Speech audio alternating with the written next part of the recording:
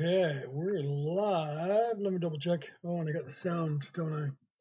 Let me make sure I mute that. You guys don't have that reverbing all crazy. And let me check and make sure that we're live here and check the sound. Looks like I'm live. Let me double check the sound. Good. Okay, let me turn that off so we don't get a reverb. Okay, welcome in everybody. Smash those hearts, champions. Let's get going here, right? Welcome, welcome, welcome, welcome, welcome. What are you guys up to? What are you guys up to today, right? Welcome in, welcome in, welcome in. Okay, let's hit those hearts and get going here. Welcome. Okay, welcome in. What's everybody up to? What are you guys doing today? Wonder what's going on. What is going on? What is going on? Right? Let's hit some hearts, champions. Let's get some people in here. Oh, I think my camera's too high again. Let's move that down a little bit right there. How's that? Is that better? I think it's better. Let's get those hearts going, champions. Welcome in, welcome in. Share this out, share this out, share this out. What are you guys up to? What are you guys up to today? What's going on? What's the happenings on TikTok? When you guys pop in, say hello and see what's going on. What's the haps on TikTok today? It's later in the evening, 7:30 at night on the west coast of the United States of America. So 10:30 at night on the East Coast. So most of you are probably sleeping by now. Welcome in, welcome in. How are you guys doing? How you guys doing? Right? Welcome in, welcome in. Rocco, say hello and smash a couple hearts before you go, right? Unless you're going to stay and learn some stuff. What are you up to? Ask your spiritual questions while you're here. Right? Got a lot to talk about today. Got a lot to talk about. Let's get some more people in here so we can go and talk about everything, including what you guys got going on spiritually. And then I'm going to talk about all these people around the world that are channeling, and all of a sudden there's some craziness that these people are saying, right? So we got to be careful of what's going on when people are channeling and telling you weird things about timelines, right? So say hello, Rocco, say hello. Let's get some more hearts in here so we can get some more people in here and share this out. I'm going to share this out myself too. Let's see here. Who can we share it with? Who's in the vicinity? Wants to come on board? Welcome, welcome, welcome. Let's get some people shared out and in this place, right? Okay, share this out and smash those hearts. Smash those hearts and ask me your spiritual questions. What are you guys working on today? What are you guys looking at today? What's going on in your neck of the woods? Not geopolitically, but we can talk about that if you guys want to talk about geopolitics and all that craziness. Not my religion, right? But we can talk about that. I just realized I was doing the dishes and I took off my wedding ring and left it sitting on the counter in the kitchen and didn't put it back on. I feel naked all of a sudden, no rings on my fingers. That's crazy and weird. I may have to jump up and go and put my ring on just because, right? Because I can. Welcome in. Melissa, welcome in. Smash those hearts. There's nobody else here anyway. I'm just going to leave and go and get my rings and I'll be back. You guys can say hello when you pop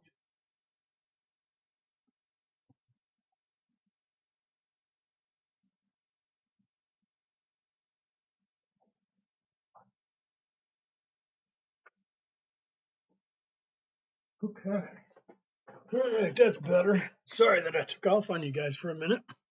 Oh, none of you. Wait a minute. Now I got stuff in my pockets acting all crazy on me here. Sorry about that. I had to get up for a second. I left my wedding ring in the kitchen and my other ring. Left my wedding ring sitting on the countertop in there after I was doing dishes. And I forgot to put it back on. All of a sudden I went, hey, I don't have any rings on. Okay. Welcome in, everybody. What are you guys doing? Marco, pop back in. Nothing else going on, Marco? What's up? What's up? Smash those hearts. Let's get some more people in here. Share this thing out.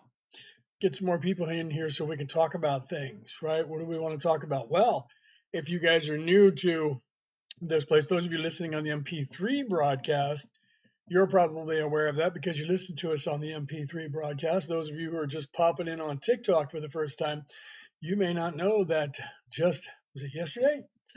Day before yesterday, Brooke and I did a giveaway, right? You guys missed out on the giveaway.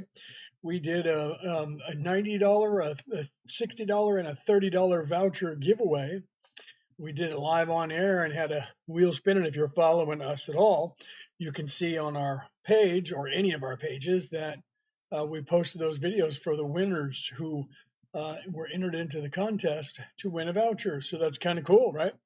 Emails went out to everybody. I don't think anybody will. Oh, Penny was. Penny was live where she hit one of the vouchers. She was in the audience live, so she was really happy about that. So otherwise, we sent the emails out to everybody, including all y'all out there who were not live and missed the drawing. We sent out emails to everybody letting you guys know that we had a drawing and that you guys missed out on it. Okay, so what's going on in the world? Maybe I'll take those down, right? You can see we got stuff up on the screen and psychic developments and things like that, but pop in and say hello, Slim. What's up? What's up? Create joy. Popped in and said hello, right? Make sure you guys smash a couple of those hearts and say hello, champions. Let me know where you are in the world. I'm currently in New South Wales, Australia. I know I don't sound like it, but I'm from the United States. But I'm currently in New South Wales, Australia. What are you guys up to? Riz the Biz. There's a cool name. I love the handles that you guys use on TikTok. It's kind of cool, right? Area 57. I love that. Not Area 51, not Area 52, Area 57. I love that name. That's good. Okay, so what are you guys up to today? What are you guys working on? What's going on? What is the haps? Right? Ask your spiritual questions. What do you guys want to know? You guys want to know how to get out of here? You want to know how to hack this matrix? Or are you just listening to all these people that are talking crap around the internet, thinking that they know what they're talking about, and they're just spouting stuff off, talking about all kinds of craziness that I wish that they were actually awake enough to understand what's happening, but they don't seem to be doing that, do they? They seem to be telling you all kinds of stuff like Armageddon, end of the world, all that deep state, the CIA crap that those people, whether they know it or not, they're being influenced by people. I had insiders telling me back, okay, let's go back to like maybe 2015 or 2016.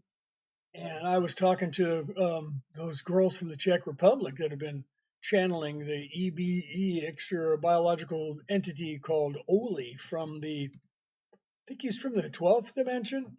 I don't remember exactly, but they've been doing that since like 95 or 97 or something.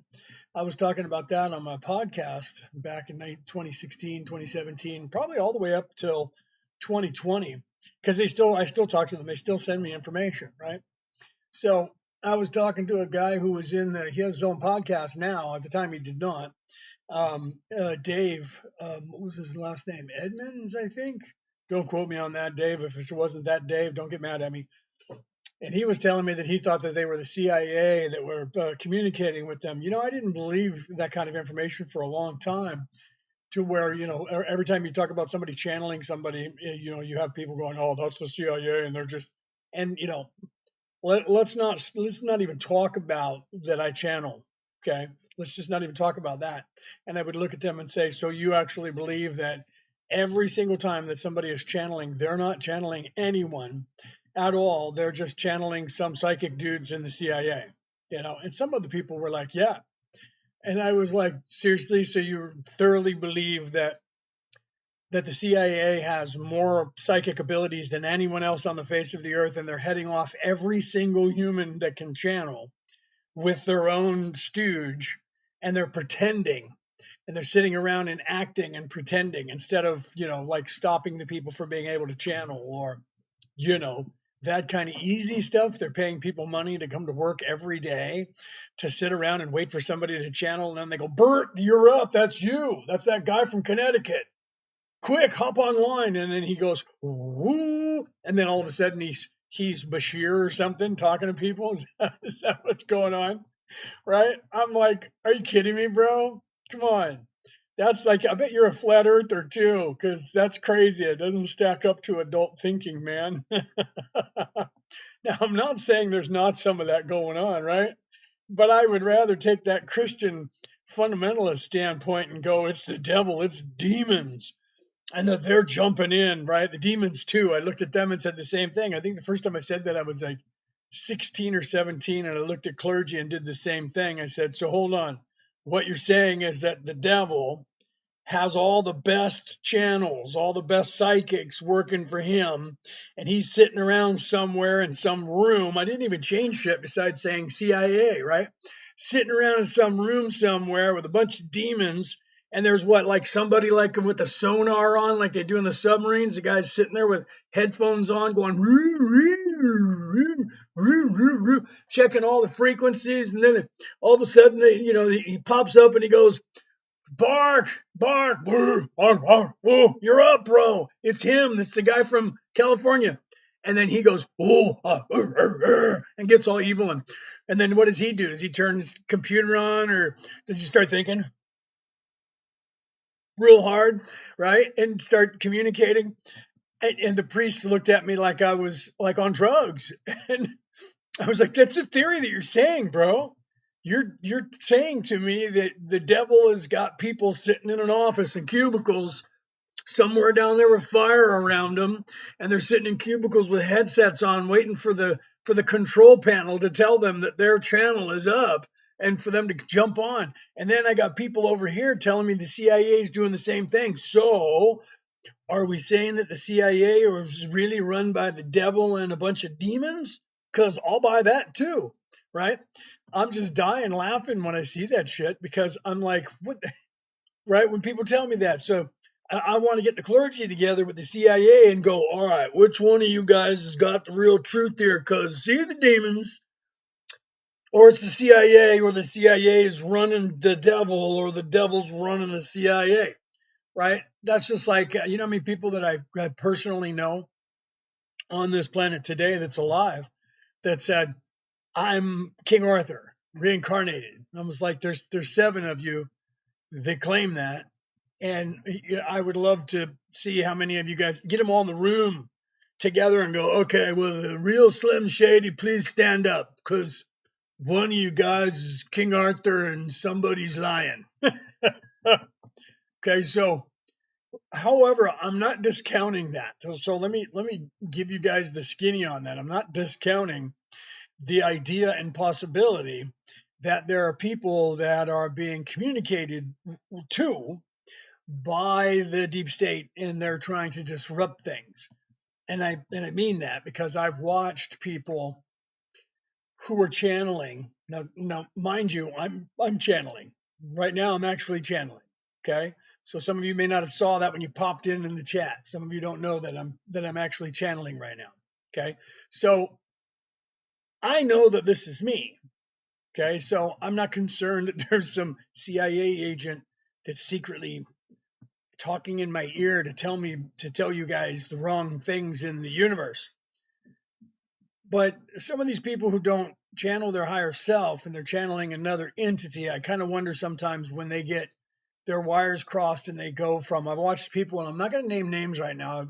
I might later on in the broadcast, but I watch these people online, and they're telling like all this stuff that's right, and they're going along, and I'm watching them and I'm checking them out, and I'm going, all right, that one's, yeah, that's some good stuff. That's some good stuff. And then all of a sudden they say something that I go, is that their ego? Because that's just wrong. And not because I think it, but because I know that it's not right. And I was giving them credit before. And I've never seen anyone do it, by the way, who channels their self. Okay. Never seen anybody who's channeling their self, who's just talking to you as their higher self, ever go, and then, and like start out and tell you good stuff, and then all of a sudden say things like, and then coming up by 2030, there's going to be millions of people that are just going to disappear.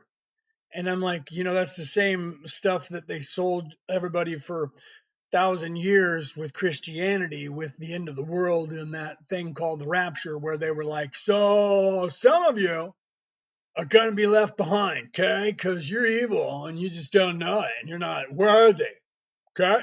So if you all of a sudden see a whole bunch of people just disappear, you don't get to go, don't get mad, because you're just the left behind. They even made a Left Behind series to get everybody afraid that they were going to be left behind, okay? That there was going to be mass people just disappearing, and that's normal and that's okay. And we'll just you won't be freaked out by it at all. And I say this all the time. So if I'm on an aircraft and I'm over the Pacific Ocean and the pilot's one of the people that like disappears, then how is that like really cool with God? Because the rest of us are just going to now crash to our unaliveness, because I can't say that word that starts with a D and ends with a D on this communist platform that's being controlled.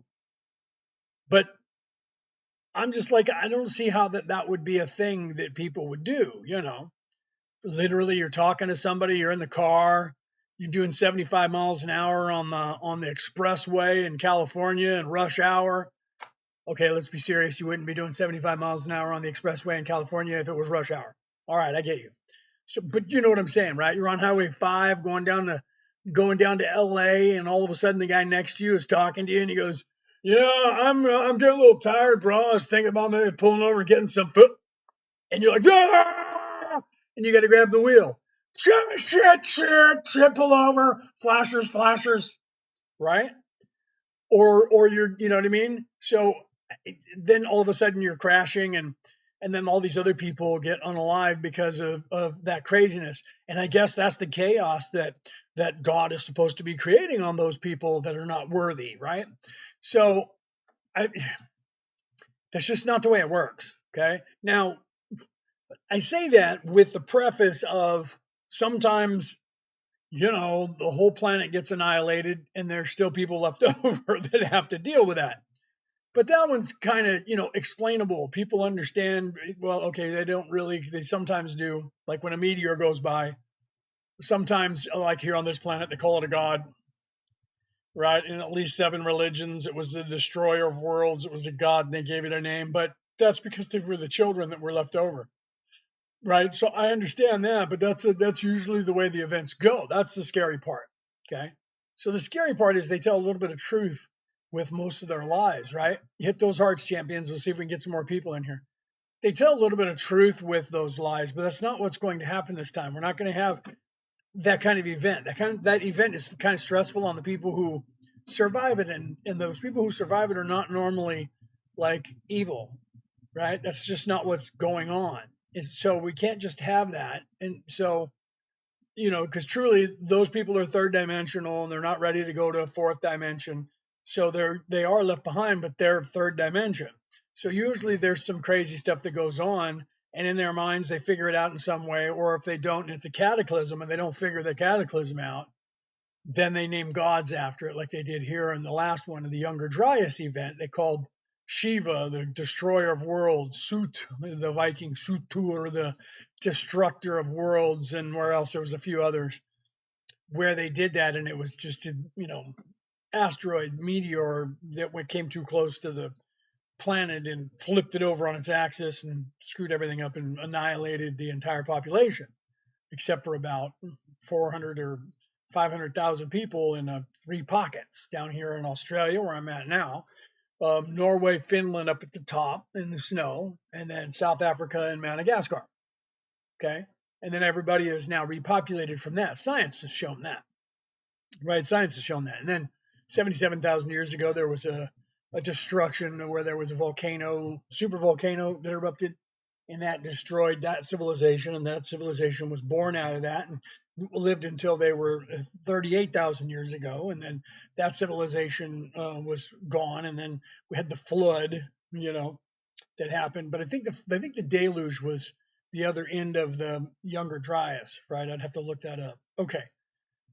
So I get that, but that's normally the way things go for a culling. But we decided not to do that. So they're claiming that what's going to happen is, and if it were just things went wrong and there was a cataclysm and a bunch of people just disappeared and there was a bunch of people left over, that's one thing. But to then say, and this is what they're saying, that that's the dystopian society where evil people are living in and taking over.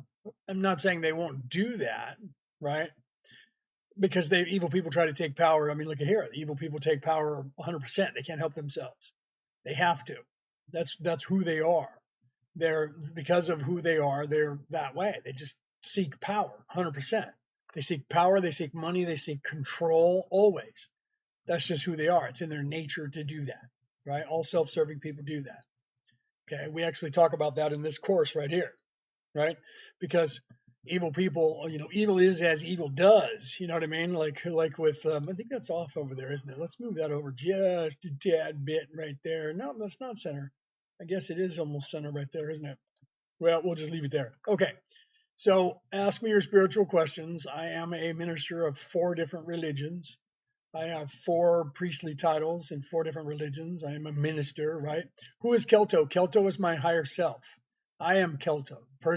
This body is Leonard O'Neill because that's the body that was born to the family of O'Neill and they gave me a family name. The soul, the spirit that is in here isn't Leonard O'Neill. The spirit that's in here, my name is Kelto, and I am from the 11th dimension. I came down here so that I could help you guys. And I was born into this body. I was born into many other bodies, but the one that I'm in now is this one. I've been here on this earth for a very, very long time with a bunch of people that came here to help this place and to help you people so that you guys can get back on track because you got stuck here. So I'm here to actually help you guys. And I wasn't able to tell you about it in every lifetime before this one. And I ended up getting unalived in most of my lives because people were hunting me to stop me from doing what I'm doing. And that's the temporal war. I don't know if you guys have heard about that. Some of you know about that. It's not just a war in the past, the present, and in the future. It's also a war in dimensionality, 3rd, 4th, and 5th. Not to mention the timeline dilations between different realities that are stacked on top and on bottom and next to this reality that you're in currently. And some of you are aware of that because some of you remember the Mandela effects. And because of the Mandela effects, some of you have expanded your consciousness to the realization that you're not from here either. Not all of you, but some of you, right? I wish it was all of you because it would make my job a lot easier.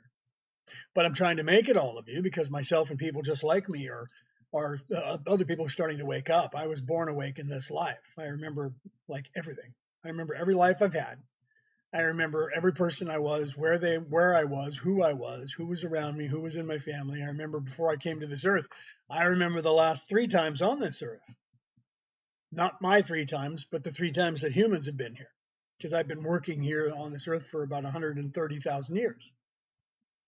Because there's been some issues with this planet and the evil people on it trying to take control. And we knew that there was going to be this group of people who came here that gave the knowledge 12,000 years ago to your people. So some of us got here before they did.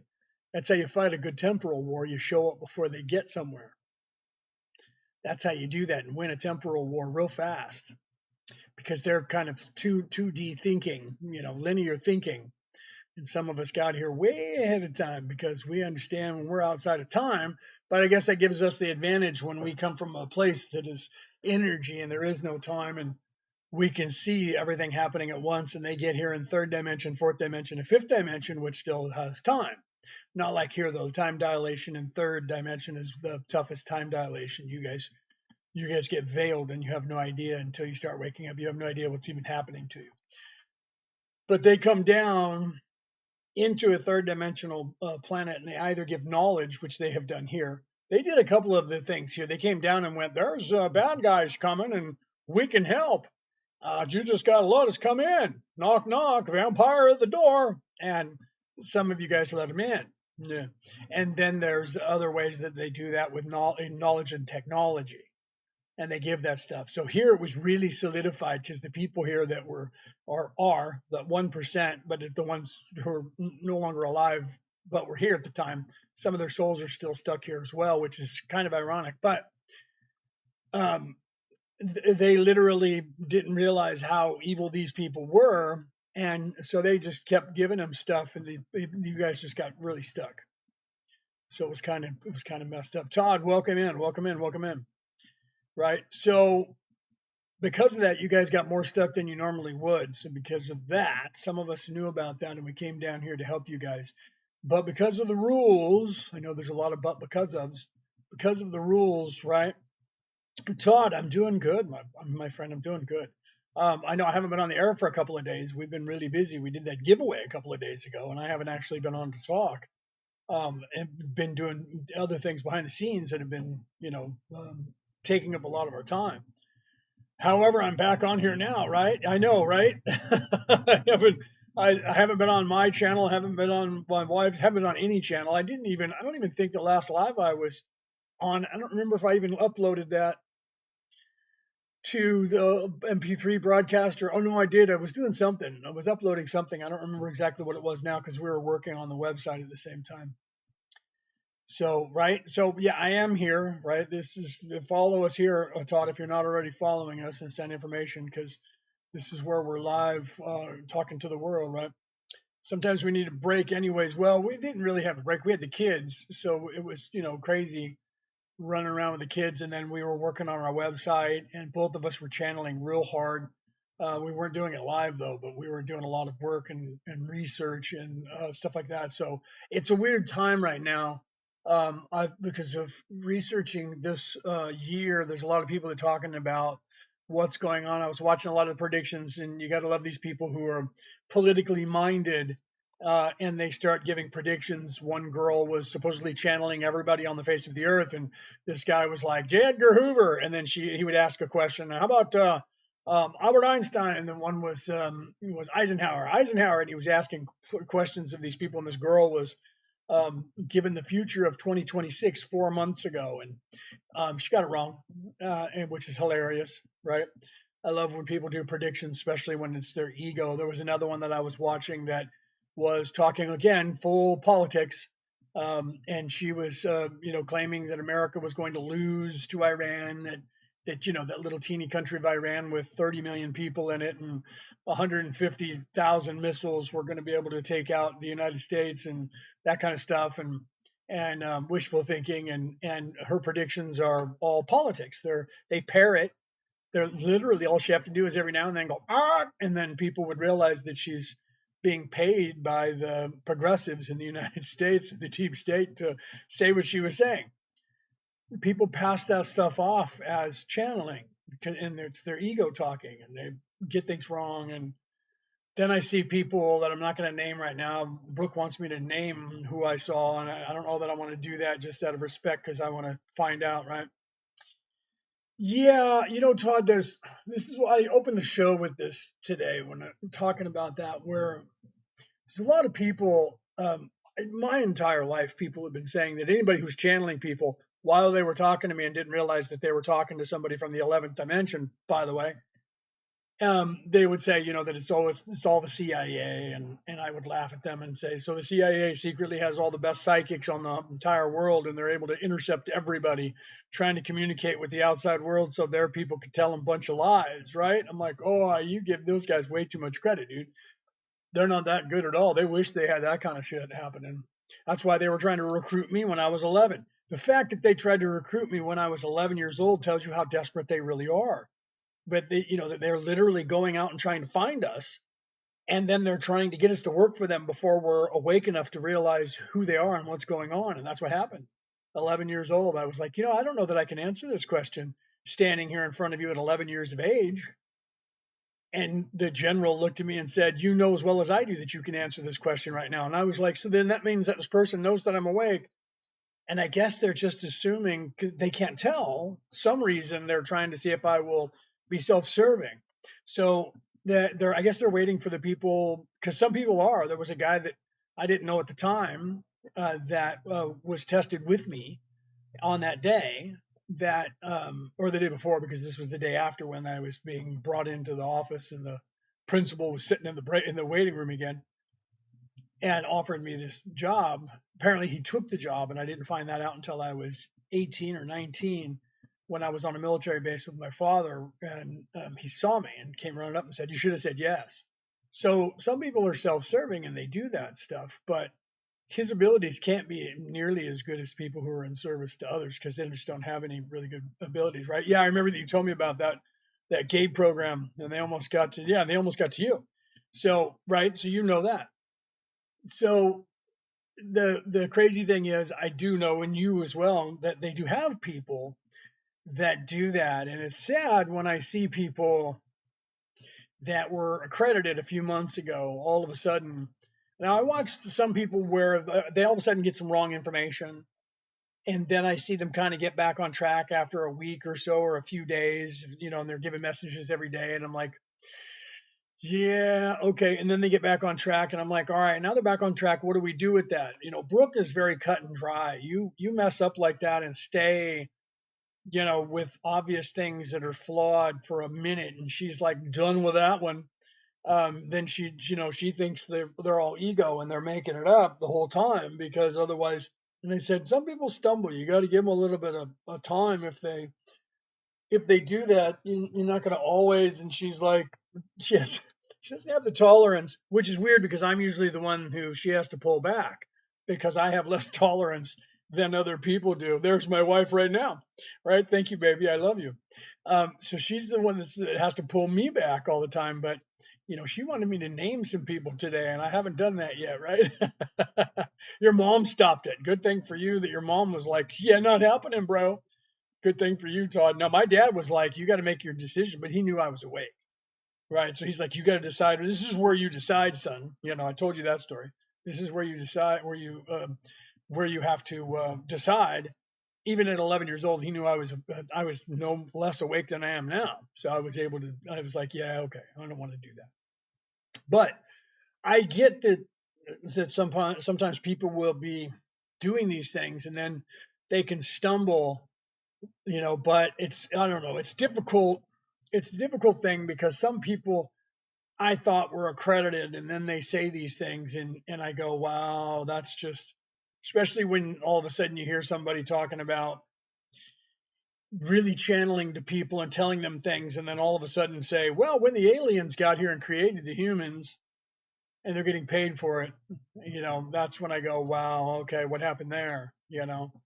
So that's some of that stuff's going on, and it kind of bothers me when I've actually, vouched for people and said, no, I think that person's legit, and then all of a sudden they're saying things like, and then a whole bunch of humans are going to disappear into a different timeline, and you guys aren't going to. Some of you will notice it, and it'll just be like, well, maybe my friend just moved away, and that's why they're not communicating. And I'm like, I wanted to be there to go. So, but what about the guy who just disappears, who's flying the plane full of people? What about the guy who's driving down the road in a car and he disappears in his car now, plows into an intersection and takes out a bunch of people? Is that going to go with him into the other timeline? And what happens to the people that are not going with him on the timeline? Right. And so then he's got to come up with some scheme of, well, then the timeline will just shift and you'll be in a different plane with a different person. How does that work exactly? Right. I know how the timelines shift, and that's not what happens. Some people do shift, but it's not what happens. Right. Things change in the timelines. I get that, right? But most of the stuff that changes are, other things. You don't know somebody who just disappears one day and never comes back, right? I'm drinking coffee. TikTok. This is coffee. Coffee.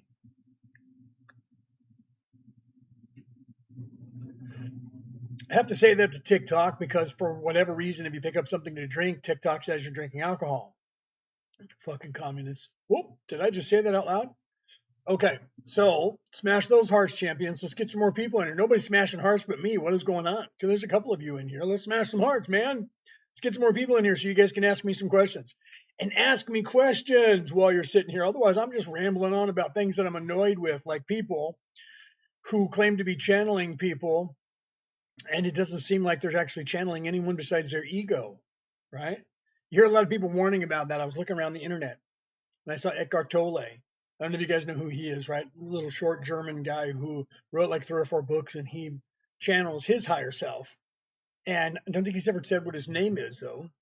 But he does. And he was talking about that. I was watching him on channeling, and he was talking about how people were doing that and how you need to be careful that it's not their ego that's telling you things, because their ego can take on that personification and they'll all of a sudden be, doing things, and you might think that they're actually channeling when they're not. They're just talking, and they may even have good intentions, but you need to be careful with that, right?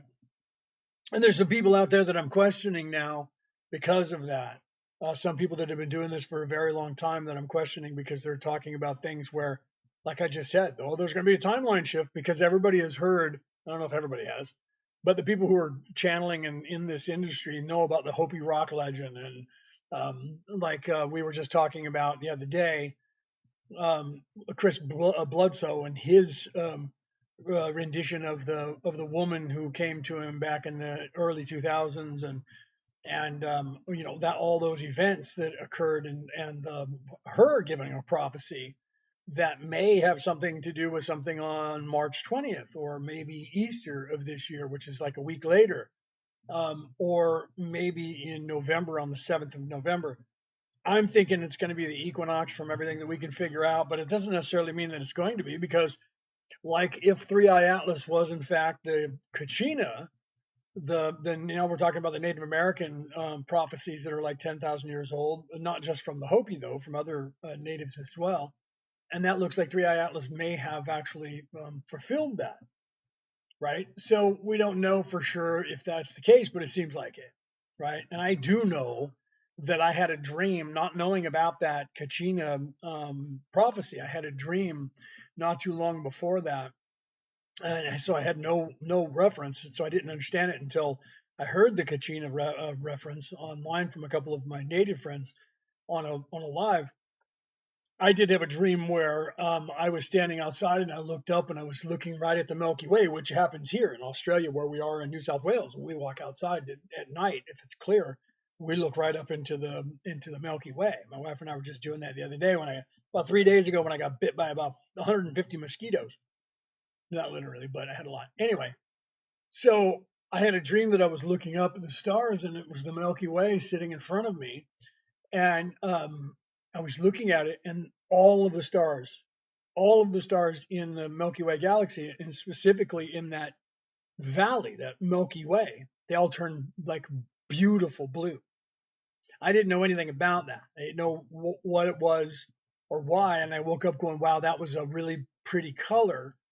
I wonder why I just saw all of the stars in the sky turn blue." Then, maybe a week later, I'm on here on TikTok, and one of my buddies who's working with natives, and he's part native, he's working with natives. He was online on a show with another man who, I guess, wrote a book about it, and I don't know if he looks like he might be native.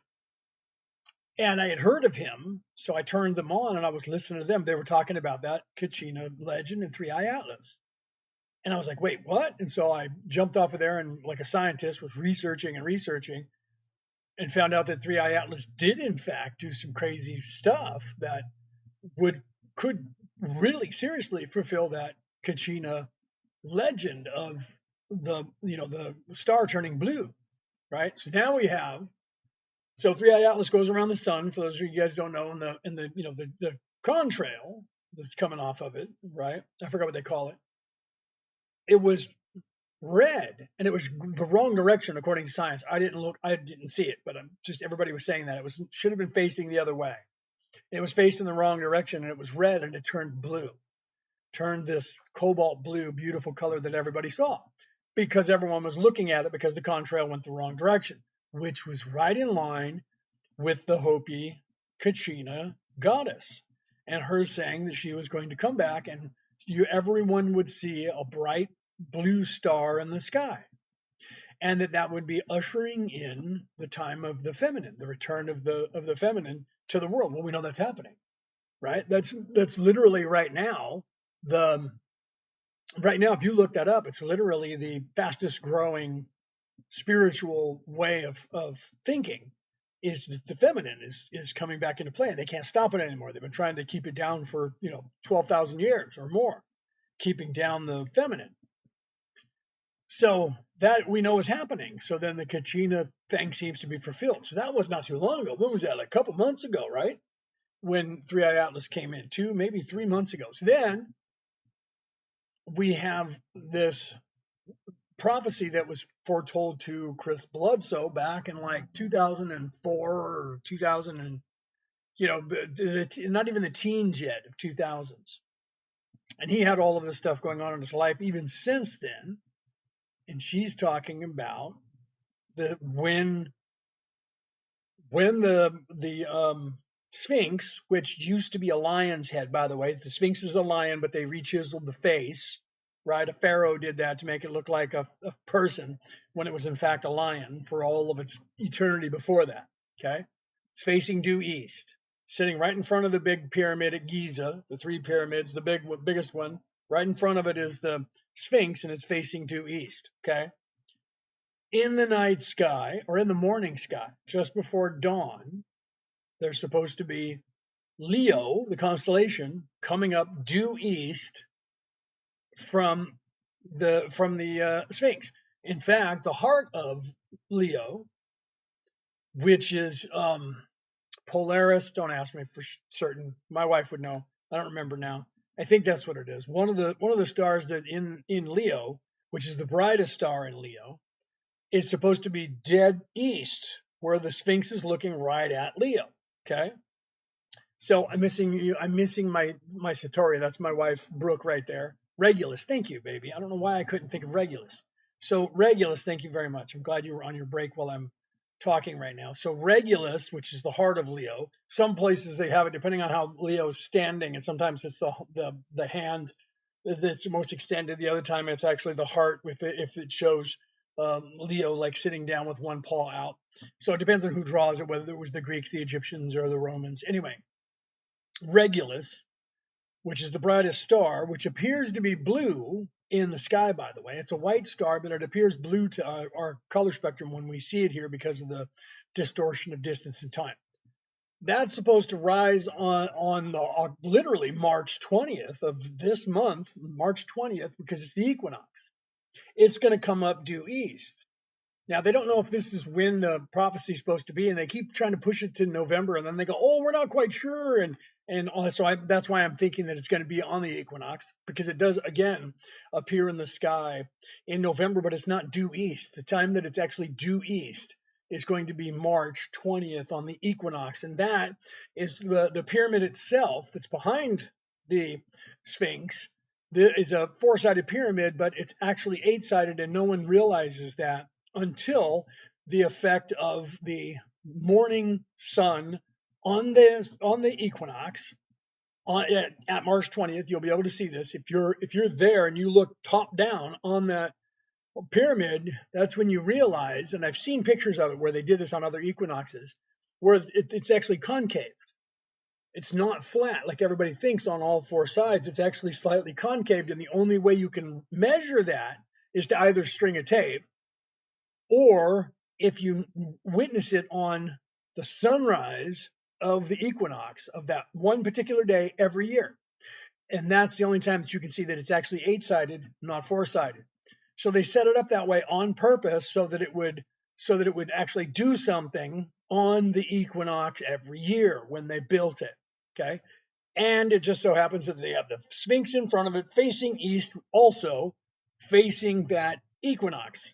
Now, we're told by this entity who talked to Chris Bledsoe, she said that Regulus, when it comes up, which is Leo the lion Sphinx, Leo the constellation, okay, when Leo comes up on the solstice, that the star of Regulus, which is actually blue to us, will turn red.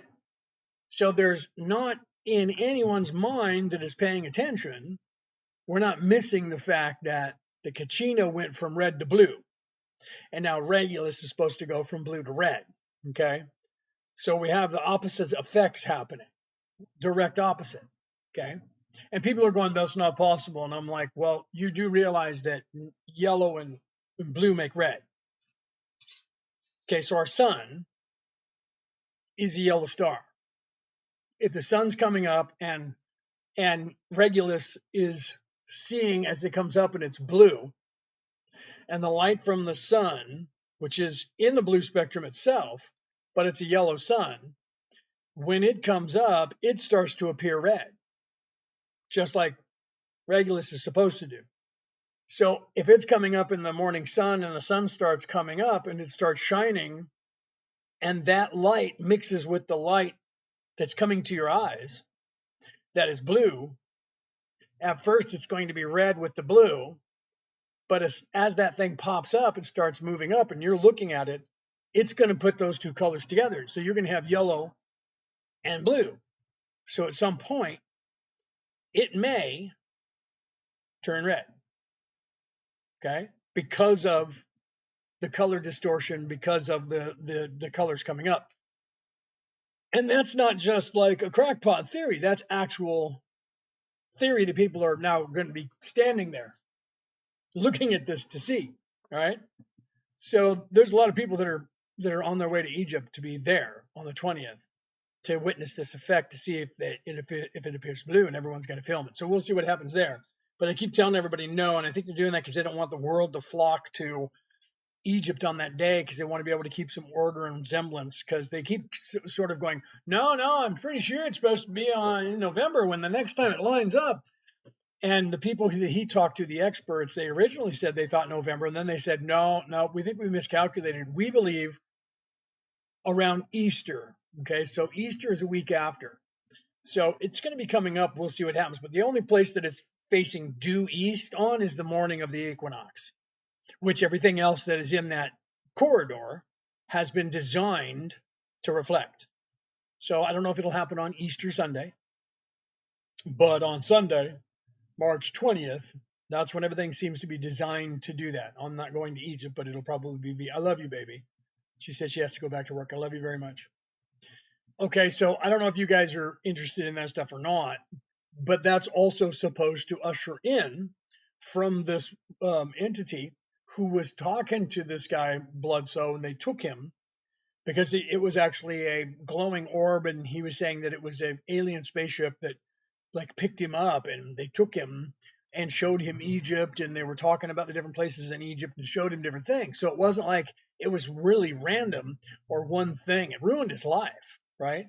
He talks about that. It almost ruined him because he lost his job, and he was like this, working with the governments, and I mean, he still has people in deep state and CIA and NASA that are friends of his, but nobody would hire him, and they put a hit job on him.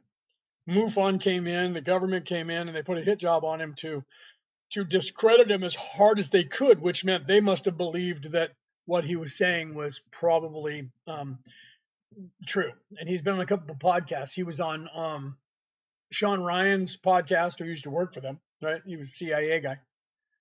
You should check that out. I haven't seen the Sean Ryan video yet. That was like 4 months ago. The one that I saw was with AJ from the WTF files, the What Files.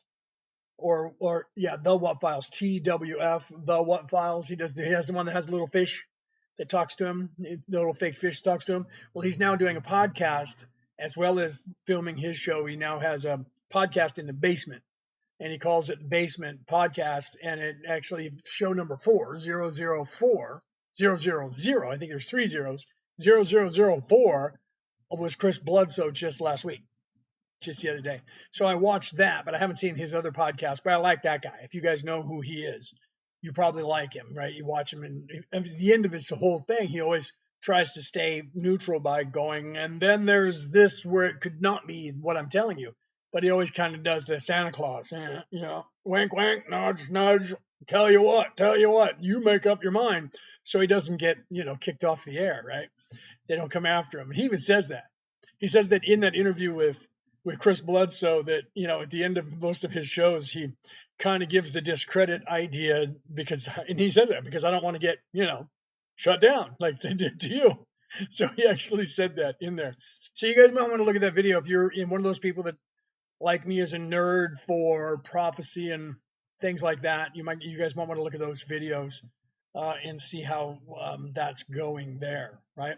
So ask me your spiritual questions, guys. If you guys have questions, throw them at me in the chat there. Otherwise, I'll just keep going about all the stuff that's going on, because there's a lot that's happening. Some of you may not know that the 2,000-year anniversary of the unaliving and resurrecting of Jesus is coming up. Some of you don't have any idea about that. Probably most of the people on the earth, they have no idea that 2,000-year anniversary is actually within 5 years. And that, weirdly, the timeline is changing because it's supposed to be 2027, right? I think that's what we figured out originally. We were looking at this last year. I'm a theologian, so I investigate this stuff because I'm a nerd.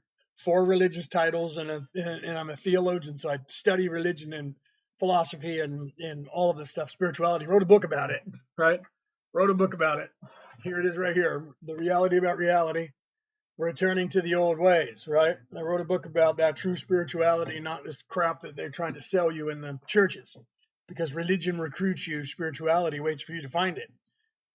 So while doing that, my brother, who's also in a theological college, and his son were over at we were at my mother's house and we were investigating. We got to, I think his son asked, when was Jesus born? And my brother and I had two different ideas of when. So we picked up the Smith's Bible Dictionary, which is the most accredited dictionary on the Bible on the planet, that just about every Christian, theologian and religion says that's the one we all go by, right? Because he had so much information that he correlated from everywhere around the world. And this Bible's like this thick. This dictionary of the Bible is about that thick, right? He was born on April 1st. No, that's actually not true. It's actually not true. The closest that they can figure to his birth was not December 25th either. It was September, either the 8th, the 9th, the 10th, or the 11th of September. Okay.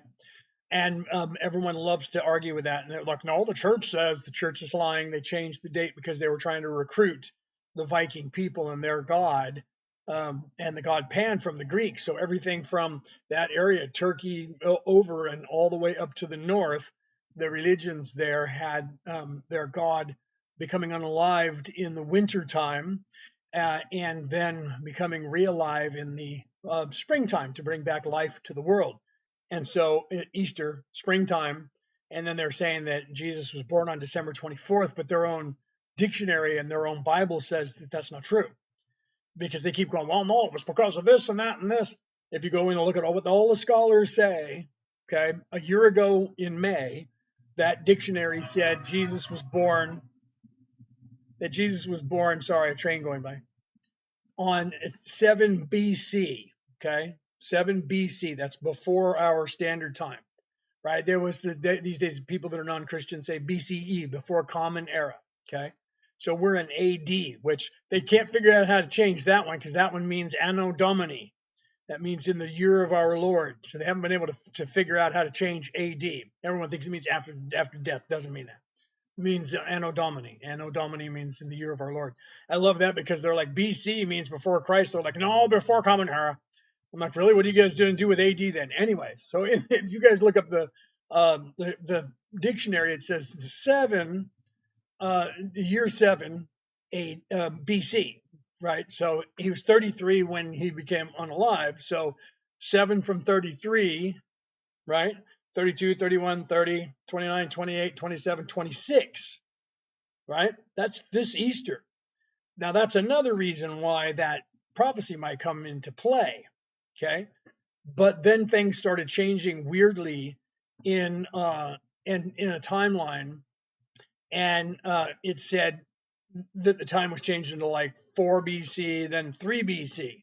So it's pushing it out further from 27 to, or 26, 27, 28, 29. Now it's looking like it's 29.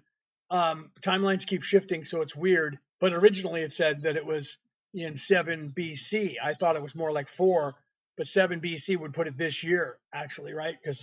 Because like he was 33, 32, 31, 30, 29, 28, 27, 26. 7 years from 33 makes it the year 26. So if that is still true, and that's when Jesus was born, then Easter of 2026, which is a week after the equinox, by the way, all right, that's going to be crazy to see if that's what's going to happen. But everybody in the world thinks it's 33 because for some reason they think that Jesus was born on 1 BC because there's no 0. So he would have had to have been born on 1 BC to have become unalived on the year 33, right? But that's not what history says. And here's to get back to when you were saying, people saying that he was born in July. It would have been. So let me correct. Or you were saying April. That's just the resurrection. Some people said July, and it would have been on the lunar calendar because I'm the 10th of September.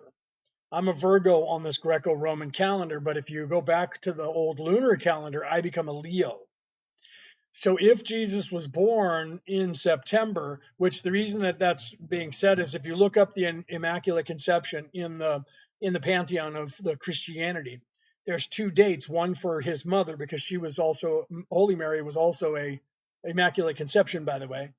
Then Mary, so Mary was Immaculate Conception. Her date is like the 11th of December.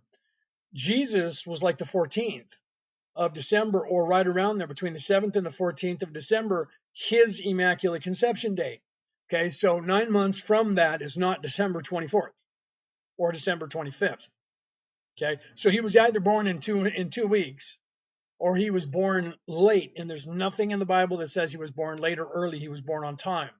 So 9 months from December 7th to the 11th or to the 14th is somewhere around September 9th, 10th, or 11th. Okay. So his birthday had to have been similar to mine. So he had to have been born in September, not. But however, if they were on the lunar calendar, because if we were on the lunar calendar today, I would be a Leo. I would not be a Virgo. So I kind of consider myself a cusp, even though the cusp is back further because Leo ends on like the 23rd or something like that. And then Virgo begins 23rd or 24th, whatever that is. But with the month changing back to the 13-month calendar, I would be a Leo. Okay, so that would make Jesus a Leo the entire time, except for we don't know what calendar that they were on. I would have to look that up, and I haven't done that yet. I'm not that much of a nerd, but I am, and I'll probably look it up. What calendar were they using? Probably the Jewish calendar, and that will mess everything up, right? But he would have been a Leo on the 28-day calendar. But again, people think that he was born in around Christmas, right? Did you ever try to live like Jesus? If you mean like wearing, sackcloth and that kind of stuff, I have pictures of me wearing a brown monk robe with the belt tied around my waist, rope tied around my waist like Friar Tuck. I have pictures of that. If I had one on my phone, I'd pull it up and show it to you. I have it on one of my phones. Let me look. If I have it on this phone, I'll actually put it on the camera and on the screen and show you.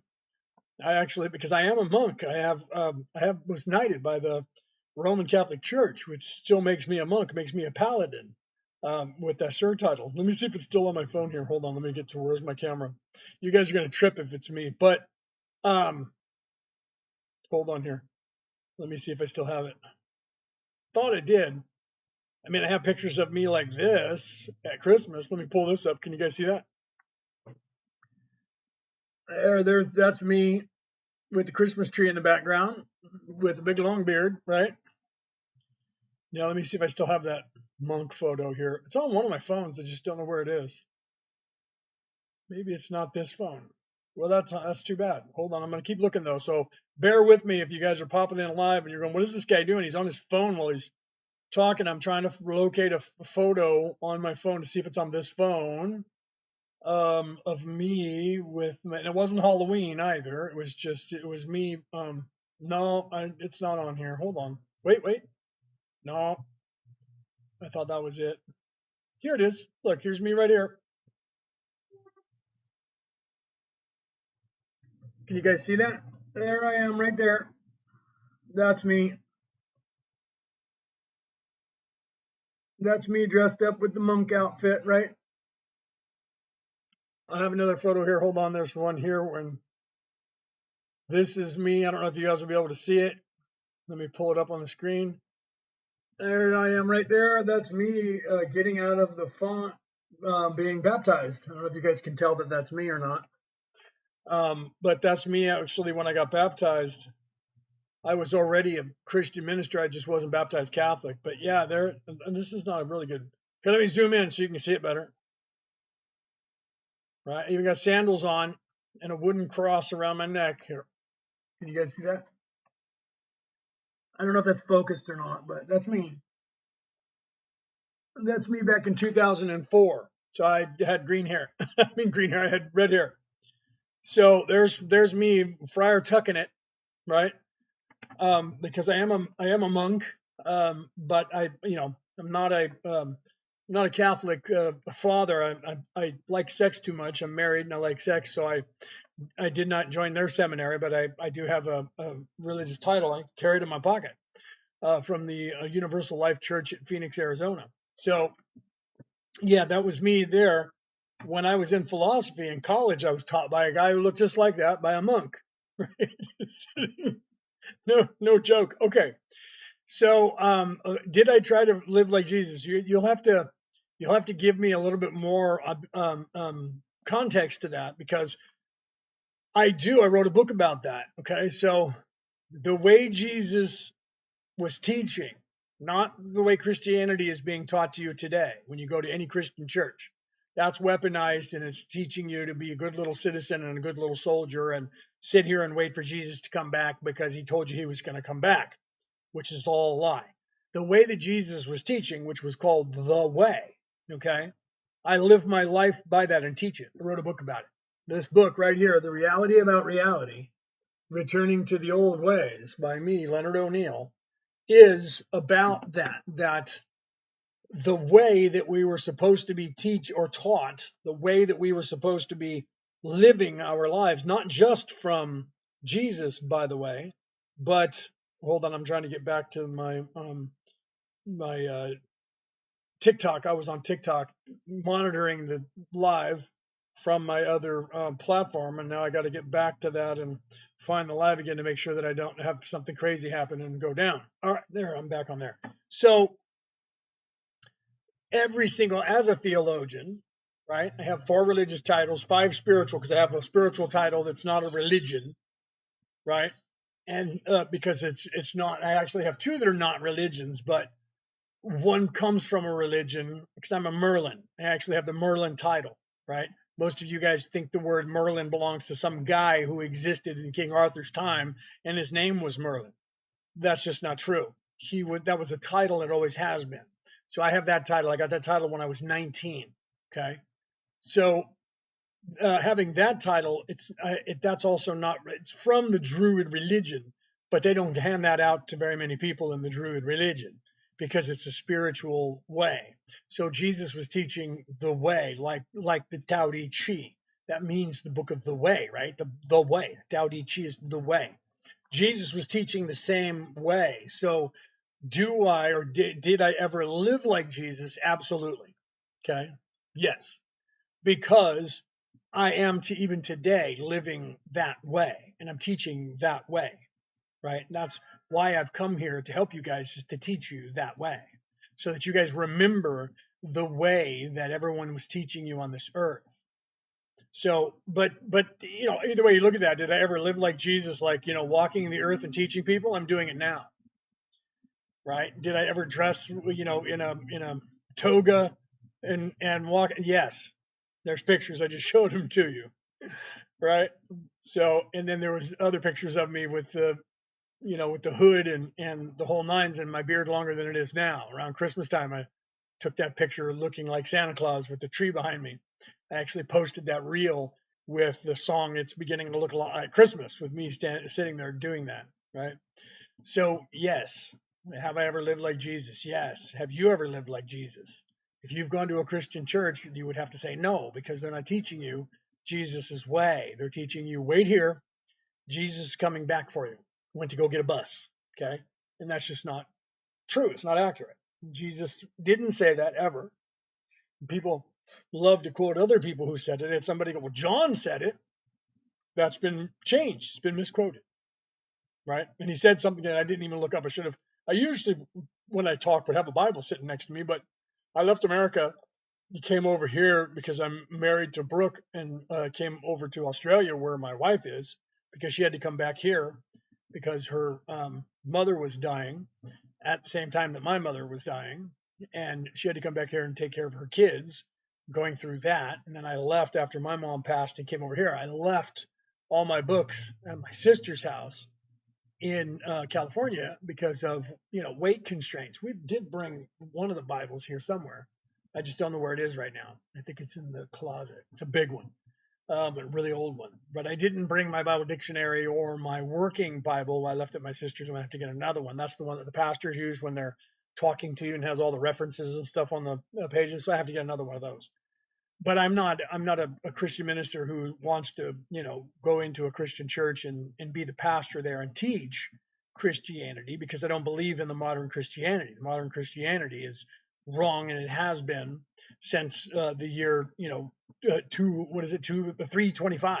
By the year between the year 325 and the year 370, that 325, Constantine had the Council of Nicaea, and that's when he made the Christianity the Roman Church, and that was when everything was changed. From that point until 70 years later, even 50 years after his demise, they were still changing the Bible and making it more a warlike culture, and they controlling the masses. They took everything out that Jesus was teaching in the way, and they call them heretical, and they still do today. They all that the what is it, Nag Hammadi, the Corpus Hermeticus or Corpus Hermeticum, all of those teachings they claim are all wrong and lies and not true. And the Gnostic Gospels, that's what they call all the Dead Sea Scroll, by the way, the Gnostic Gospels. And they say that those are all lies to this day. Well, the Ethiopian church showed up and said, here's our Bible translated for you in English. You guys can look at it. At first, people had to read that language to understand it, and they realized, oh, guess what books are still in that Bible? And then the Eastern Orthodox Church has a Bible that has most of the books still in it. And guess what books are those? Most of those books, they're all the scrolls from the Dead Sea area. Okay, so everybody says that those are a lie. That's what they're teaching you. So I go up against Christians all day whenever I'm live and I start talking about it, and they're like, "Oh, that's the Nag Hammadi crap," and I'm like, "You do realize that that's been verified now as actual Christian books in the time of the first century, second century, when the Christian Bible was created, before the third century when it was changed, right? Before the fourth century when it was changed." Okay. And so, people then argue with me and they have no idea what they're talking about, right? They love to argue with professionals. People do that all the time. And they'll argue brain surgery with a brain surgeon who has a doctorate. And someone will go, that's all you're supposed to do, pal. I looked it up and the AI device told me that you're supposed to do this, And the guy, it's like, that's his profession, right? He went to school and actually studied that. He didn't go on Google and have the AI tell him the top 5 things on the list, which people pay to have their website put to the top of the list. I know that because when I had my website up, they offered me that package. They wanted money from me and they would push my website up to the top. So when people looked for my website at a certain name or a certain context, if depending on the theme of my website, if I paid money, it would go to the higher level. So it doesn't mean that it's popular. Everyone's like, well, it's the most popular sites that everybody looks at. No, it's not. It's the highest paid sites who paid Google. Now my cat's trying to get in. You want to come in, buddy? Well, hold on. I'm going to go over and open up the door and let the cat in. You guys smash those hearts and get some more people in here. Or aren't you guys sharing this thing out or asking me questions? People, it's weird. So some of you guys just sit there and listen and don't ask questions. You guys should be asking me questions. Think of some questions while I'm gone, kids. I'm going to go over to that door over there and let that cat in. And I will return. And when I do, I expect to see some homework. Ask some questions. All right, hold on. Be right back.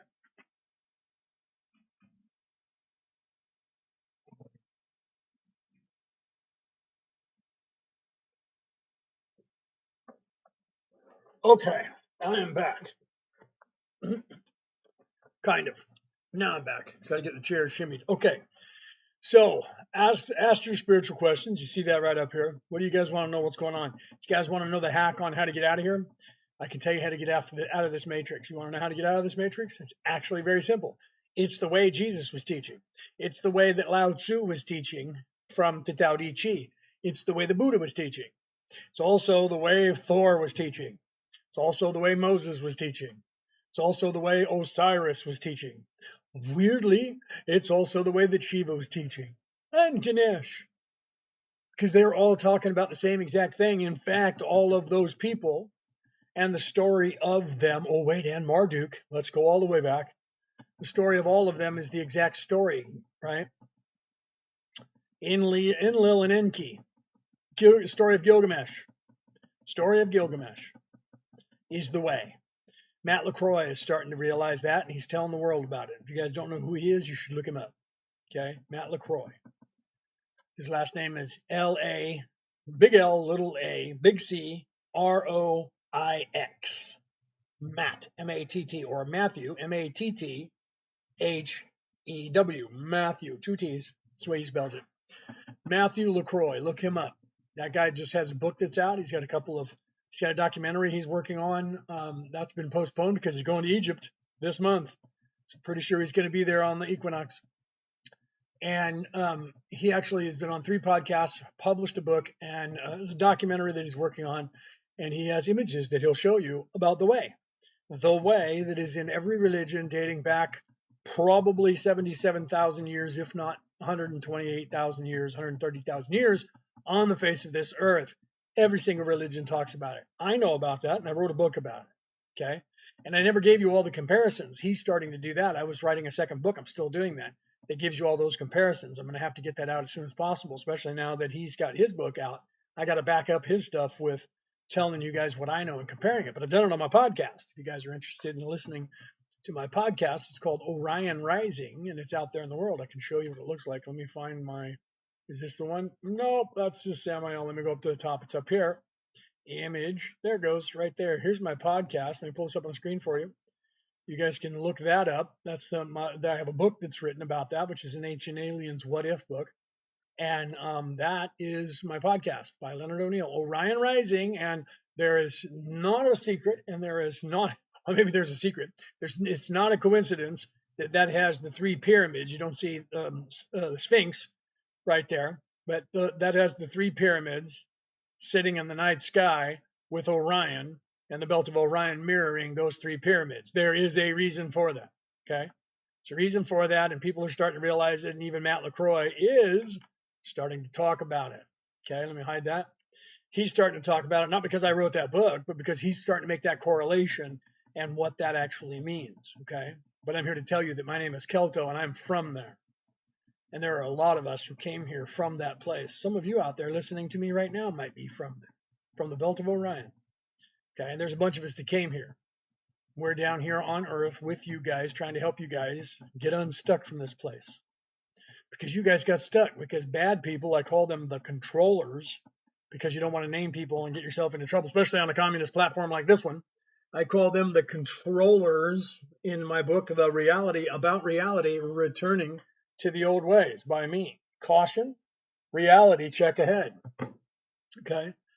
In there, I call them the controllers, and they are the ones who got the information that I'm telling you about. You guys all think that it was the Anunnaki and that the Anunnaki was giving them. That is the actual information. You guys have the story right that was the information on how to build a societal structure, but those people were not aliens from another place. They didn't come down here and create the human race because they were trying to make mine gold. That was made up by Zachariah Sitchin. It's just a lie. It's not true. And you can watch Matt LaCroix in. If you can watch the video that he did, the podcast that he did with Danny Jones, that was when he did a couple months ago.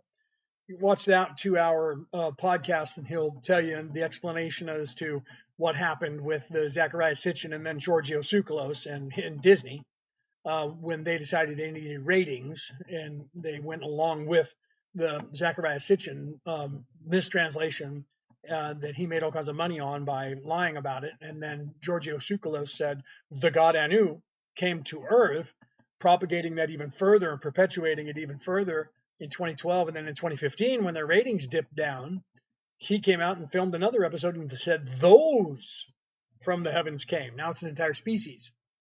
And they ran with that idea because it made them popular. Now they're all making money off of it still. And History Channel's still making money. Prometheus is still making money. All kinds of people are making money. There's even a guy that you guys know about that does the Forbidden Knowledge, and he talks about the Anunnaki, and he's here in Sydney. He's less than 67 kilometers from where I'm at, and he's here preaching that the Anunnaki came and created the civilization that we are, and that they were mining gold, and he's been living off of that lie since he heard it. And he's got to know it, or he doesn't. Some of those people may not know it because they just listen to what they're being told, and instead of, or he's being paid to say these things, because it's misinformation and you guys are getting confused. You have no idea that you're supposed to be expanding your consciousness to the possibility that you are actually an immortal spirit, not looking out here for spaceships to come down here because that's what they want you to do. Okay. So you could look that stuff up because in that video, Matt LaCroix tells you who to look up to see the actual translation. I'm going to take a drink of my coffee now. TikTok coffee, not alcohol, coffee.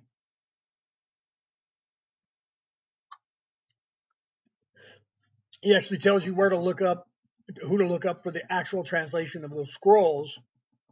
And the word is not Anunnaki. It's not a species. And it's not the god Anu either that came to Earth. So it's not even the god Anu. That was an Akkadian god. That's the country that had a border with Mesopotamia. They were Greek. And the god's name was not Anu. They try to tell you that. Anu. It was Anuna, not Anu. And the word Anuna doesn't mean a god, by the way. And when you look up that scroll that they claim is the oldest scroll in the history of the world, that scroll came from the Akkadians. And the Akkadians said, we got this. This is an older scroll. It's a copy of it from 10,000 years ago. And we got it from Egypt. And you go to Egypt and they're like, yeah, that's not ours. I mean, we had it. And they did get it from us. But this is from an older civilization that was here before us. Okay. And that older civilization was the Atlantean civilization. And they became unalived in the Younger Dryas. That was 38,000 years ago in the Younger Dryas event. Okay. So that scroll is part of the scrolls that came out of there, but it's been, been handed down a bit, and people try to change the names of their gods. But that's not what happened. That was the word Anunnaki, not Anunnaki. It wasn't one word. It's two words. Anunna. He didn't even translate that. Sitchin saw Anu, took the rest of it off and just ignored that like it was silent letters and said the god Anu. It was Anunna, Anunnaki, and that actually translates to, you can actually Google this while you're listening to me, etymology of the word Anunnaki. It'll tell you it's Greek and it means of the prince. It means descendant of the prince. Okay, so it means royalty or prince or maybe a priest. Okay, it doesn't mean spaceship bearing outer space people with affinity for gold. It literally means royalty or a priest came to town and taught them things, not somebody from outer space at all. And that part where he says they came for gold, and now people are saying they came for water and gold. I don't know where the water part came. That's weird. That got added in this last timeline shift. I'm like, water? And now they're saying that they changed it because people like me are saying that. Well, they came here and there was already people here. Because people like me even talk about the Adam and Eve story. The Adam and Eve story is also not real. That one's been edited as well. Adam and Eve are the first two. Okay? And then they eat the tree of life, and then God gets mad and kicks them out. And then they go outside and they multiply. There was more people out there because their sons married people. Okay? So where did those people come from? Right? They don't tell you that. That story is not what they're telling you. Okay? Not what they're telling you at all. So then they baffle you with stuff where they let you run around chasing translations of words like Yahshua and Jesus. People like, Jesus is not even his real name. Yahshua wasn't his real name. Like, it just depends. And then they pick a name that was written in a different dialect, right? His name is Yahweh, not Yahshua. Like, you know that those mean the same thing, right? Bet you don't even know what they mean. They mean Joshua. Even Jesus means Joshua. Wait, what? That's why it was such a common name. It actually means Joshua, Yahshua.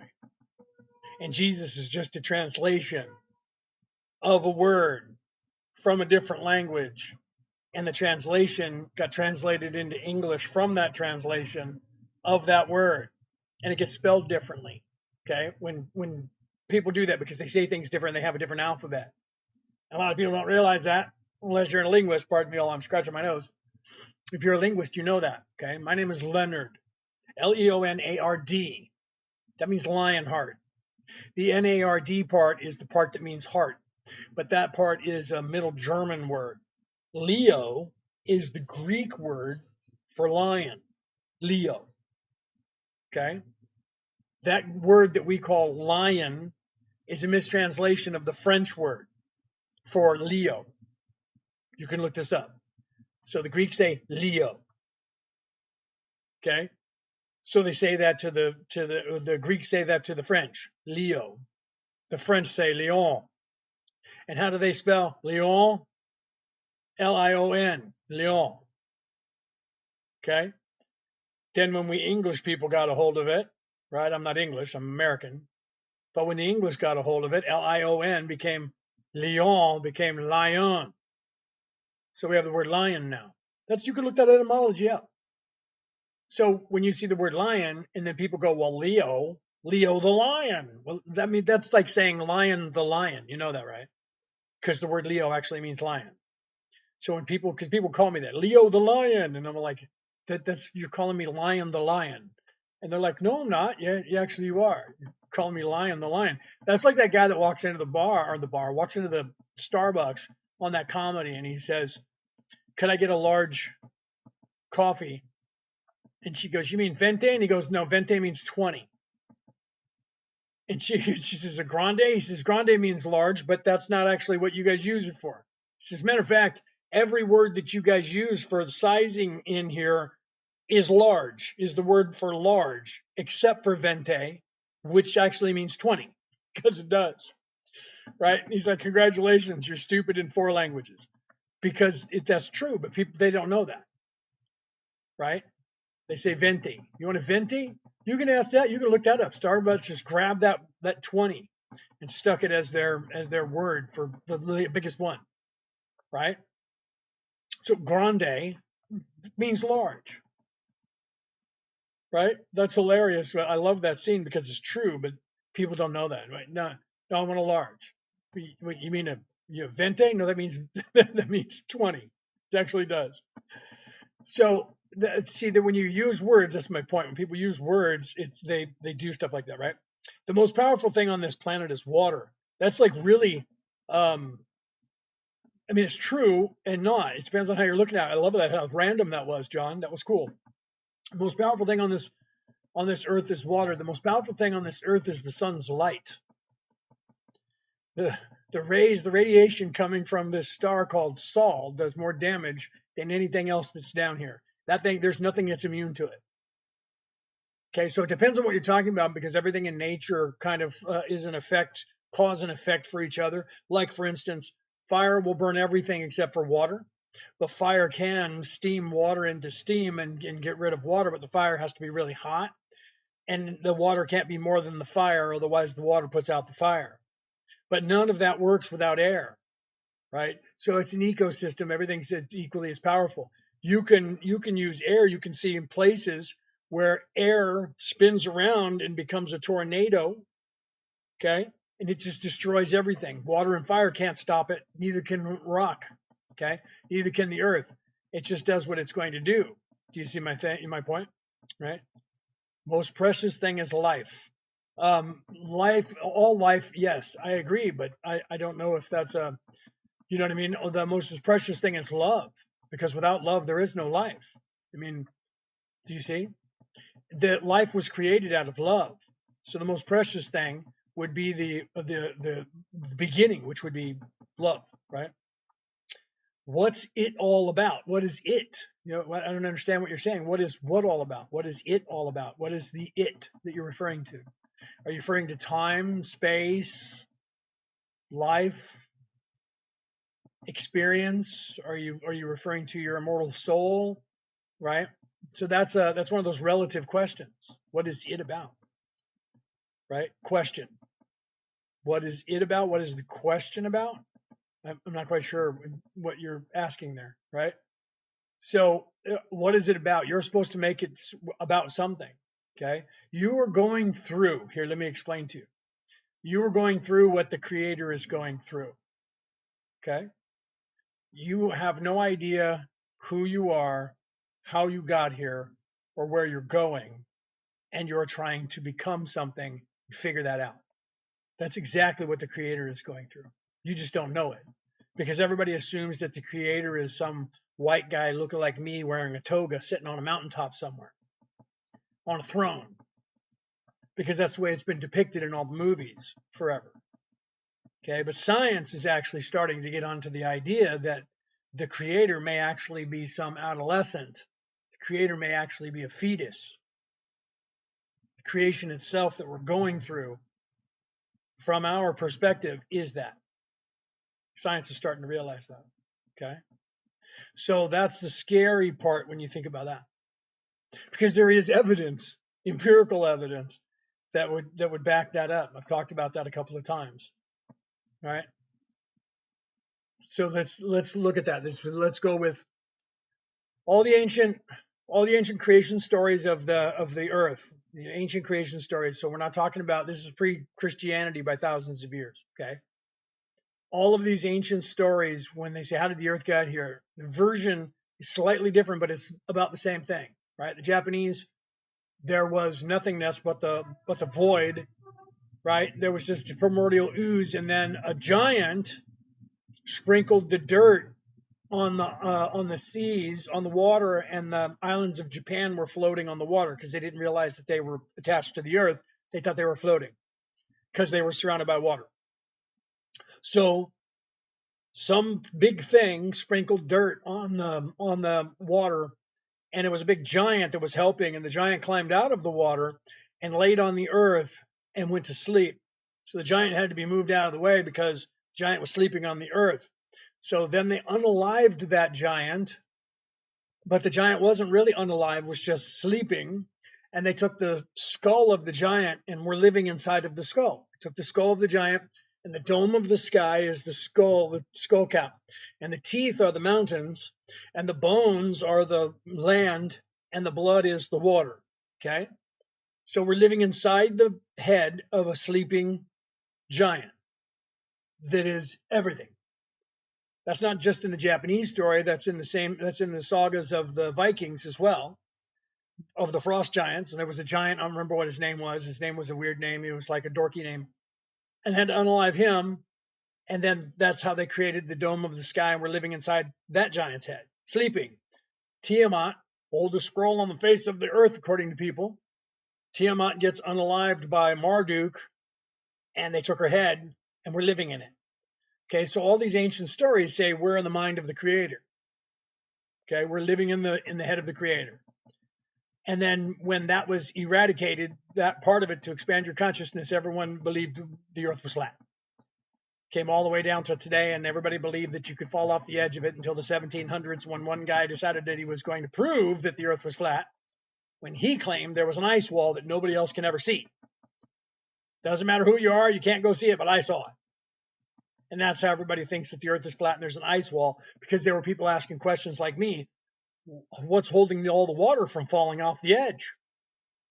Because the water's leaking out and it must be going off into space, because that's what they believed all the way up until the 1700s on this earth, that the water was just flowing off the edge of the world into nothingness, which would suggest that we could take off. That's why in the comedy movie Eric the Viking, they went off the edge of the world and flew out into space on the boat and landed in Valhalla.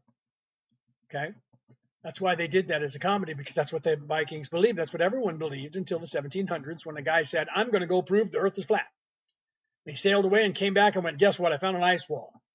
And then when people said, well, show it to us, oh, you can't find it, because there's this thing called the firmament, which actually means air or wall or water. Depends on how you translate it.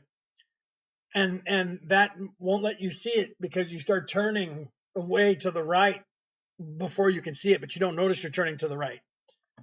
So I would love for us to line some people up in a boat, with a boat behind the boat and a boat behind the boat, and keep going backwards and backwards and backwards with a bunch of boats, and then we can find out about this.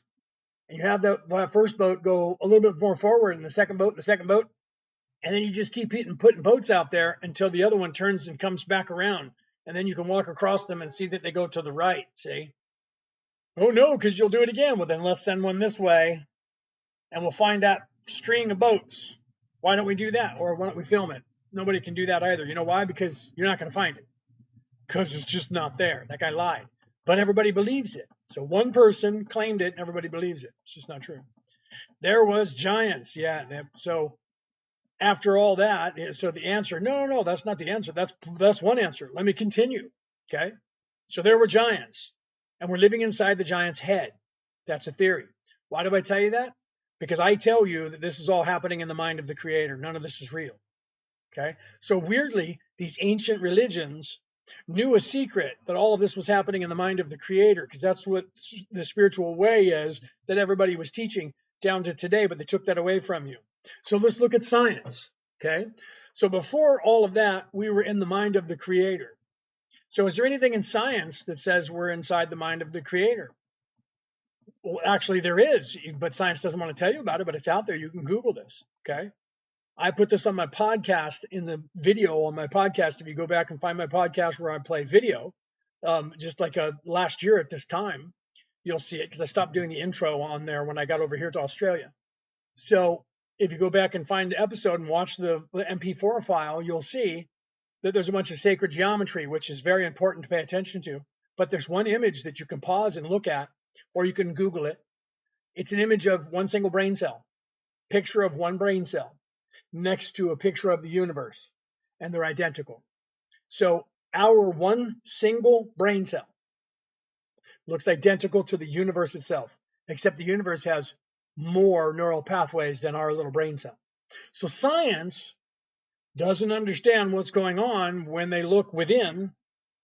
As below, so above, as within, so without. Wait, never mind religion now, never mind that stuff, saying those things. We were created in the image of God, never mind those things. There's this picture that coincides with a brain cell. Never mind that, let's just throw that away. Coincidence, coincidence, coincidence. But science will tell you there was a big bang. There was nothing, and then there was light. And out of light came something. And everything expanded out from that, and we're all from that explosion. Okay? And weirdly, that's what the religions say. That there was nothing, and then there was light. And then everything came out of that light and expanded out from there. Science goes, well, forget about your religion, forget about your religion. Like, well, is there anything in nature that shows us that? That corroborates the Big Bang Theory or let there be light by the religion that seems to coincide with one another? Like the brain cell and the universe and the ancient religions saying that we're actually inside the mind of the creator in the head of a giant who's sleeping? Well, when a sperm cell, you can Google this too because there's videos on it, when a sperm cell goes up to an egg and it penetrates that egg at that moment of inception, weirdly, there's nothing there, and the sperm cell goes in there and there's an explosion of light. And then life begins from that explosion of light. So science says it appears to be a Big Bang Theory where there was nothing and it was void, and then there was an explosion of light, and then all life emanated from that. And science calls that the Big Bang Theory. And then science says this is what happens at the moment of inception when a sperm cell goes into a female egg. Weirdly, again, there's an explosion of light, and then all life begins from that. As within, so without, as below, so above, again, kind of coincides. And it seems that there is empirical evidence that the Big Bang Theory on the large side, the macrocosm, the microcosm to that macrocosm seems to show the same thing that creates life. Science goes, well, that has nothing to do with religion. You're right, it doesn't. But weirdly, these ancient religions before your telescopes thousands of years ago said there was nothing, then there was an explosion of light, and then all life emanated from that. Okay? So it would seem that the more science gets better at their job, the more that all of the stories from ancient times about how all of us got here seem to be exactly what science is proving. In fact, the human mind and the way we work and the way our brain works is a hologram. And science has a theory by Michael Talbot, who wrote a book not too long ago called The Holographic Universe. A whole group of people in science for 150 years have been noticing that once they invented a hologram and what a hologram was, they realized our brain works that way. And then, whoopsie, the universe works that way. As within, so without, as below, so above. Just saying, all these things that seem to be handed down for tens of thousands of years on how we got here, what our purpose is here, and how it was created seems to coincide with everything science keeps coming up with when they're telling us there is no creator, there is no God, there is no spirituality. All of that is just in our head. And I say, you're right. And we're living in the head of the creator. And the creator, according to everybody in ancient times, there was nothing. Then there was an explosion of light, and then everything got created. And that's the best you guys got on how we got here. So weirdly, when you question that, they then turn around and go, well, we don't know that for sure. That's just a theory.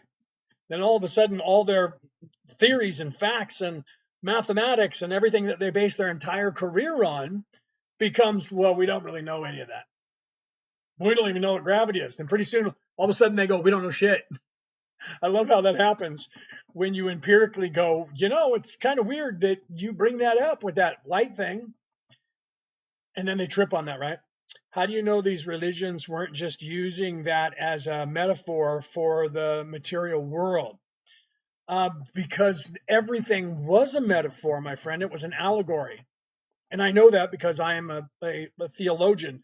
My job in life, since I was like 8 years old, no word of a lie, has been to study religion, philosophy, history, especially military history as well, on top of that, but to not just look at religion and compare scrolls, but to actually do the job of a theologian and actually compare what it is that they were talking about and try and figure out what they were talking about. Okay. And they are all parables. They're not supposed to be taken literal, but then there's some things that they say that are literal, but they also sound like a parable. Like, for instance, let him who hath understanding reckon the number of the beast. Okay. That is telling you something that science didn't know until the modern time. But they translated that. They changed the word, one word in there, two words in there, so that people wouldn't understand that, especially when science figured it out. Again, okay? So in this ancient, dusty old tome that's talking in metaphors, they say, let him who hath understanding reckon the number of the beast. And the translation today is, for it is a human number, and its number is 666. A human number. It's just a number that we have laying around, and it's 636, which means 666. And everyone goes, no, it doesn't mean that. It means 6,666,000. No, it doesn't. 3 score means 3 score, 100. 666, 666. Okay? So that's what that means. Okay? So that's why the devil's mark. What was the devil? And then Satanists go 666. Right? And everyone goes, yeah, it just means the devil. That's wrongful translation, translated wrong on purpose. From, you can look these up if you have old Bibles, from let him who hath understanding reckon the number of the beast, for it is then the number of man. And its number is 666. The number of man is the beast, 666. And what is that number? Why is 666 important? Do you know anything about science? That's right, infinite. Protons, neutrons, electrons. 6 protons, 6 neutrons, 6 electrons. Bing! What is that? Carbon-based unit. Okay? So these guys way back in history who said, we're in the mind of a sleeping giant, we're in the mind of a sleeping god, also said the beast, physicality, physical plane, is the beast. Meaning, you're supposed to stop living in the beast and start living in the spirit. Light and life. Life, third dimension. Beast, third dimension. Supposed to graduate to the I am, an immortal spirit. The baptism from all of these people who were Christ's in the 28 different languages and 28 different religions on the earth, you were supposed to give up living in the flesh and dedicate yourself to the spirit. That's moving out of the physical plane, the lower 3 chakras, moving into the upper 3 chakras, the spiritual plane. And the immersing yourself in water was the proverbial, not literal, unaliving of yourself in the flesh and moving into the spirit, dedicating yourself to a different way of life. Okay. Okay. So what is this? Science is only going to tell you what what they find and what they can prove. It's not affirm any spiritual belief. No, they're trying not to tell you anything that's spiritual, but the problem is they're backing up everything spiritual with everything they come up with. And then when you show them, like I just did, then they go, yeah, no, we don't know anything about that. And they run away from it as fast as they can, my friend. You should look that up, right? Check it out. Carbon is gray. They say that we're a descendant of grays. Well, think about that. That's a weird thing, right? That's a weird thing to look at. Think about that. So every time when science comes up with a theory and people like me go, yeah, that's what they said in the dusty old tomes, then they look at that and they go, well, I didn't mean that. But that's what it said. There was nothing. Then there was light. And out of this explosion of light, then all matter came. You guys are saying Big Bang Theory. All of a sudden they get away from the Big Bang Theory because it's describing something that the people knew in the past.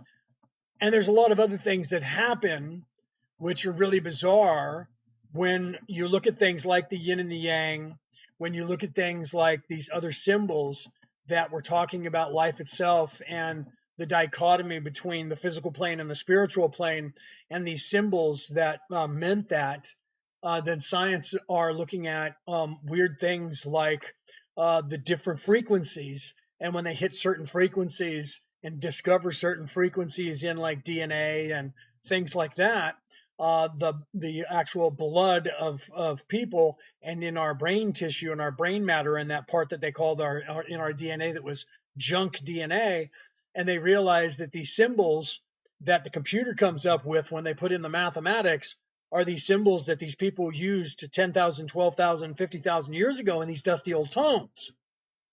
So they're finding out more and more with science. They keep finding out more and more things, and their theories keep sounding eerily just like these dusty old tomes, but they're like, has nothing to do with a god, has nothing to do with religion, that's all just made up.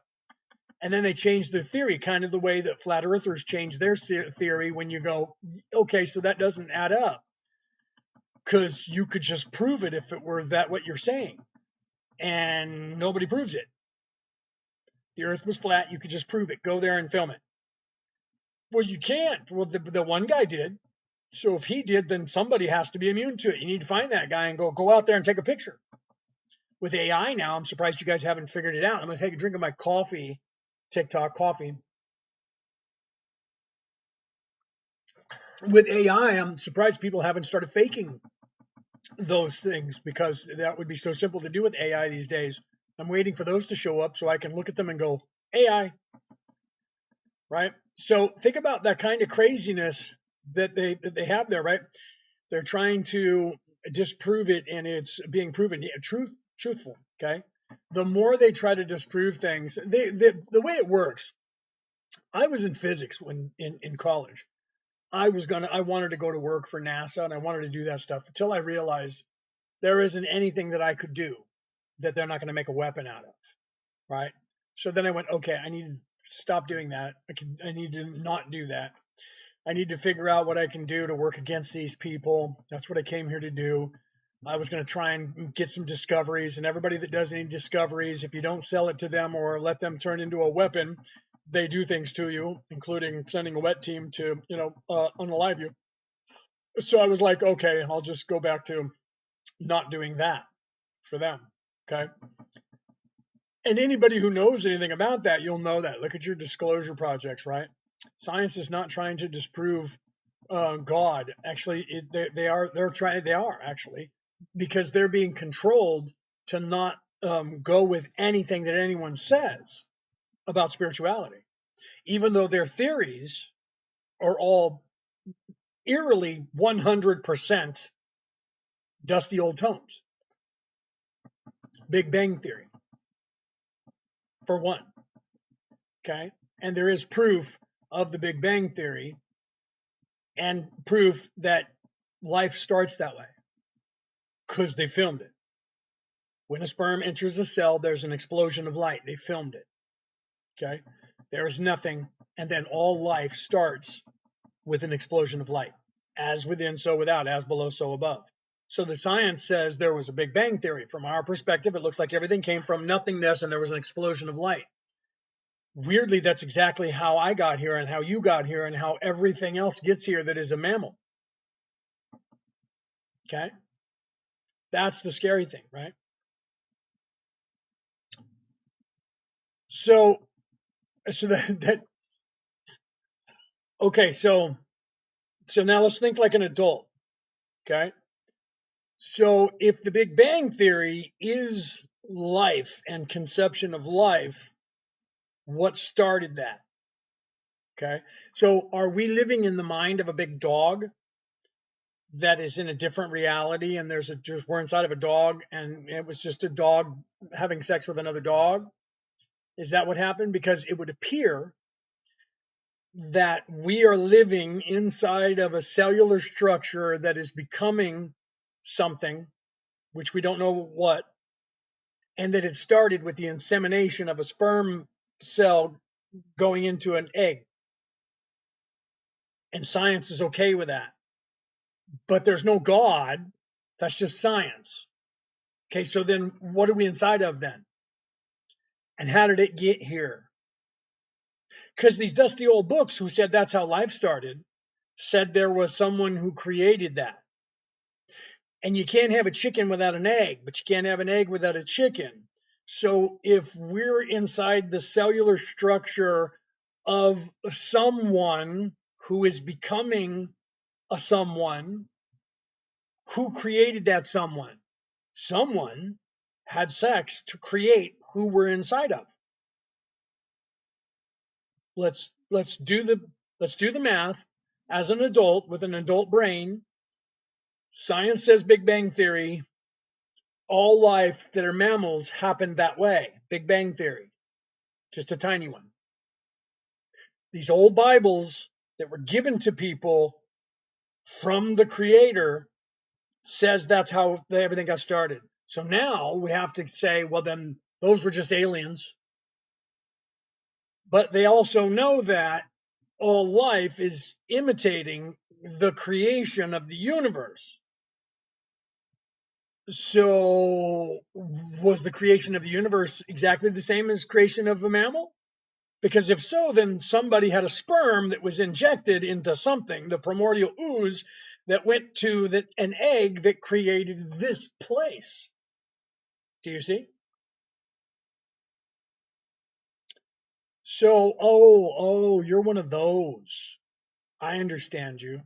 You're one of those. I have a fairy tale. Okay, so explain to me what that means. Because if you don't believe in a god, you can't believe in a fairy tale, because a fairy is something that doesn't exist in this reality that was created by the same thinking and logic that God was created by. So it's weird that you can use the vernacular fairy tale when in fact you don't believe in the creation. So how can you believe in a fairy to say that fairy tale? I love people like you. You're so fun, right? I'm one of those critical thinkers. You're a critical thinker. Okay, wait. Let's play. How do you think? Let's think. How do you think we got here? Oh, wait. Hi, Robin. So let's wait. Let's wait because all nostalgia is going to inform us as to how we got here. Let's go using language you're obviously comfortable with. A sperm and an egg. so how did the universe get here? Right? Belize, what's up, brother? You're supposed to be telling me when we're gonna like hook you up, bro, so we can get you over here. You or no one else knows that's the truth. Actually, no, I do know, my friend. I actually do know. And there's a lot of us that actually do know.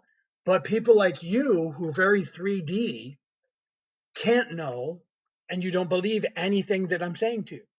That doesn't mean that it's not true. Just like people think the earth is flat and think I'm crazy when I tell them that it's not. You can believe that if you want, okay? You can. That doesn't change things. If you close your eyes, I can still see you, right? I mean, I can't on here, obviously, because we're online. But to little children, they think if they close their eyes, they disappear. Until one day somebody hits them when they close their eyes. And they go, oh, what just happened? Well, you didn't disappear. I actually hit you. And then they start to realize they don't disappear when they close their eyes. But until that moment, they think that they disappear when they close their eyes. So if you plug your ears and don't look up, it doesn't mean that there's not a sky there, my friend.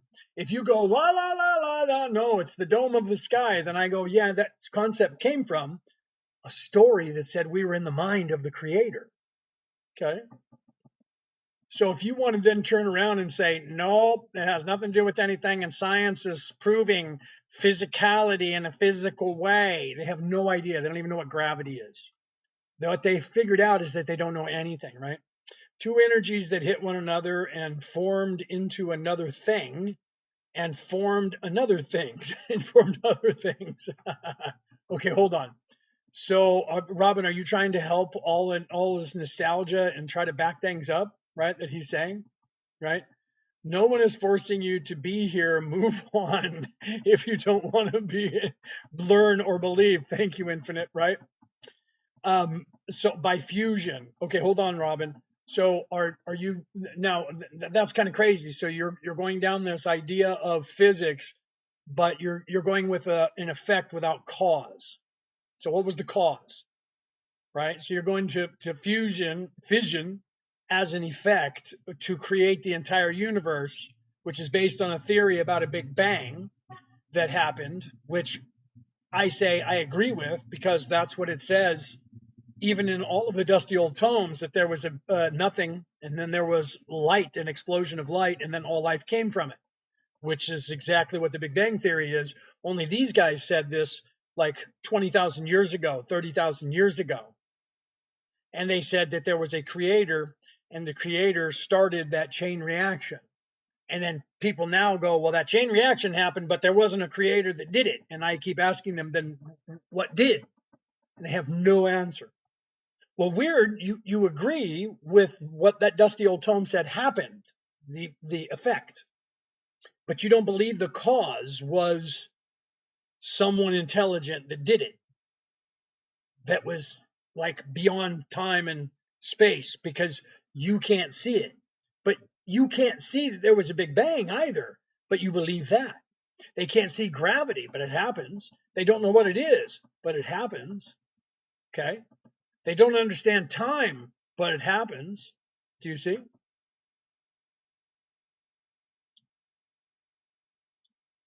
So, yeah. So you guys can believe whatever it is that you want to believe. I'm going to move on. You guys can have a conversation amongst yourself. Anybody that wants to know what's going on with spirituality and how to get out of here and where you're supposed to go, let these people have a conversation about science, where they can go around for round and round and round with each other and say effect, effect, effect, effect, and what's the cause? And they'll go, there is no cause, there is no cause, there is no cause. Weirdly, you can't have an effect without a cause. So what was the cause? We don't know. And you don't know. No, I do know. I do know. And most of you know. You just don't want to believe because they told you not to. Okay. Okay. So let me continue. Let me go on.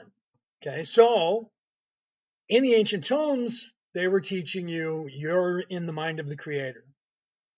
That whole thing of you're inside the head of a sleeping giant who was a god, okay, is more true to reality than people realize. Okay.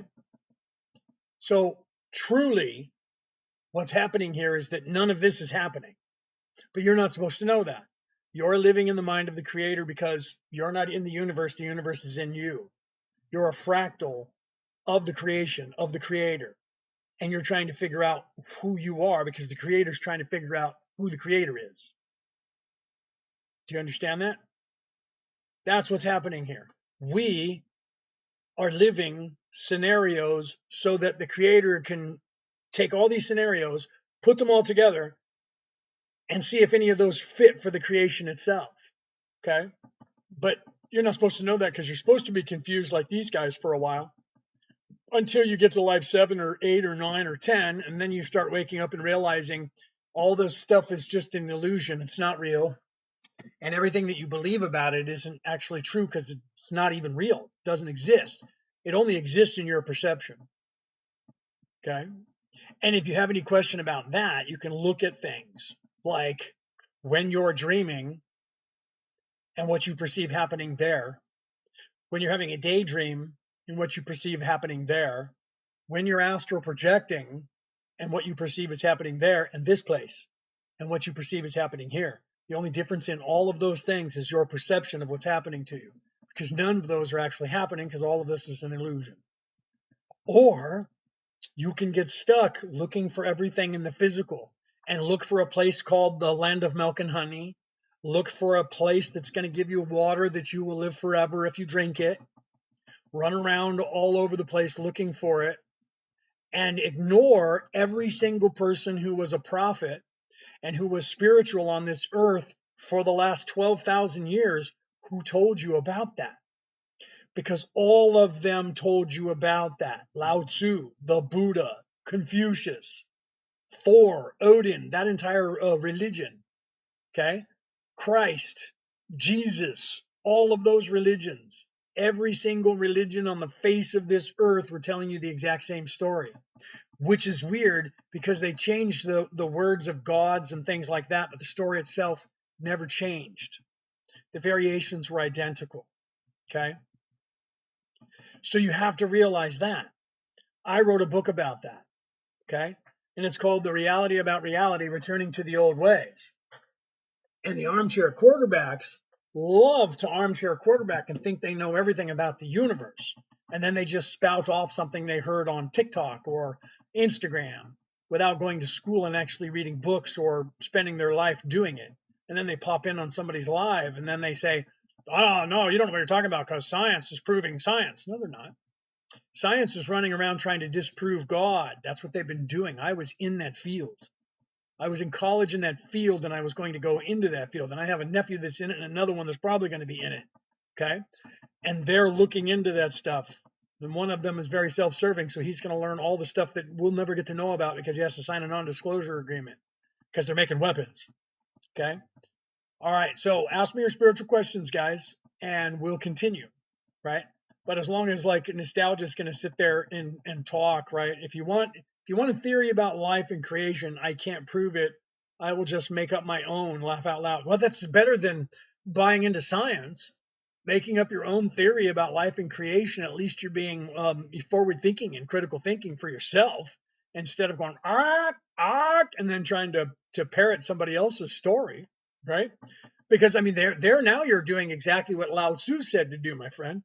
Lao Tzu said, he who can create his own illusion and live in it will find the way to God. That's from Taoism. You can look that up. So that's cool that you're doing that. Because that's from Taoism. That's hilarious. That's a spiritual way on this earth that's been around here since about 634 BCE, 630 years before Jesus was born. A man said those things, right? Soul Goddess, how are you? How are you doing today? Smash those hearts for me and get some more people in here, okay? Merlin, I agree with you too, but what is that? Demeanor her instead of explaining it to her. No, I'm not. Don't get me wrong, because I was talking before you got here. I was talking and trying to explain things, and she was just going round and round on that, and then refused to listen to anything that I was saying, even though I was saying it. So I'm not trying to be mean to that person at all. I don't even know if that was a man or a woman. I'm not trying to be mean by any. I'm just saying that they can believe whatever it is that they want to believe. That doesn't mean that it's 100% accurate. I'm here. Okay. The person inside this body is from the 11th dimension. Okay. I am here on this earth because I helped build it. Okay. So when somebody is down here and they're looking at me and they're going, there's no definitive proof that there's a God and science is just being science and they're going to discover the whole universe. And I was in that field, and they're not going to, because they're still blowing things up for energy. They're destroying molecules and making fire and heat and friction to make energy. And that's not where the energy is. Energy is in infinite energy, is in the universe. People use it daily to heal other people. It's there, it's free, and there's no cost. But that's not what they're up to. Because if it was, they would already be doing that, and everybody would have free energy. And if there's free energy, that means everything is free. And they can't regulate that and make you pay for it, because evil people are in charge here. And the scientific community is keeping everybody running in circles on purpose because they're paid to do so. I wrote a book about it. Okay. And I know this to be true because I helped create the very idea that is narcissism, because I was alive then. And I remember that. And I came here to help you guys to get past that. And then when I talk to people, it's not that person's fault. I'm not trying to make fun of them. I'm not demeaning them. They can believe whatever it is that they want to believe, because I didn't come here to be like Jesus or one of those people. I didn't come here because I was going to, become unalive for everyone's sins, because that wasn't even what was going on in that whole genre anyways. That's a lie as well, that's being controlled by the people who are the 1%, those people who think they own everything. They're controlling everything to keep everybody from doing anything except for looking within and figuring out spirituality. So I'm not trying to make fun of that person at all. And I'm not talking down to that person. I'm merely saying you can believe whatever it is that you want to believe. I'm not here to sell you a religion. I'm here to say, here are some tools. Connect the dots. Stop paying attention to what people are programming you with, because that's what they're doing. The algorithms are programming you. The television is programming you. That's why they call them programs. Okay. So I'm not trying to in any way be mean to someone. I'm just not going to argue. If you're sitting and you're watching television and there's a 5-year-old that's sitting in the room with you, and you pick up the remote control and you turn the channel, and the 5-year-old says, look, I have magic. I can make the channel turn. If you want, you can play with the kid and let them believe they have magic, and every time they wave their hand, you can turn the channel for them to make it look like they think they have magic. Or you can say, no, it's this device I have in my hand right here. And then they go, nuh-uh, because it works when I do this. And you can then be mean to them and go, try it now. And now it's not working because I'm not doing it. Okay. Or you can go, okay, here, hand them the remote. Now you're a wizard. Every time you press that button, the TV will magically do what you want them to do. Or you can just go, okay, and set the remote down and then go about your day and let the kids go, and then nothing happens until they learn it on their own. Okay. I'm not trying to be mean to anyone. I'm here trying to help those people who can listen to me and hear me. I'm not here to convince anyone of anything. Not here to sell you anything. Not here to convince you. So if you don't want it and you want me to engage in explaining it to you, I'll do that. And that's what I did. If you then refuse that and say, you're wrong, I'll go, okay. And then I'll continue talking to the people who want to listen. Okay. Because that's what I do. Those people who aren't ready to hear what I have to say are not going to be ready no matter what I say to them. So I'm not here to convince you or anyone else of what's happening to you here. I'm here and I'm saying it, and those people who are awake enough to hear it will. Those who are not will think I'm crazy, or they'll get mad at me, and then they'll leave. Those people will eventually become me. That I know, because that's how it works in the universe, because I know that, okay? But I'm not here to debate people and go on television and have an argument over what people believe, because it's just not. You can believe anything. You can believe the sky is purple. It doesn't mean the sky is purple. You can believe that the God of the universe is a duck. That doesn't mean that it is so. But I'm not going to stop you from believing those things and figuring them out, because that's not my job. Do you see? So I'm not being mean to that person at all. I'm being indifferent to that person. I think it's funny when they want to debate me, but then they just go round for round with the things they were taught by the programming. And they don't even realize that that's what it is, even when I point that out to them. Okay. So if somebody is asleep and they're sleeping and you go, you're sleepwalking, and they're not going to believe you, you can either shake them to wake them up, or you go, we need to help them back into bed because they're sleeping. Okay. It's not my job to wake you up. I'm not here to wake you up. I'm here to give you tools so that you can wake up. Okay. So I'm not being mean to that person. I wasn't trying to be mean at all. Right. Thank you. Right. Red says, not worth it. It's not worth their journey. It's just not your job. Right. So I'm here to anybody else who wants to know and they're a little bit more awake and they have questions, I'm here to answer that. Anybody else that gets mad and says, you're crazy, I'm like, okay, yeah, I'm nuts. Right. And then I usually tell them scroll up. If it truly, if my wife were online or here when that person was going on and on and on and on, she would have said, okay, look, this is a warning, please don't do that or I'm going to have to mute you.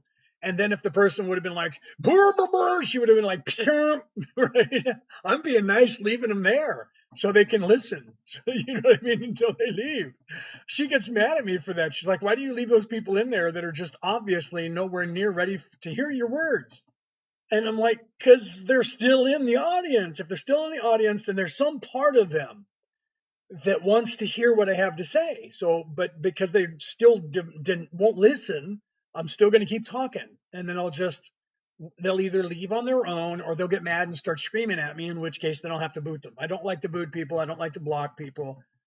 But Brooke she has less tolerance for people who get angry, right? If they start yelling, she goes, right? So thank you. So yeah, like I said, I'm not trying to offend anyone. I'm just trying to give people. I'm waking up the lions, and I'm giving people knowledge.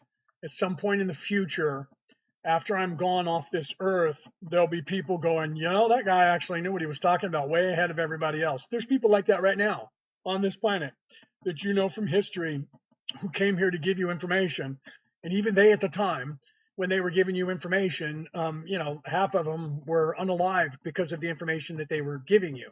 It's not going to happen to me in this life. They've tried, but it's not going to happen to me. They can't do it anymore. Okay. So I'm going to give the information as long as I can.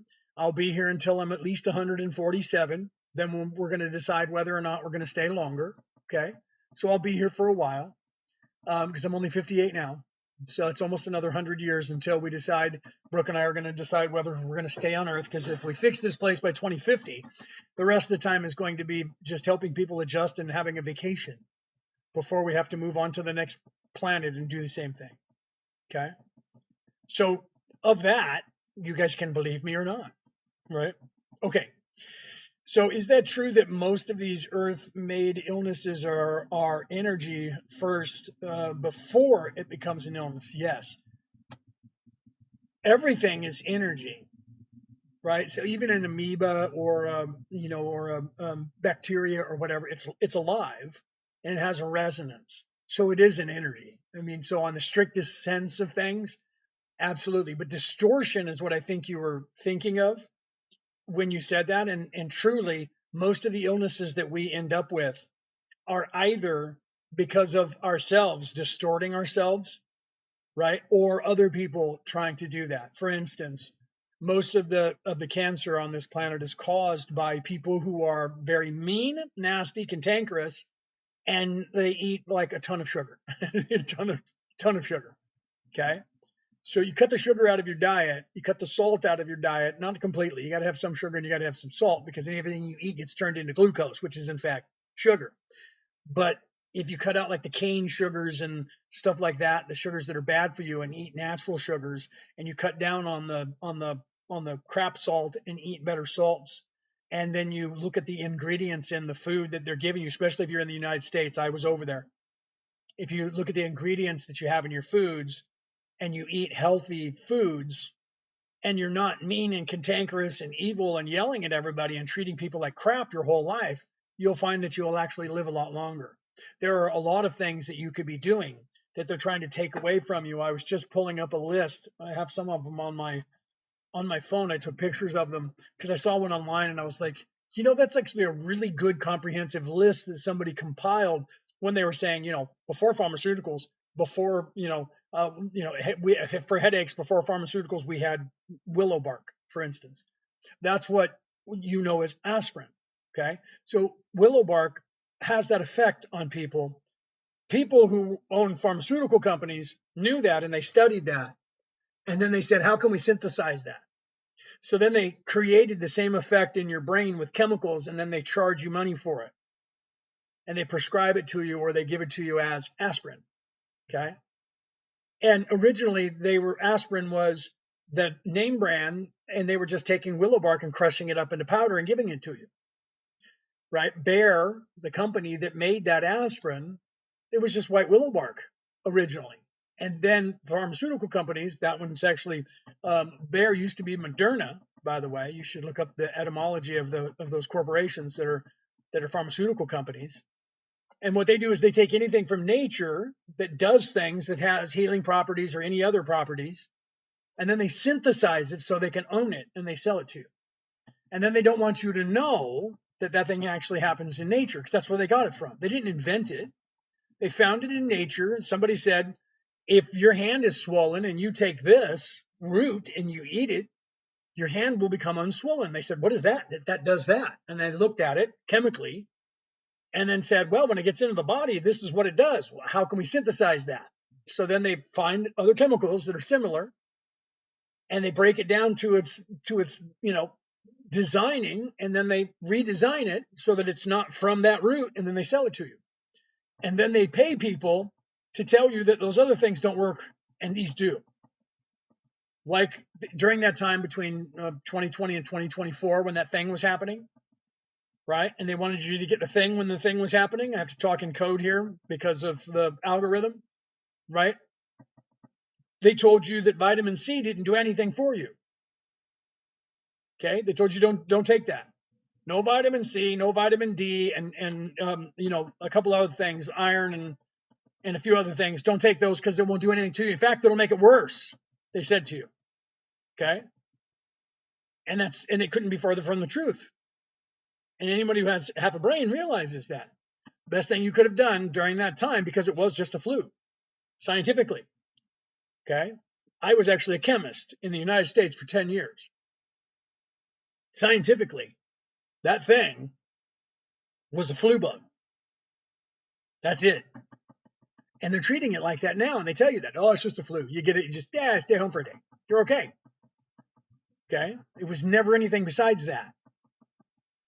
Because nowhere in the history of the universe has a disease that will unalive you degenerated into a flu bug. Ever. And no flu bug's ever gone into a disease. Doesn't work that way. They're completely different components. They can't. But that's what they convinced you that was going on. Okay? And if you would have taken a bunch of vitamin C and a couple of aspirins, or a couple of vitamin D, a bunch of that, drank a bunch of water, and hold on for about a week and a half, you would be just fine. Okay? But they didn't want you to know that at the time, and they told you that it was absolutely untrue and that you had to have this thing. And that didn't do anything for you either. Do you understand that? Those people I call the controllers in my book. Okay? The Reality About Reality, Returning to the Old Ways. Okay? By me, Leonard O'Neill. Okay? Those people think they own you and everyone else. And they haven't cured anything. If you're in the United States, I was over there. I just came over here to Australia because I'm married to my wife, who's Australian. I moved over here with her. If you're over there in the United States, you know what I'm talking about. Right? You know that those people over there believe they own you. They're giving you like really bad food. All of the food that's over there by the same companies who make it over there can't be sold over here and in the UK. Okay, PepsiCo owns Frito-Lay, the potato chip company who makes like 90% of the chips in every aisle in every store in the United States. There is no Frito-Lays in Australia, but there is Smith's, which is owned by PepsiCo. And guess what chips they are? Every single version that is manufactured and sold to you under the Frito-Lay label It's called Smith's over here, and their ingredients are about that long, about 10 words, not that long. And there's no genetically modified organisms. Okay. Why is that? Because they won't accept Frito-Lay over here because all of the ingredients are poison. All the bread that they give you in the United States can't be sold in the UK because it's not considered food. Same company who makes the same bread in the United States makes a different bread for the people outside of the United States. Why is that? And here's another question that you should ask yourself. When was the last time anything was cured?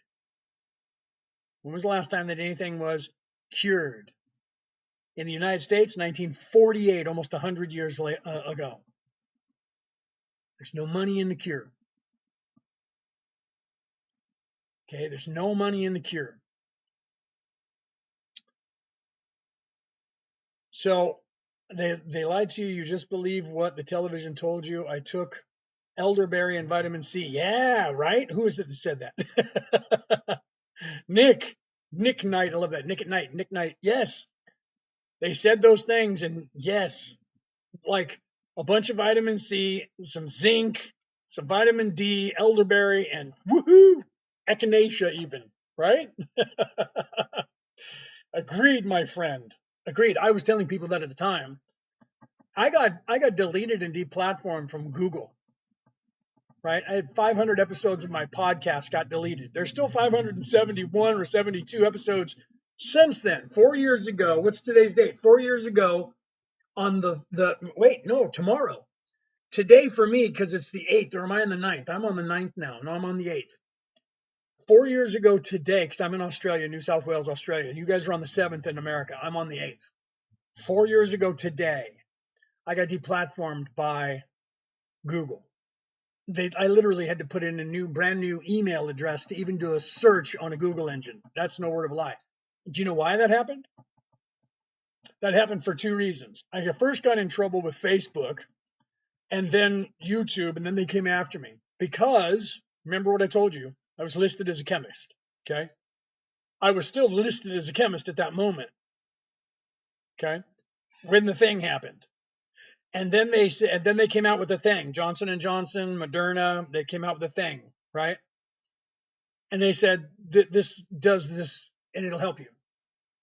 And then there was that other thing that started with the high, and it had the Droxy thing, you know what I'm talking about? And that guy with the orange hair, the orange guy said, you should take this because this works. And they said he's lying, and it doesn't do anything, and it's evil, and don't take that. And then they forced pharmaceutical, the doctors and the pharmacy doctors to not give it to you and prescribe it to you. Otherwise, they would take their practice away.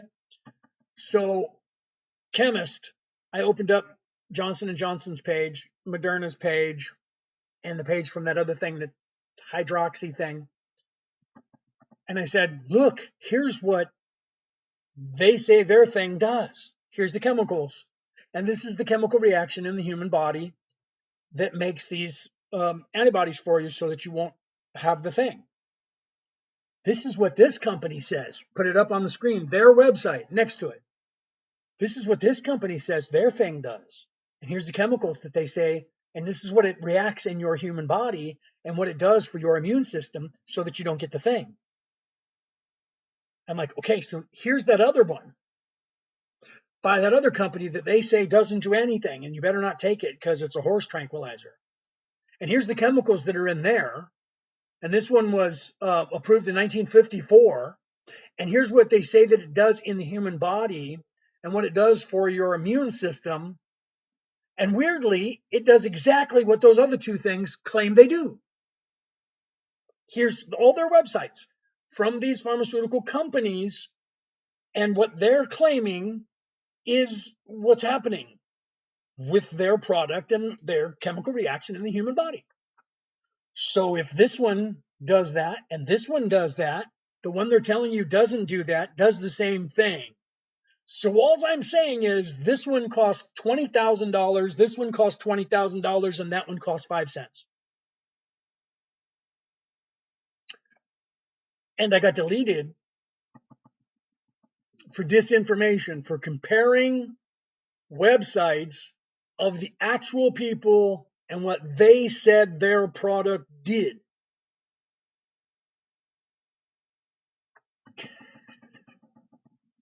No word of a lie, true story.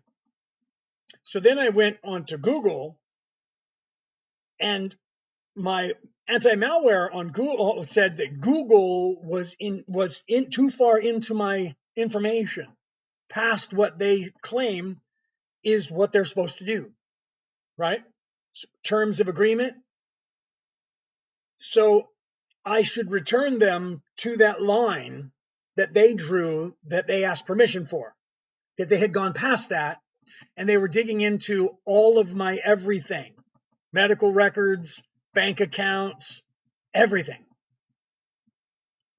And I said, yeah, we don't need them in that far. They shouldn't be investigating my entire life. Why are they doing that? Let's put up a firewall and stop them. And they deleted me off of all of their products and told me that I did something to them. And I was like, you guys did that. All I did was put you where you were supposed to be.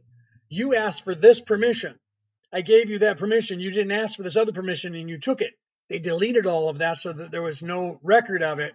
And then they said, you can't even search on our search engine. And I was like, really? And yeah, I'm like, yeah. So my entire account and all the account history got unalived. So I had to create a new email address to be able to then log in to their search engine and the YouTube and all of their products. So I had to do that. So there was no record, because they deleted it, of me catching them literally going in deep state wise and looking into all of everything in my life. So somebody said, we need to know who this guy is and look into his crap. And when I caught them, they were like, they basically, unalived my digital character the same way they would with a wet team if they came and got me physically. True story. But I'm still here. Okay. And yeah, now the truth is coming out, right? Yeah. Oh, I like the way you did that with the 7 and the 43 and the, yeah, right. I like it. Yeah, we got to go back to using the old codes that we used to use on the text messaging to get around these algorithms, right? True story. Okay, so that's when I decided that I needed to get this book published. Okay, so that's why before that they were telling me to write a book, and I kept saying no, I don't need to do that. I just got to keep, because I was behind the scenes doing things to help all of you guys behind the scenes, and I didn't want to come out and do what I'm doing now. And I was being told by everyone, including up there, that I needed to come out and do this part. And I kept going, no, because before that, in this life, my entire life, I was behind the scenes so that nobody knew who I was. I was a guy that you would never even remember, right? Because I didn't want to be seen. I was putting together things in the background and I was undercover. Now, I'm the guy standing up here telling you I'm actually from the 11th dimension and I'm here to help you, right? There's a bunch of us here that came here to do that. Quick question. Yes, sir. Yes, ma'am. I'm sorry. Yes, ma'am. Soul goddess, please ask me your question. And I will give you, why do you point up? Oh, when I'm pointing up, that is actually a couple of different reasons for doing that. Some people think when I'm pointing up at like a spaceship or something. Those do exist, but not like in third dimension, like most people think. When I'm pointing up to the Galactic Council, which is actually not in the third dimension.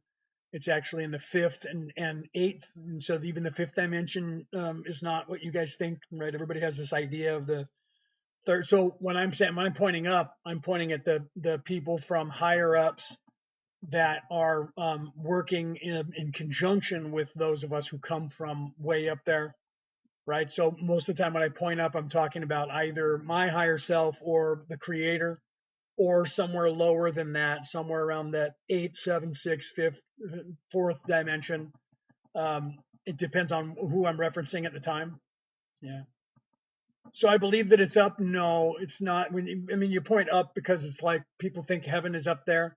So I use that vernacular because where would you point if you were going to do that? Because truly it's within, but within is without, because we're actually in the mind of the creator. This isn't even actually happening.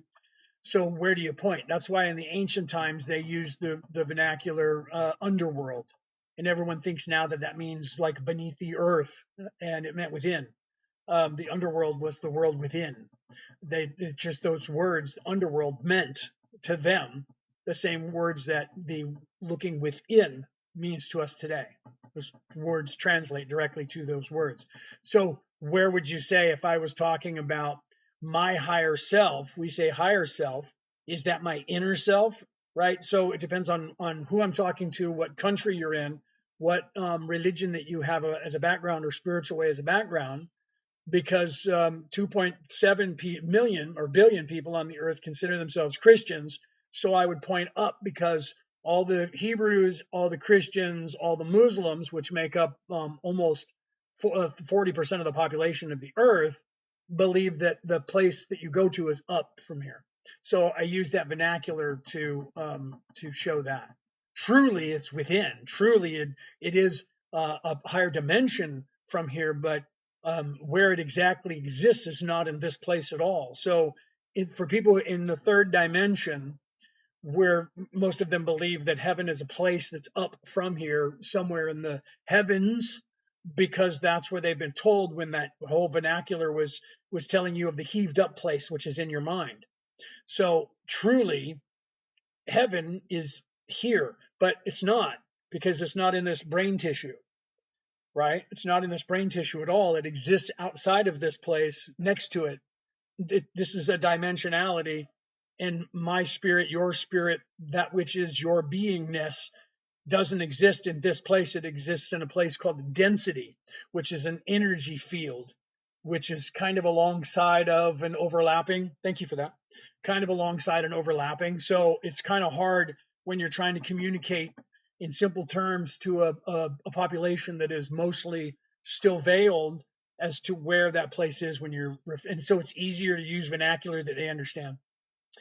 When I sleep, sometimes I have encounters with different beings, but my question is when. Transitional families seem to exist in other realms. Yeah, see, that's where, and where would the realms be? How would you point to it? You know what I mean? Because it's an actual different illusion than this one, and it's existing at the exact same time, but it's not here. So is it behind it? Because some people used to say that you're the person behind this person, or you're the person within this person, you're the in the underworld, or you're the higher plane of existence. So it just depends on what people's preconception of the concept and what's relevant to their understanding of that concept. So I try to choose neutral, gender neutral um, affirmations that more people understand. So like when we're talking about like a psilocybin and things like that, I always say, why do you think they call it high? Because you're actually, it moves your consciousness into a higher plane of existence, but it doesn't mean that it's higher like this. But you have to kind of, yeah, I mean, if you point over, they're thinking, then somebody will ask me, why am I pointing to my right or my left? Do you see? So I can point within, but then I can't point within this body because that's not where you exist. Do you see? So it's a matter of preference. So if you wanted me to point to this direction, then I would have 30 people go, why do you keep pointing to your left when you're saying that came from, and they're like, well, who's to your left? Well, no, I'm talking about these people that are not in this in this realm. They're in a different realm, and they're like, well, where's that realm? Well, it's you have to expand your consciousness to realize that that realm isn't this place, and it is in fact in a different place, that it's existing in the same space that you're existing in, but you can't see it because you're vibrating at a much faster rate of speed, which people don't understand either, because you're right now, when you're in this body, you're vibrating closer to the speed of light than any other so-called reality that's happening in this dream world. And so because of that, you think this place is real when it's actually not. And that place isn't real either, but it's more real than this place is, but it's less real than the real place. Do you see how confusing that gets really quick? So where do you point? Right? So you have to use what the common average people use as a vernacular to where source is. And so instead of saying, because it should be within you, right? So the truth is, I should be saying, I should be pointing at myself every time. But then people would ask me that question: why are you pointing at yourself? So if you go throughout all of time, even in Leonardo da Vinci's depiction of the Last Supper, you had one of the characters pointing up, looking at Jesus, and everyone goes, "That's John the Baptist, and he's pointing up because of John the Baptist." And there's reason that that whole thing was used for John the Baptist too, and you guys should look into that and find out the history of that. Right? So that makes it really hard to have any conversation with anybody, because then we would have to establish every time somebody pops in, where exactly do you believe source energy resides? Is it here or there or there or there or there or there or there? And then for every single person, we'd have to then have a committee and vote on where is it accepted for me to say these things, right? And that would take us forever, and I'd never get anything accomplished, and we would never have any conversations. So genders only exist here, yes. They only exist in the third, in the first, the second, and the third dimension. In the fourth dimension, they're still there. The fifth dimension, you start losing that. By the time you're halfway through the sixth dimension, your energy, anyways, and there is no personality in that respect as masculine or feminine. The personality that you have then is your own, but it has nothing to do with gender from that point on, because you're a light being at that point. You're a light being now, but you don't think you are. So once you have no way of associating anymore with the light, with this physical body, because it disappears. Fourth dimension, your physical body is going to be a little bit less dense, but you won't notice the difference because you'll think it's always been that way. And then when you get to the fifth dimension, your physical body is a lot. You won't even have legs; you'll be floating, right? And then your torso will start becoming thinner and see through, and you'll start glowing when that happens, and you'll start, there'll be a glowing light that's coming from you, emanating from you, that your aura will become more dense. And then when you get halfway through the sixth dimension, you'll actually be in the density at that point, not a dimensionality. You'll be in the density. And then you'll be all light from that point on, and you're just energy. And then you can shape yourself the way you feel like is your own. You can make yourself a square or a triangle or a ball, or stretch yourself out, or make yourself, whatever, however you want to do that. That becomes individual, like a haircut. And then your personality is that way. Is that why people see ghosts and things? Yes. The ghosts are existing. Sometimes the ghosts are residual memory that is attached to a place that's playing over and over, because time's not perfect, right? Just like your dreams, right? Because this is actually a dream. So sometimes in the dream state, sometimes you play over events that happen over and over again in your dream. That's the same thing that happens in this place in some areas, because you're actually inside your own mind sleeping right now, because you're the creator trying to figure yourself out as you're in gestation. Weirdly, let's go way up there. So that, but some of that is people who have become unalived, and they've left their bodies, and something that, usually a trauma or something, has held them in an area, and they don't know that they're unalived, or they don't believe it, or they don't want to be, and they're stuck there in that place until somebody can see them and say, you're not supposed to be here. You have to move on. And if they run from you, you can't do anything about it. But if they go, wait, what? And then you can convince them, then you can show them, and then they get taken to the place of reflection and move back into their higher self. So, thank you. So, yeah, so it gets kind of weird when you get up, like, for people down here, for me, when I go really high, they get like kind of weirded out, because it stops making sense after a minute or two. That's why I don't pull as hard, but I can pull really hard now. I used to not be able to do that at all.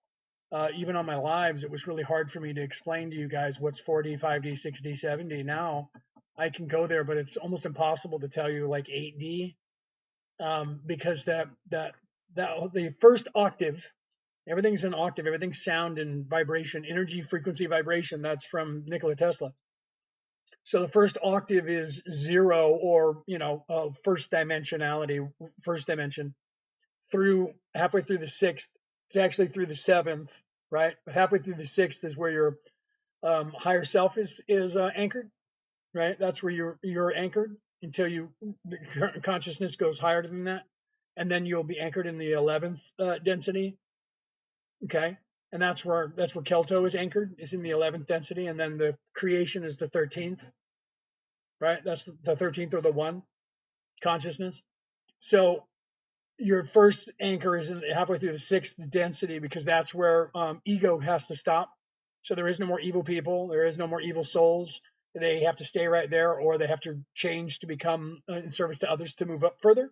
So that's the end of that. So the first octave is the 0 through 7 is the first octave. So when you go from the seventh density into the eighth, the people in the eighth octave up never communicate back with the people down here unless they're channeling, or they're coming back like I have and many of us do. But it's only about, of the total universe, it's less than 10%. It's right about 10%, but less than that from the higher planes come back down to help people here. Usually they just channel information, right? So they don't come down into a physical form like this.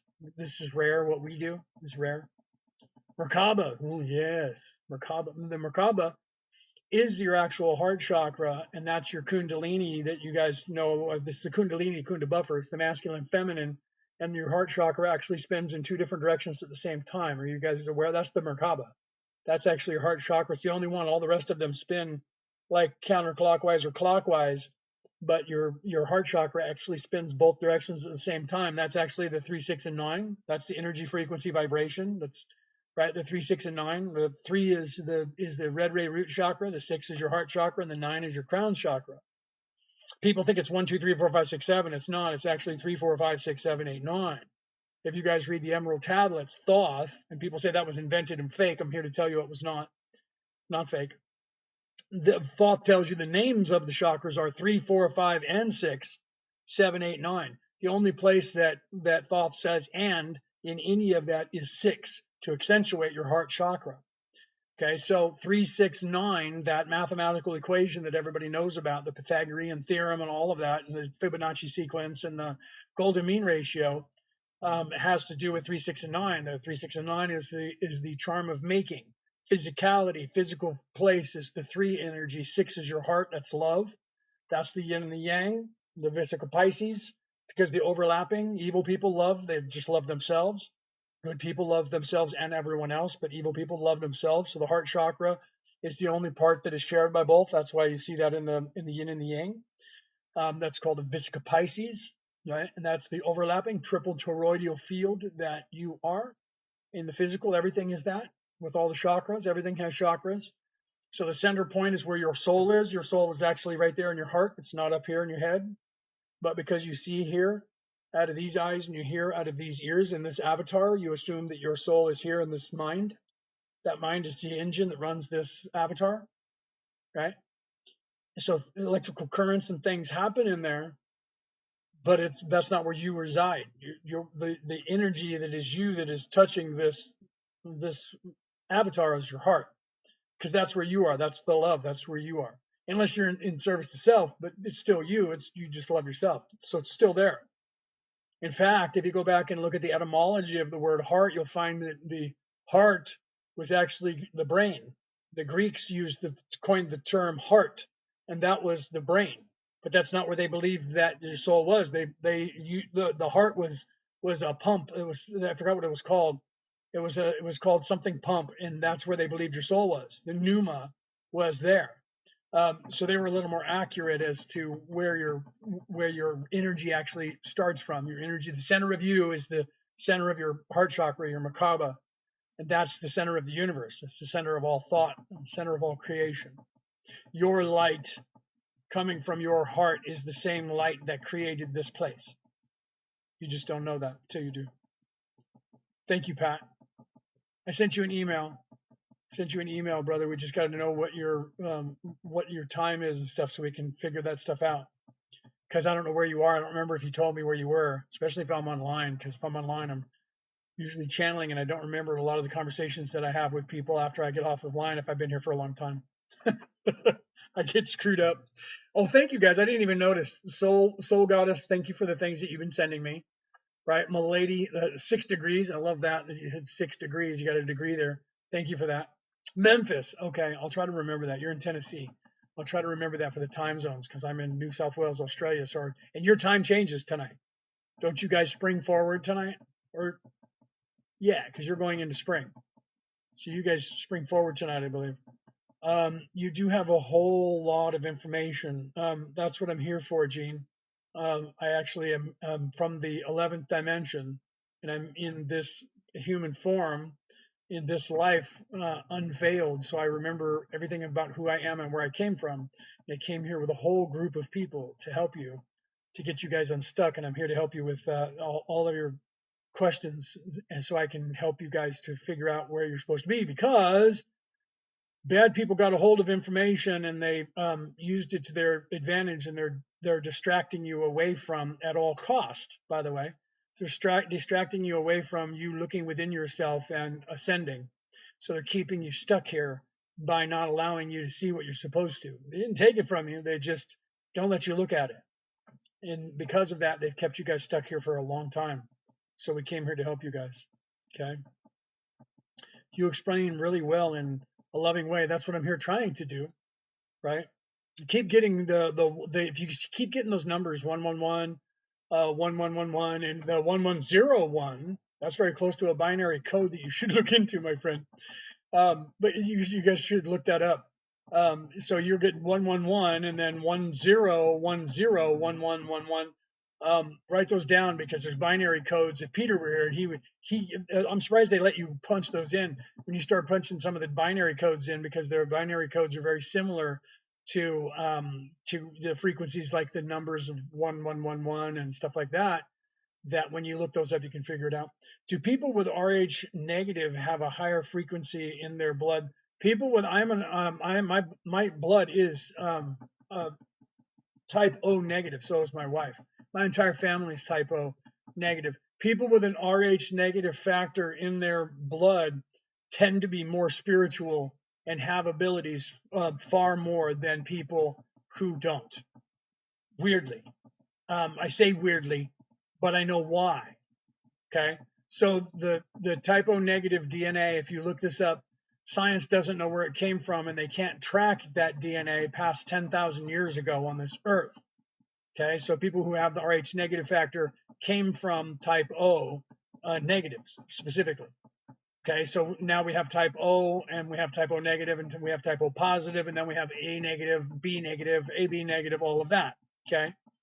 The negative factor came from type O, and that's why the people who have type O negative are the universal donor. We can give blood to everybody on the earth, but I can only receive type O negative blood if I need a transfusion. Okay, that DNA is non-traceable past 10,000 years on this earth, right? Oh, let's see, all you guys that are in here now, look at you. You're all like O negative, Rh negative. See, you guys that's why you guys are activating, because you have that, and they can't stop it. And let me tell you why it's here. Okay, as above, so below. As below, so above. You know these terms. Okay. They can't figure out why that DNA is here. I tell you truly, bad people got information 12,000 years ago, and they've been controlling you ever since. 10,000 years ago, okay, right after the bad people got here and gave information to people, we, the Patal, got here. Okay, whenever any species mingles with the people on Earth, there's going to be a DNA trace, because everything has to be represented in the physical that is being represented in the non-physical plane. So we, the Patal, came here to help. When we got here, there had to be a trace of us in physicality. Okay, so we got here right after they got here to fix this place. We were already here, but we weren't here. And that's something for a 5D thinking that we can discuss, not on this place, on this platform. So because we are here helping you, that Rh negative factor is here. That's where it goes back to, but it can't be physically proven that. But I tell you truly, that is when we arrived here. But we were here before that. But that's when we arrived here, when we needed to be known here. It was 10,000 years ago. We were already here before that, but we were not allowing anyone to know that we were here. And then we didn't allow you guys to know we were here until now. Okay, so we didn't even speak like this through all of those times for 10,000 years in the 50 or 60 lives that I've had down here, being hunted and unalived by these people the whole time. Okay, so no, we're the ones who created the Lyrans. We're the ones who created everything. You would know us as the archangels or the Agigi. No, the archons. We are those who were created to create for the creator, and we manage everything below that. We create everything and manage all of that. But we're not managing it in a way that is like a hierarchy. We manage it in a way of balance for the creation, and then we allow everybody to do what they want, except for when things like this happen where somebody gets like really stuck. Then some of us will come down to help. Okay, this place got stuck like really crazy, right? Where are they from? There is no place that I can point to. I can tell you that before we were here in this galaxy, in this sector, on this Earth, we were in the Orion's belt. That is where we came from before we came here. We spent a lot of time over there in those galaxies over there, and then we came here. We move around everywhere in all the multiverses. So we were over there before we were here. And a lot of you that are here on this earth were from there as well, and you guys came here. Some of you came here with us. Okay. Like the Lyrans. We were the ones who created everything. And then we manage it, and we create other beings below that to manage, and then we create everything down to nothingness. And then everybody has the creative ability. And that's what people, well, everybody who's not self-serving. Everybody who's in service to others, who love others, can create anything. Self-serving people can only control people who can create, and that's what they do even here.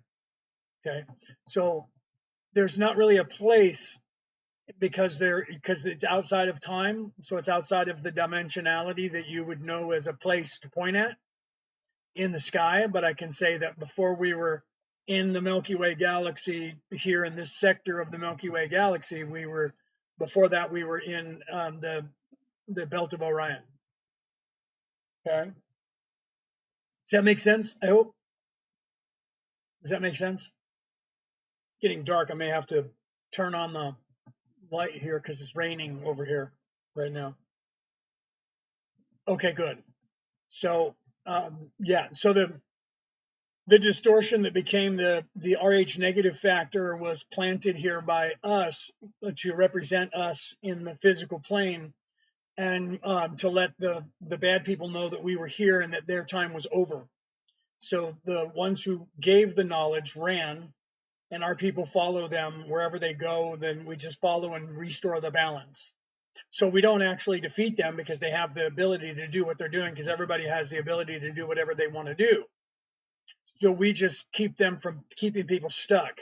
We wait when they go somewhere and they get people stuck, then we don't do anything about it until the people that are there that are stuck call out for help. And that usually takes a long time from your guys' perspective. Such as Raw, yes. I actually interpreted the all 106 sessions of the Law of One twice on my podcast, which you can listen to anywhere for free that you listen to an MP3 broadcast. Okay. And the Raw collective came from the same place. We are part of that Raw collective, but I'm not Raw, but we're part of the collective.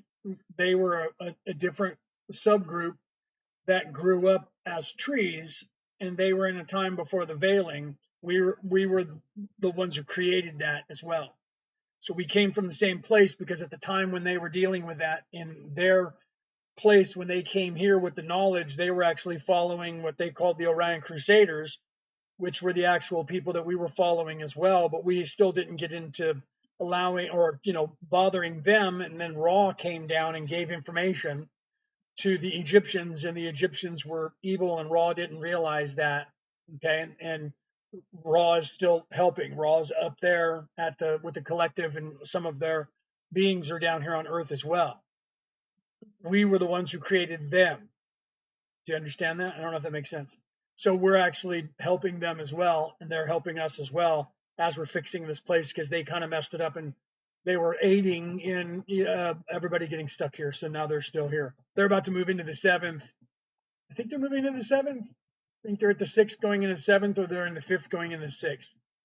I would have to look. So they're staying here to help. Do reptilians like us? Reptilians are no different in third dimension than Chinese, Japanese, American, Canadian. Some people are good and some people are bad. Third dimensionality, everybody has a choice of being in service to others or in service to self.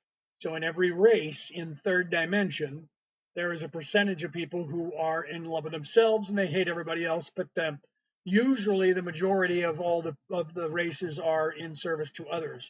So you can't condemn one entire species because some of the people are evil in that species, right? Can they detect us? Are you talking about the reptilians?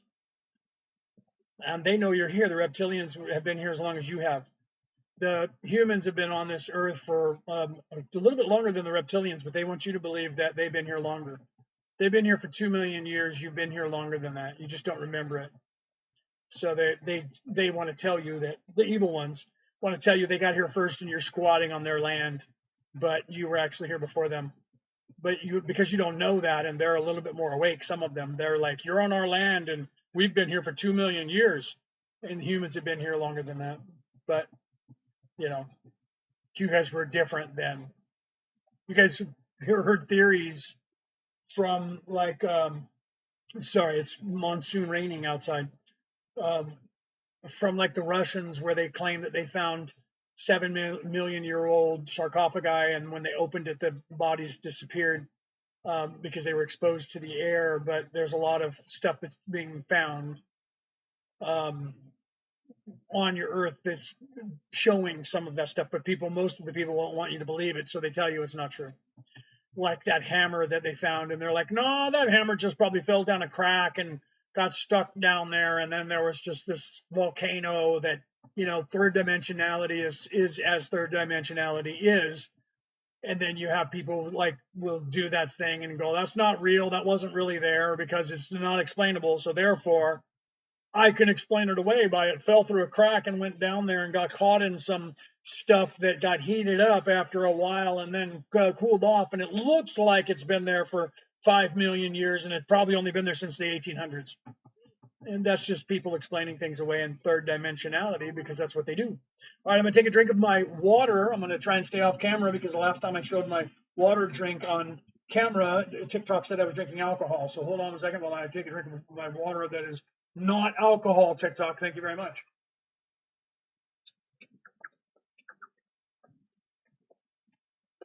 Okay. All right. Ask me your questions, guys. Whatever questions that you have, please continue. I'm going through a big move from self to service to my brother. So, yeah, I mean, we choose whatever we want. At some point, we make the decision to, sorry, I got hair hanging off of me here. We make the decision to change from being self-serving to being in service to others. It just takes time, right? We all have to go through that at some point. And people don't want to hear me say that either. The status quo hates it when I tell you guys the truth. And then people get mad at me. I had a guy in the last live get mad at me because I said there is no right and wrong. There just is experience, and that's the truth of it. I mean, even Ross said that too in the Law of One. And when I say that, then people get mad at me and go, "So what you're saying is that all the people who do all these bad things to children should just go unpunished?" And I'm like, "Well, no, you should punish them to show people that it's bad to do those things. But what you're saying is that it doesn't matter. No, none of it matters because it's all experience." Yeah, you're absolutely right. You're an immortal soul, and everything that happens to your physical body, you will at one point in your existence realize that what's happening to your physical body is there to teach you, the same way that the ego and the conscience is there to teach you, and that at some point you will realize that you no longer need this physical body to teach you these things. That's when you start moving into your non-physical body. But until you come to that inner standing, you will always stand under someone and something, right? And so in the physical plane, you're going to get angry if people do bad things physically to other people. You're absolutely right, and you should. When you start realizing that you are not this physical plane and you are not this physical body, then you'll realize that the things that happened in physicality are just there to teach you. That means there is no right and wrong. They're there to teach you so that you can graduate to your higher beingness and move out of the body, right? So that's what you're supposed to be doing. So people get mad at me because they're thinking third dimension, and I'm talking fifth dimensionality, and they it's too much for them, and they get mad at me because how dare you say that? Like when that thing was happening between 2020 and 2024, at about 2022, I said the best thing that ever happened to this place was that thing, and people got mad at me because it was too soon. And they're like, how dare you? Do you know how many people became unalived? And I'm like, you don't. You think you do, but the numbers they're telling you are about 3 times a lie. They're about 75% over or 300% exaggerated.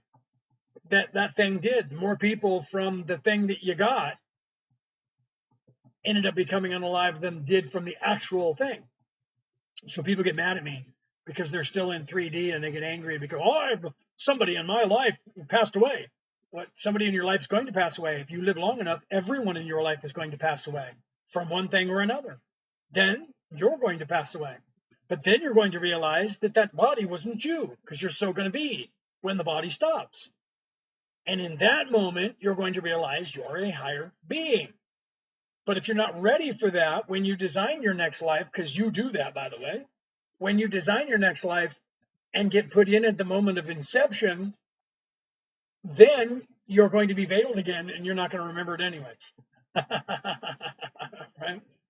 Who is our creator, and were we made of blood and clay? Our no to the last part. You are not made from dirt and spit.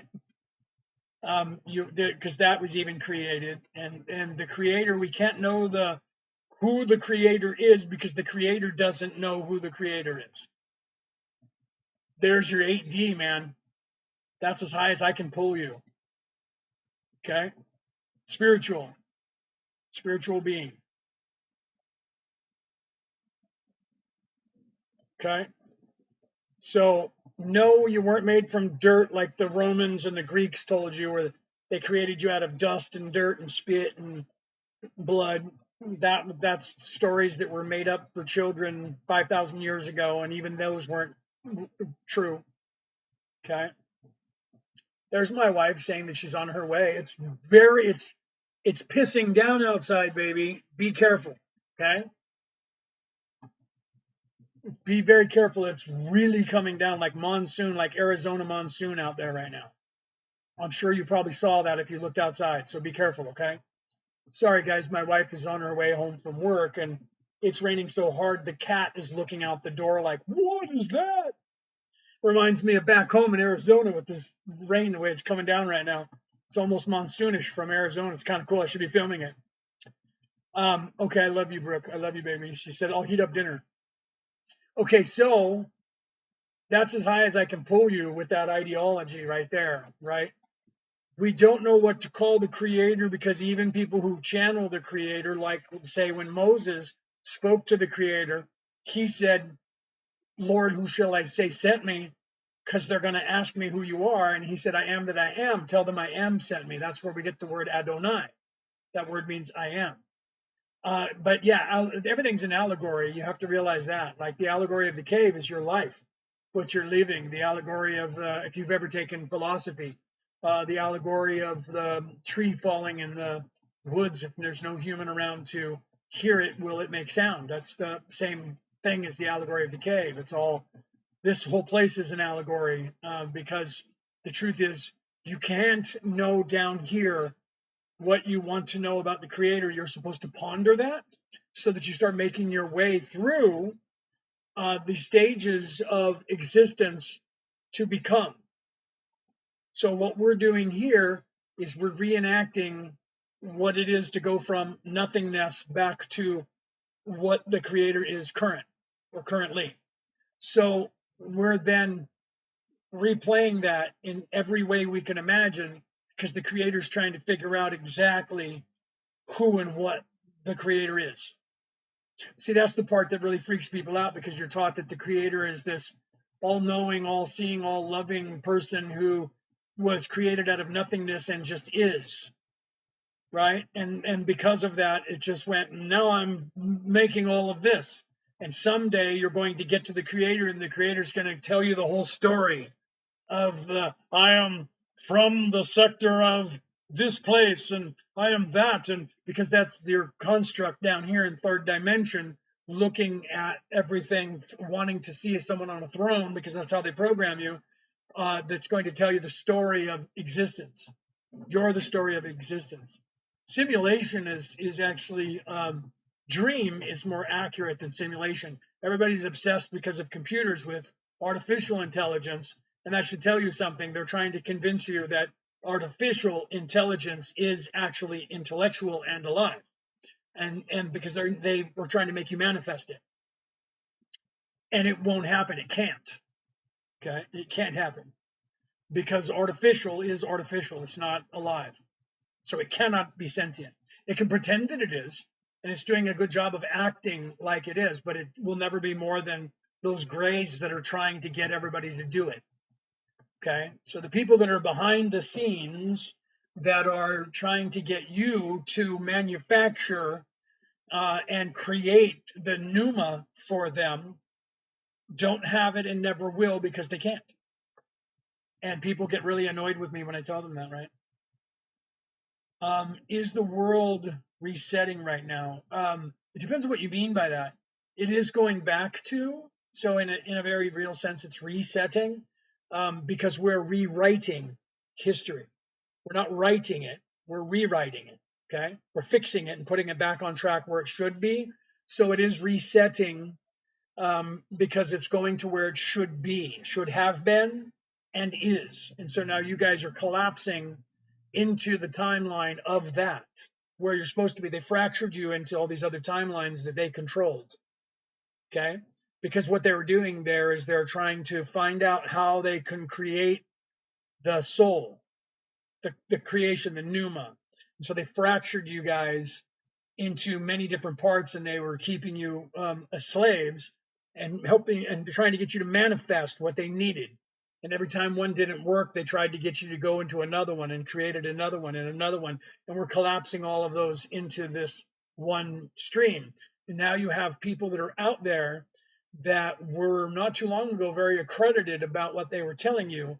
And now all of a sudden they're telling you that there's going to be this split where some people are going to go into this evil place. That's not going to happen. We're not allowing that. Okay. Even they deserve the respect of being awake. Okay. So even the people who are self-serving are stuck. And the way everybody's trying to talk is like they're trying to manifest, well, we're going to leave them behind because they're self-serving. And we're all going to move into this utopian society, and the self-serving people are going to be stuck over here.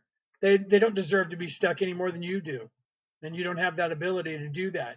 So these people who were very accredited not too long ago, all of a sudden started saying that there's going to be a split and there's going to be this evil timeline where evil people are going to be stuck. And that's just not what's going to happen. Some of them are going to wake up and choose not to be evil anymore. That's what most of them are going to do. And then the ones who are still going to be evil are just going to be seen by everyone, and they're not going to have any power. But they deserve to be put back on track just like everyone else. Even though they're the ones who created the place being stuck, they don't deserve to be stuck there just because they created it and got themselves stuck. They don't deserve to be left behind. So we're not going to do that. But you hear even accredited people telling you that, and I don't like that they're doing that because they're either being controlled themselves or they were never awake as they acted like they were. Okay. So they don't deserve to be stuck either. And people, that's a third dimensional construct of, well, they're all evil, so they should be left over there. They should go to hell. And that's just, we should leave them there for infinity because they got everybody stuck here, but they were you. You were them. You just don't remember it right now. You were evil. You did those things that they're doing. You might be one of the people who created this mess, but you're no longer self-serving. And you're over here, but you're still veiled, and you don't know that you might have been one of the people who created this. That's the crazy part. I was not really going to go that far with this today, but I have to because I'm being pushed now to kind of do that. My wife wanted me to do it earlier, and I didn't, right? So I've been on here for 3 hours now, and I'm just now getting to that because there are people out there who I looked at and went, I kind of like where they're going, and they're telling people the right stuff.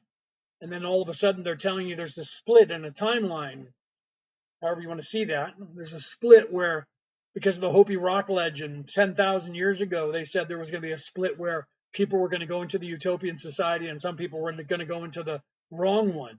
That was also wrong at the time. That's part of the control mechanism of that left behind rapture. Good people are going to leave and all the evil ones are going to be stuck here. Okay, and that's just not the way it works. It's not the way it works at all, because they're going to be held accountable for the sins of people 10,000 years ago, and they're not those people. That's akin to people in America having to pay reparations for Africans who there is no one alive today that was a slave, and there's no one alive today who owned slaves. And because you have to be held accountable for something that your great grandfather did to someone else's great grandfather. So if we're going to do that, then how about we make all the German people pay all the Hebrew people for what they did in the Second World War? Well, there's no one alive today that did either one of those things. That doesn't matter. If we're going to pay reparations to those people now, hold on, let's just stop right there. And why don't we go back to the Native Americans and how many of them have been unalived in the last 250 years, and every American pay money to the Native Americans. That includes the ones who came from Africa, who have been living there since then. Wait, I had nothing to do with that. I didn't have anything to do with the people who were enslaved either, and neither did you. So why should we be paying money to them?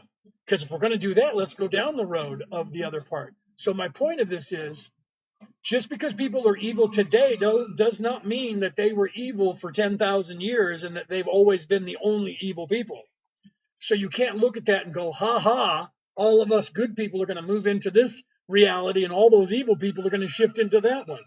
Because if you do that, then you're condemning people who might be here on life 1, 2, 3, 4, 5, or 6. They didn't have anything to do with getting people stuck, and they didn't have anything to do with creating evil. So it is not right, and it's not going to happen. Okay, so these people who are out there and they're telling you that there's going to be a split in timeline do not know what they're talking about. You have a choice to make, but that doesn't mean you're going to move into a timeline where you're going to have, and they're trying to create that. So they're propagating, okay, and I'm going to name a couple names. And I wasn't going to do this, and my wife said, you need to name names, okay, because I watched people do this. Whether or not that it was a robot that did it that looked like these people, I would love to hear from those people. And I'm going to make some people mad by saying it, okay, because I watched a video and there was people who I looked at before, like a month ago, 2 months ago, 4 months ago, and went, yep, those guys are actually telling some good information to people. And then they started saying, you have a choice to make because you're either going to be in this timeline or that timeline. Okay? And that's not what's going to happen. Hi, baby. I made it. I'm glad you did. Hi, everybody. There's Brooke. I don't know if you guys saw her just now because she wasn't really on camera. Come over here and No. say hello. Yeah. Hi. Bingo. There's my wife. She got home. Hi, There's everybody. Brooke. I'm Kiss home. me again. I'm home. Mm-hmm. Nom, nom, nom. Okay. So, right. So that's not what's going to happen. And those people that are out there saying that stuff need to stop because they're just wrong. Okay. Because that's not how it works. So somebody who chose to be evil in this life, got here for the first time, is now going to be condemned. That's the bullshit that they're teaching you, because people are still trying to savor something for themselves. Those people who are evil are still trying to use your mind to create a place where they're still in charge. Okay? And they're also trying to get you to create for them some people that they can be in charge of. Do you understand what's happening there? Okay. Please feel free to ask a question at any time. Lord, you can ask a question at any time. I will try to make sure that I'm looking and read them, right? This is a total, what is that, misconception of what someone just typed. What are you saying? I'm not quite sure what you're saying there. So yeah, Brooke is going to take a look and see if I missed something and put that up on the screen, right? And do you represent, let's see, I remember back in 2017 or 18 doing the mass abduction. Yeah, see, that's, people were saying that could be another timeline where something like that happened. I'm not sure what you're saying there, right? There was thousands of people scattered in parking lots trying not to get abducted into experiments. Okay, so if you that's a different timeline that you survived where that stuff was happening. So if you actually do remember that, okay, then you were in one of those dystopian societies where things like that was happening, and those are the timelines that we collapsed. So you're having a memory, which they would call the Mandela effect, of something that no longer exists, that didn't happen, but in your mind it did because you came from a place where it actually did. That's what's happening now is more and more timelines are being crushed. So that's no longer something that did happen to you. That is now you're in a timeline where the outcome of that bad stuff is no longer something that's going to happen if that's what you were doing, right? So why should we be paying money to them? Um, so yeah, well, we shouldn't. We're going to change that part of reality as well. We shouldn't be paying money. We don't need money for anything. We haven't gotten enough people in this timeline convinced that we don't need it. We create the reality here. Your focus creates your reality. Our collective consciousness creates the reality. They know that, and they've been keeping us in their system. So they keep telling us we need money. They keep telling us we have to pay for everything, and that's why we're still stuck. Or go back to the Hebrew people 4,000 years ago when my people were slaves. Right, yeah, Pat, talking about reparations for everybody else too, right? I agree with you. So we can't do all of that. The only thing we can do is move forward because otherwise we all just going to pay each other, right? So truly, so then we go, okay, those guys get paid, those guys get paid, those guys get paid, those guys get paid, those guys get paid. But then, we're all going to get charged for all the people that we have to pay. So all the money that I get, I'm going to have to give right back. So we're just going to trade money around and nobody's going to get to keep any. And eventually where's the last one that we pay? They're the ones that get the money. Do you see? So the point is, who are the couple of thousand that run all of this? Those people are the self-serving people who are in these families who believe that they own everything. And even the ones that are not self-serving, they're okay with it. They become self-serving because they're like, yeah, man, because my family's royalty, we own everything. Those people are not the original ones who started all of this. Those are just people who came in that happened to come in and design themselves into that family. Some of them are doing it on purpose. But that doesn't mean that they need to be left into a purgatory for all of time, right? And do they represent you? I'm not sure that. You said, do they represent me? They don't represent me. Do they represent you? I'm not sure what you mean by that. The people who think they own this place, they don't represent me. They don't like me. They don't want me to be here because they don't want me waking you up because we're taking away their power and we're fixing the timeline so they have nothing. So I'm not sure if that's what you were saying. I hope that's what you're saying. What do you intend to do during open contact? The open contact that you think that is already happening is right now. I'm talking to you from the 11th dimension. Just because I didn't fly here in a spaceship doesn't mean I'm not from here. So you're actually having open contact now. What you're referring to is in a time when you think people are going to fly here in spaceships and go, hi, how you doing? That's actually a lie because this place is quarantined, so no one can do that. That's them again trying to get you to focus on that, to manifest that, because then they can go, we're here to save you if you let us come down there. And that's part of their modus operandi. That's a Hegelian dialectic of a fake invasion coming from outer space where they'll come down. So that open disclosure that you keep hearing them talking about, they're toying with that to see if everybody will focus on it. What you're supposed to focus on is not third dimensionality. You're supposed to focus on your third density, your four dimensionality, third density. You're not supposed to be worrying about whether someone's going to come here in a spaceship to talk to you. You're supposed to look within yourself and realize that this is not even real. Okay. So do you believe Christ is coming back? No, there is nowhere in that Bible that Jesus said he was coming back. Doesn't happen. Okay. Or is it just Christ consciousness? It is, yeah, see, I can't see the last part of that, so Brooke was telling me that. It is the Christ consciousness. Okay, this is what I wrote about in my book, my friend. It is about returning to the old ways, the reality about reality, returning to the old ways. The old ways is all of the way. Jesus was teaching you of a way to get out of here. Lao Tzu in the Tao Te Chi, which means the book of the way, means the way, was telling you how to get out of here. The story of the Jesus character is the same story that Moses was. That's exactly the same story, just told slightly different. Thor, in the Viking pantheon, did the same thing. His father sent him down to Earth to be human, to live with humans, to sacrifice himself, to then rise up and then become immortal again and cross Bifrost, the Rainbow Bridge, at 33 years of age and go to heaven and become the light of the world. It's the same story. Shiva did the same thing, so did Osiris. It's the way. The Christ consciousness is what you're supposed to be looking for. So how do I clean up my third eye? You detox that. Stop drinking fluoride. Stop brushing your teeth with fluoride. You don't need that to clean your teeth. That's just it's putting calcium over the top of your pineal gland. Your pineal gland is like it's like fiber optics. Okay, it's crystalline, and they're putting calcium over the top of it so that it can't communicate. Get that calcium, all that extra fluoride, so it can't calcify anything, and get that off your pineal gland. You just have to use the Christ oil to stop that from happening. Why aren't they allowing people to go to the places where they represent each other? They're not letting people go anywhere because they want you stuck here. So they've been keeping you stuck here for a very long time and not letting you graduate from here. And you couldn't pin that. It won't let me.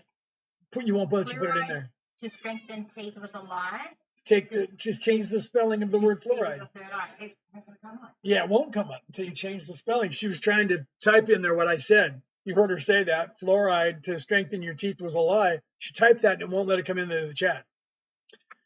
So, do you know the Bach saga? The Bach saga? Are you talking about in the Viking pantheon? No, I'd have to look that up. I don't know that I've read that, but I'll bet it's similar to like the Colburn Bible and the whole story of putting a person in the Colburn Bible, which is a Scottish Bible that they've took from Egypt when they came out of Egypt in the Exodus. And that oddly tells the same story of Moses, but it wasn't the story of Moses, which is the same story of the sword and the stone and all of that, where somebody says this person needs to be unalived and gives that body to somebody and says, go and unalive this person. And they stick that person in a wicker basket and float them down the river. So, you know what I mean? I will have to look at that. It's called the Bach saga. I'm going to, Brooke, if you could look that up, BOCK saga, look that up. He says it's on YouTube. He or she says it's on YouTube. I'm going to look that up, right?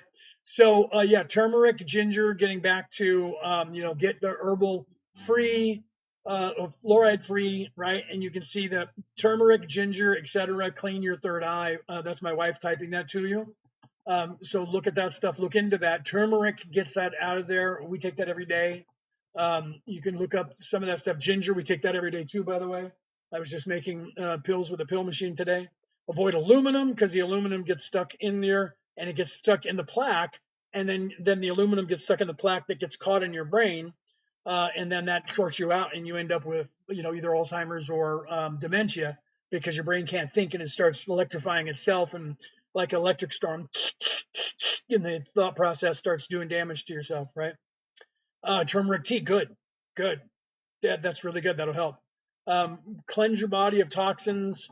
Stop eating their poison food. Start, cooking for yourself, organics, right? Don't eat processed junk. Don't eat all the stuff with sugars and things in it. And keep just take care of yourself. And then do the Christ oil. That happens once a month. Do that stuff, right? Avoid the bioengineered labeled foods. Yes. Look for anything that they changed it from one wording to another so that it was, genetically modified. Before it said bioengineered, they changed it to genetically modified. They'll change it to another one. I don't know what it is in America anymore because I'm not over there. But anything that's bioengineered or genetically modified, don't eat it. Refuse. Buy something else. They'll make it without as soon as you stop buying it from them. Has he told Right? me about the AFL player? Oh, I don't know. No, he's no, I don't think he was. I think he was talking about not a person, right? John, is it John? Yeah, Johan. So Johan Berg sounds very Viking. So it must be a Bach saga about someone. She's asking if you were talking about the soccer player. I don't think you were talking about the football player, right? What about the zodiac? Controversial history told by Lord Bach explaining human life beginning inland 15 million years ago rather than Africa. Oh, yeah. Okay. Well, it wasn't 15 million years ago, but I see what you're saying. Oh, well, we'll have to look that up. If that's when you're talking about, then yes. What about zodiac cell salt? I'm not sure what zodiac cell salt is. I would have to look into that. I've never heard of that because usually it's a place like the Dead Sea salt or the Himalayan sea salt, or I've never heard of zodiac cell salt before. So is that the stuff where they're starting to use the nanotechnology and putting things on there? If that's the case, you got to be real careful with all that junk. I don't know what that is though. I'll have to look that up. Right? No, so it wasn't. Did you hear what she was saying about the about him talking about? Oh, okay, yeah, no. And so she was talking about thinking that that was the saga of the creation of the human genome happening 15 million years ago in Norway. If that's not it, then let me know about that. Right? No, it's not nanotechnology. She was just reading that. Right? Root language.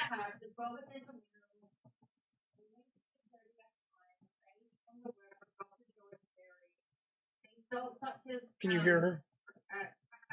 Outflow, which is serum the body and balance all of the friggin' in your body. The oil happens depending on your sun sign. Whatever your sun sign is the oil happens. The moon moves in and out of every single astrological sign once a month. Okay, like I'm a Virgo, right? You can get a calendar. I have a calendar right here that's called a moon calendar. Let me go back to the front of it here. It's called a moon calendar. You can look this up online at websites as well. Okay, moon calendar. Okay, and this has all the zodiac signs. So let me come back here to March, right? So here's March. March is Aries, right? So here's a calendar, and it has all of the zodiac signs up at the top of the calendar, so you can see which one is what. Okay. Then it plots what time all of the zodiac, whatever the moon, like for instance here, on the first of the month, the moon moved into Virgo. Okay, and then there was the full moon on the 4th, and then it moved out of Virgo into right there into Libra on the 5th. Okay, so you can look that up. Thank you very much for that. You can look that up and find out what your zodiac sign is. Right? Can you show me the name of the front of the calendar? Yeah, it's just a moon calendar. This one happens to be it actually says astrology down here on the corner, right? And that's actually the company, but you can get them in any other company. There's other companies that make it. So it's just a moon calendar. So this is 2026, has the astrological signs on it, and each month telling you what's what. Okay. So there, when you go and you Google it, there'll be like 100 different versions, but they'll all have the right stuff on them, but they'll just have different pictures as to what you want as the motif.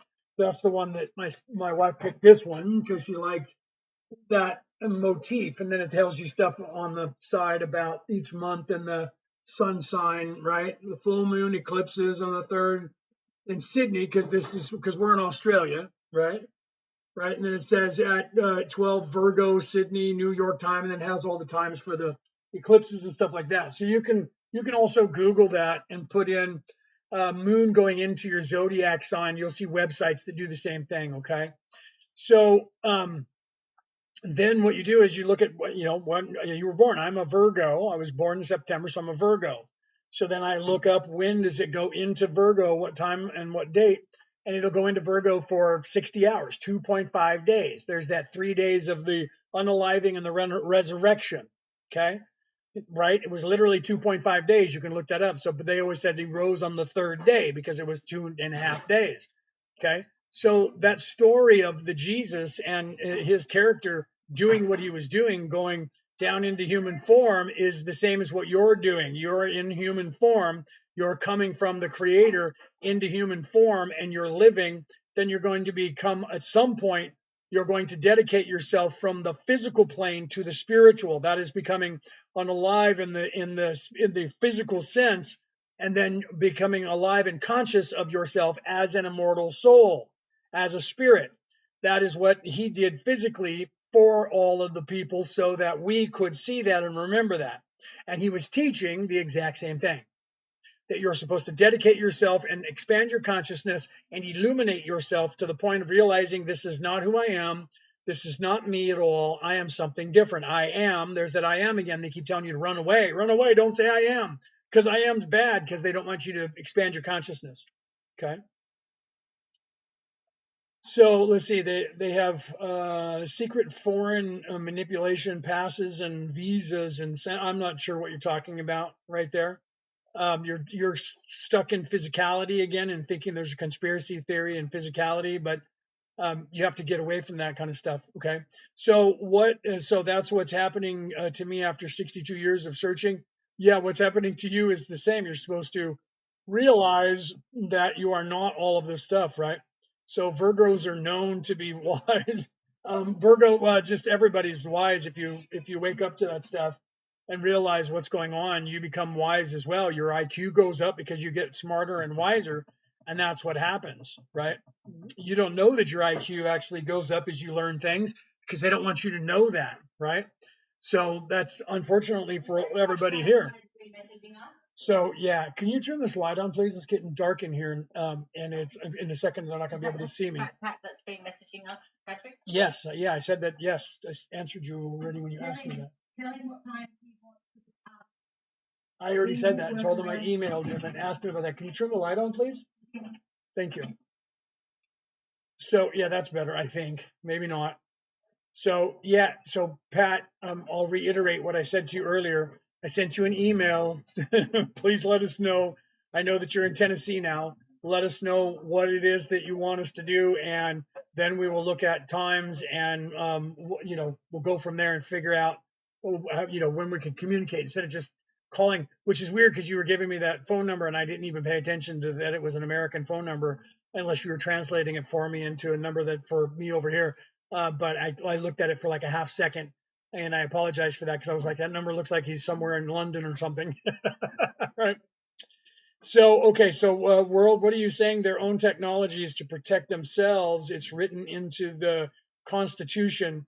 One-on-one consultation. That's what I thought. Right. So, yeah. So we'll just have to figure out the time, bro. Tell me your schedule. Send me an email. Don't do it in here because I'll forget it and won't know it.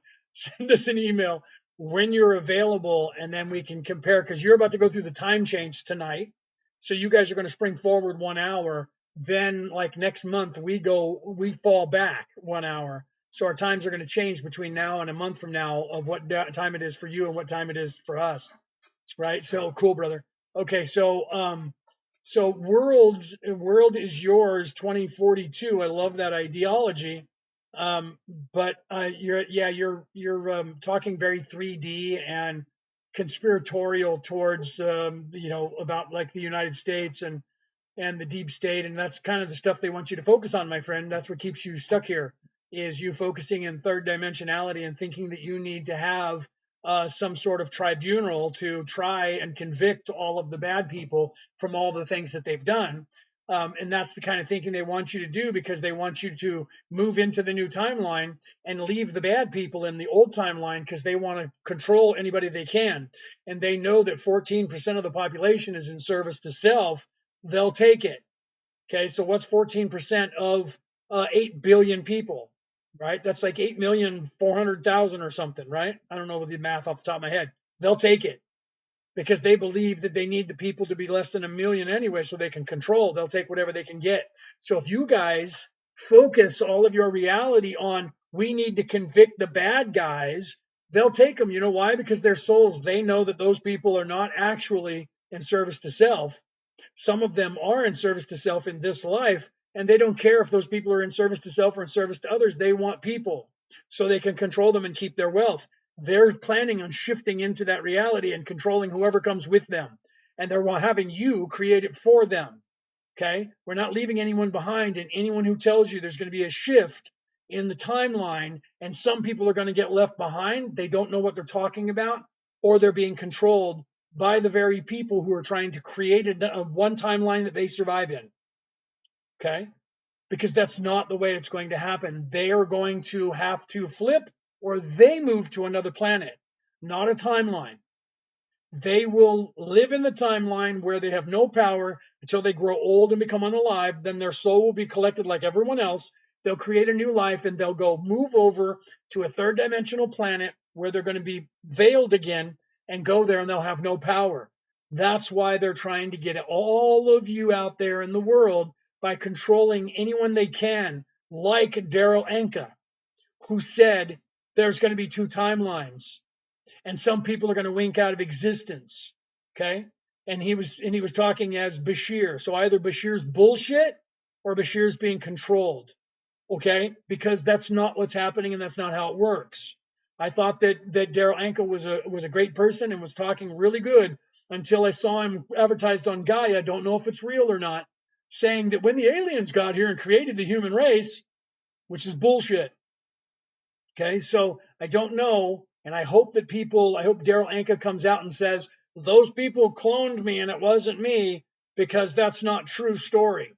Okay, so I really hope that he's not telling those words, that they aren't his, because if they are, he's either controlled or someone's talking in his head to him and he's saying the words, because that's not how it works.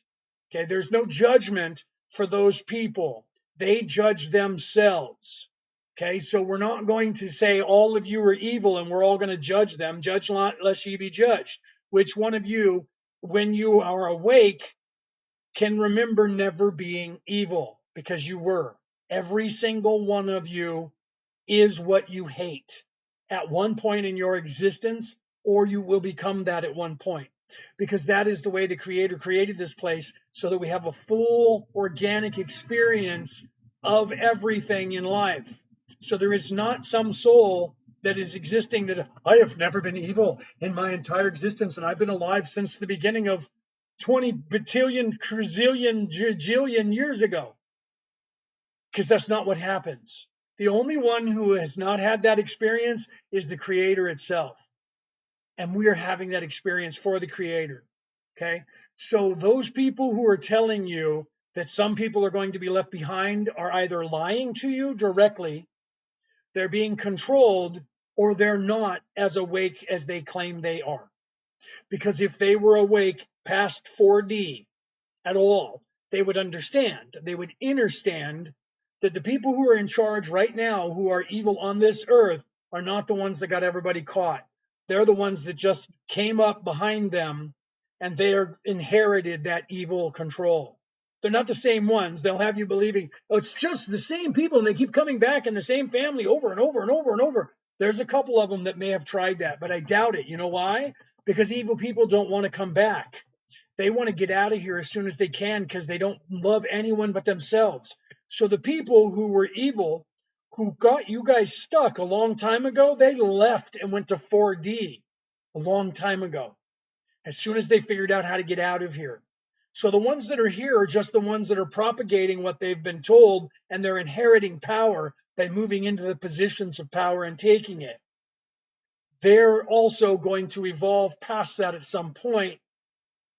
And they're hoping those ones are, well, we'll keep it for our families and we'll take what we can get. That's not what's happening here, and that's not what's going to be allowed. So you need to stop doing that, because if we judge people, again, let's go back to the paying reparations for all the slaves and all the things that have happened throughout all of time. Where does it stop? Okay, because if the Africans get paid, then the Jews get paid, then the Irish have to get paid. Okay, because they were also enslaved, and you can look that up in history. So who wasn't enslaved? There is no one on this earth that can say their race was never enslaved by another one, and there is no one on this earth that can ever say their race never enslaved anyone. Okay, so everyone has done it. Again, your soul that's in your body was evil once, whether you want to admit it to yourself down here or not. I know this because it's how it works. So there's not going to be a left behind. That's the evil people that are here, hoping that they can carve out a niche for themselves to be in charge, a dystopian society where they don't care if it's 100,000 people where they can get it. Okay. I saw Kali Ma in my bedroom. That's possible. That is possible. When people say that, some people go, okay, you're crazy. No, that is possible. because beings from a higher plane of existence, when they materialize or manifest for you so that you can then expand your consciousness or to give you information, will come in a pleasing form to you. So if you have a background, say you're a soul, say you're a spirit, not the body that you're in, okay? Because like you could be born European and love everything Japanese because there was a good possibility that in your last life you were Japanese, or you spent a lot of time there in many lives. But now you're European, but man, you love Japanese food, you love their culture, you love everything. You know why? Because you were Japanese. Pardon my belching. Okay. So the truth is, you could have been Egyptian at one point. You could have been Indian at one point. So the whatever it is that for you is comfortable, higher beings will materialize for you in that guise so as to not freak you out. Do you see? Are you Scottish in the past? I was. Yes, I was. I lived in Scotland one time and died there and became unalived. I apologize, communist TikTok. I can't say a word. I become unalived in a clan war. I got ran through by a big claymore and fell over backwards and laid there over the top of one of my kinsmen as I was becoming unalived. In a day like this when it was raining, and I was laying there and I couldn't move. So yeah, what's that? Also reported. Yeah, yeah. I was also drawn and quartered. There was another time I spent a lot of time in Scotland. I had my entrails pulled out once, and while I was still alive, and yeah, I was beheaded one other time. Yeah, I spent a lot of time over there in that area. You built a castle that. I built a castle over there that Mary Queen of Scots lived in.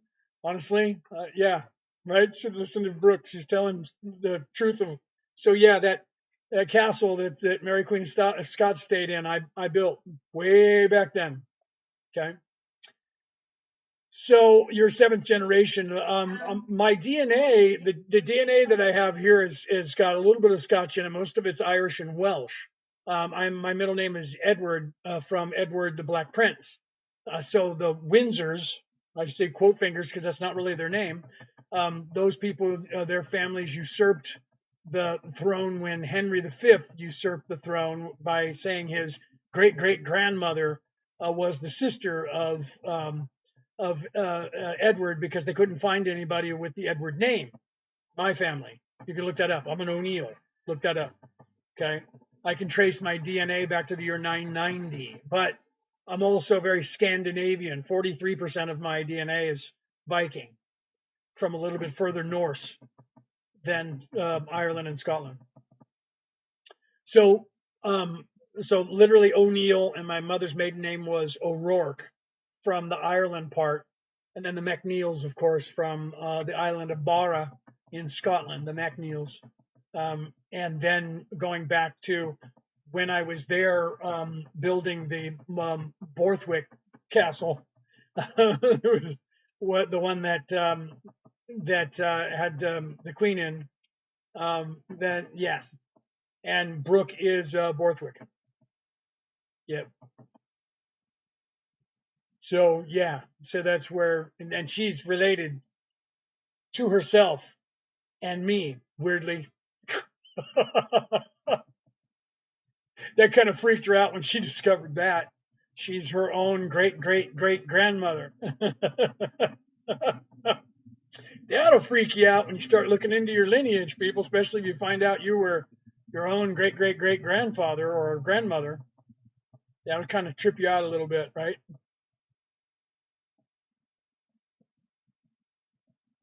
Lawrence, which came out of the McLean clan, right? Yeah, there's a lot of that. I dated a girl when I was in my 20s, and she was a Flynn. She was a Flynn, right? And the Flynns were served the O'Neills.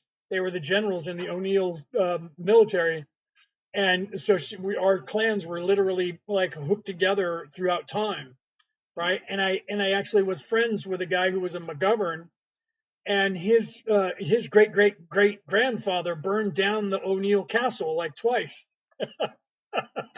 We laughed about that. We were friends, and our relatives used to fight each other and went to war against each other, and we laughed about it when we talked about it, and we were direct descendants. And we knew that. And what's the odds that we were fighting clan wars in Ireland and Scotland, and then we ended up in the United States, living in the same state, in the same, like 20 miles away from each other.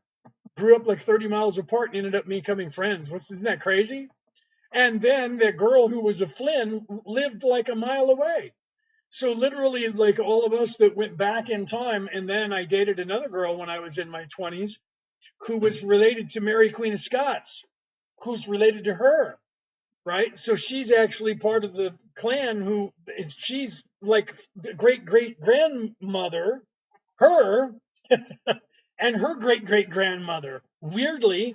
And one of them was in California, and she lives over here, and they're both from the same bloodline, from the same Mary, Queen of Scots. They're both can trace back to Mary, and she was Mary, Queen of Scots. That's yeah, people go, what? Yeah, and I was the Borthwick who bedded Mary secretly, and she ended up having children when Mary was, sleeping with a bunch of people. You can look that up in history. Okay, so let's get back on track. When did the New Egypt take over the castles? When did New Egypt? Are you talking about the post-dynastic and pre-dynastic? Is that what you're talking about in Egypt? Because you're saying took over the castles. They weren't any castles there. They were kingdoms. They didn't actually have castles like European castles. I'm not sure what you were saying there. You are a descendant of the Vikings, Asher people. They asking who mastered astrology, and then I can't read the rest of it because my wife pinned that thing up there. Astrology, who survived I don't know what else you're saying there. Where were you redheaded when you were younger? Yes. Yes, I could show you pictures here. Let me show. I was showing pictures of me with my monk outfit on earlier. So hold on. Oh, I just closed my thing. Hold on. Let me pull the pictures up again here. And I'll show you a picture of me dressed up like Friar Tuck. And you can see that my beard is red and my hair is red that I had on my head at the time. I just got to find the picture again. Here it is. Here's a picture of me. Let me zoom in, and you can see me right here in my Friar Tuck outfit. If I can get it to, there we go. That's me. See how I had red hair. The hair on top of my head doesn't look red there, but it was. And then my beard hair, you can't get it to focus, but the beard hair was also red. Let me see if I have another picture of me when I was. Oh, I do. Hold on. There's another one here of me. I have a couple. Let me find it here. I was just looking at it earlier. Let me find it. Right here with a buddy of mine when we were here. We go right here. Here I am, right here. Here's a good picture of me when I was in my 20s. I was probably about 27, 28 years old right there. You guys see that? Okay, so yes, I had red hair my whole life until it went gray, until it went white, right? And now, even with the light on, I'm coming in kind of dark here. There we go. Let's see if we can get that to tune back in for you. Okay. So, yeah, so definitely ginger, freckles. Look, freckles all over, everywhere. Freckles. Yeah. And then I closed my window here. Let me reopen up my app here. So, yeah, definitely Irish, Scottish, Viking for realsies. We did my DNA through Ancestry, and they backed that up. So out of my DNA, all of it except for 10% of my DNA, so 90% of my DNA is European. It's literally Irish, Scottish, Welsh, and then Viking. They call it Scandinavian. So right. So they're not exactly sure where the region. They're like that region that is the Geats and so we're looking at, the Danes and the Geats, Denmark, Norway, Finland area in there. And then the 10% is separated by 5% Native American, right? Hold on, I pushed this back too far trying to get the light. And then 5% what they call, it's actually 3% what they call Greco-Roman. So being bred in with the Vikings of the West and the South, because of Hadrian's Wall, there's a little bit of Greek Roman in the DNA in the gene pool. But everything that I have comes out of that era, anyways, for my DNA that I'm running with. That's why I'm typo negative, because that comes from the west coast of Spain. the typo negative DNA. That's its origin was over there. I always remember when you look at history from the north to the south, east to the west, it becomes more accurate. Yeah, well, if you look at, they've proven this. To get back to what one of you was saying earlier about the origins of the species, if you look at that, they prove that the guys over here, Stephen and Evan Strong here in Australia, they looked at that out of Africa theory and said that's just not right because there's Aborigines over here because they're both part Aboriginal. And look, they're dark like Africa, but they're a different color dark, and their bone structure says European. So they said, is it possible that they're wrong? And then they said, people like me with this Rh negative factor, that means no monkey, that means no primate, that means that we didn't come out of Africa. So where did we come from? So they started that, and years ago, like 2012 or something. So that spawned people around the world, scientists here in Australia, to start looking into that, and then scientists around the earth, and they found that 77,000 years ago there was a destruction of the earth. Right? There was also one in 38,000 years ago, and then 12,000 years ago was the flood. But 77,000 years ago there was a big calamity on the earth where almost the entire earth's population was annihilated, and the people who survived that, they know now, were Norway, Finland. So you who said that earlier, where societal structure came from there, Norway, Finland, Australia, and South Africa, like the tip of South Africa and Madagascar. Okay. So they also looked at Europe, Asia, all of that, and they found, and this is where people get angry, they found that the Vikings populated everything in the world except for Africa and Australia before anyone else did. And people don't want to know that because they look at me and go, oh, well, you're saying that because you're obviously one of them. And I'm like, no, it has nothing to do with me. I'm not the one who even looked that up. That science has proven that when they looked that up, that the languages, most of the languages came from Norwegian. The English language that I'm speaking today only exists because the alphabet that you see here belongs to the Norwegians. These words that we're speaking evolved out of Middle Norwegian into today. So if you look at the people in Iceland who speak more ancient Norwegian than modern Norwegian, or if you guys know Norwegian, that's my third best language is Norwegian, modern Norwegian. Those words are almost identical to ours that we speak in English. And then when you look at the evolution of coming through with the Latin influence into the Italian, into the Spanish, into the Brazilian, and then into the English because of the area, you see that with the French, you see that we have a little bit of that, but this language you're speaking or hearing me speak in comes from the Norwegian. So the Norwegian people took over everything over into the Asias, and they also went across to the United States. They've proven this because they were looking at Native Americans. And when I was living in California, they found a Native American woman in California that predates the Native Americans that were already there. And they were saying Caucasian because they said everybody came across the land bridge from Alaska. The natives that they found are not Caucasian. They did not come across the land bridge. They got there a different way. They didn't breed with the Chinese people. They have no Asian DNA. It was 100% European, 100% European. So all of the people who predate what we think are the natives today in the Americas are actually European. They're Viking. So the Vikings, way before anybody else, occupied 3/4 of this planet and then slowly moved during that ice age. 10,000 years ago it ended, so 20,000 years ago they moved out of the ice frozen areas and ended up back in that pocket that is now northern, western, and southern Europe. And science has proven that. This is not me just trying to be cool and thinking that the Vikings owned everything, but they did. Okay, so the known world today, with the exception of Arabia, that bottom part, India, Arabia, Africa, and Australia.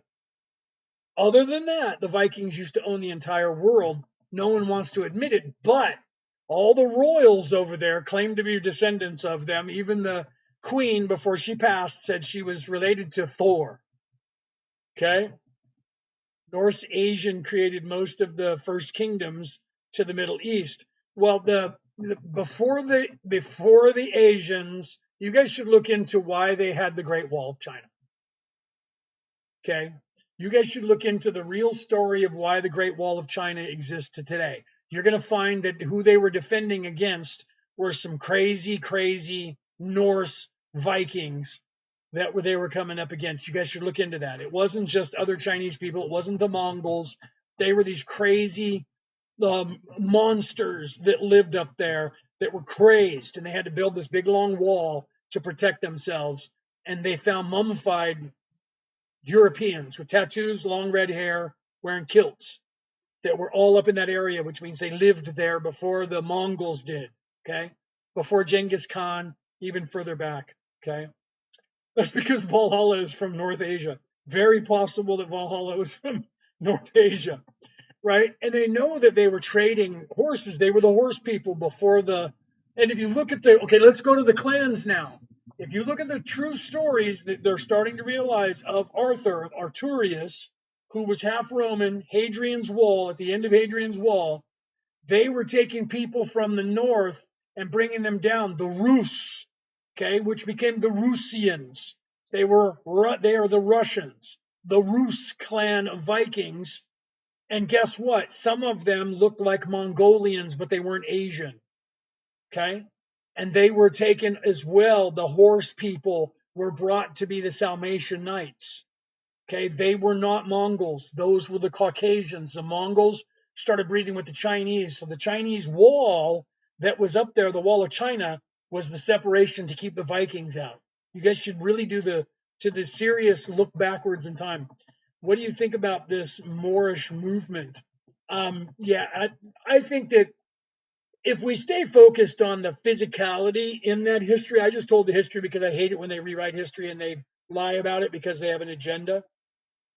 If we look at history, history is always going to be written by those who conquer. That's why the Vikings were written out of that until the great houses could tie themselves to the Viking pantheon. That way they could say they were related and they're supposed to be in charge, which is what they've done. Right? They came through time and they did that. They went and started marrying all the kings up there so that all of the monarchs of Europe were all related to each other. That way they can say, well, we're of all of that. So when history starts to realize that the Vikings had land grants, then the UK is going to go, that's right, it's ours. That's why we went there. That's why we owned America and Canada, of course, because it's really ours and we have rights to it. And that's what they want to do. It's all about land. That's physicality. You have to get away from that stuff and go and move into the spirituality and forget about that. Are you familiar with what is that? Archix channel? No. What is that? I don't even know how to say that word with the X at the end. No, is that a person who is channeled by someone, or is it a channel on YouTube that is Brooke says she thinks it's a channel on YouTube.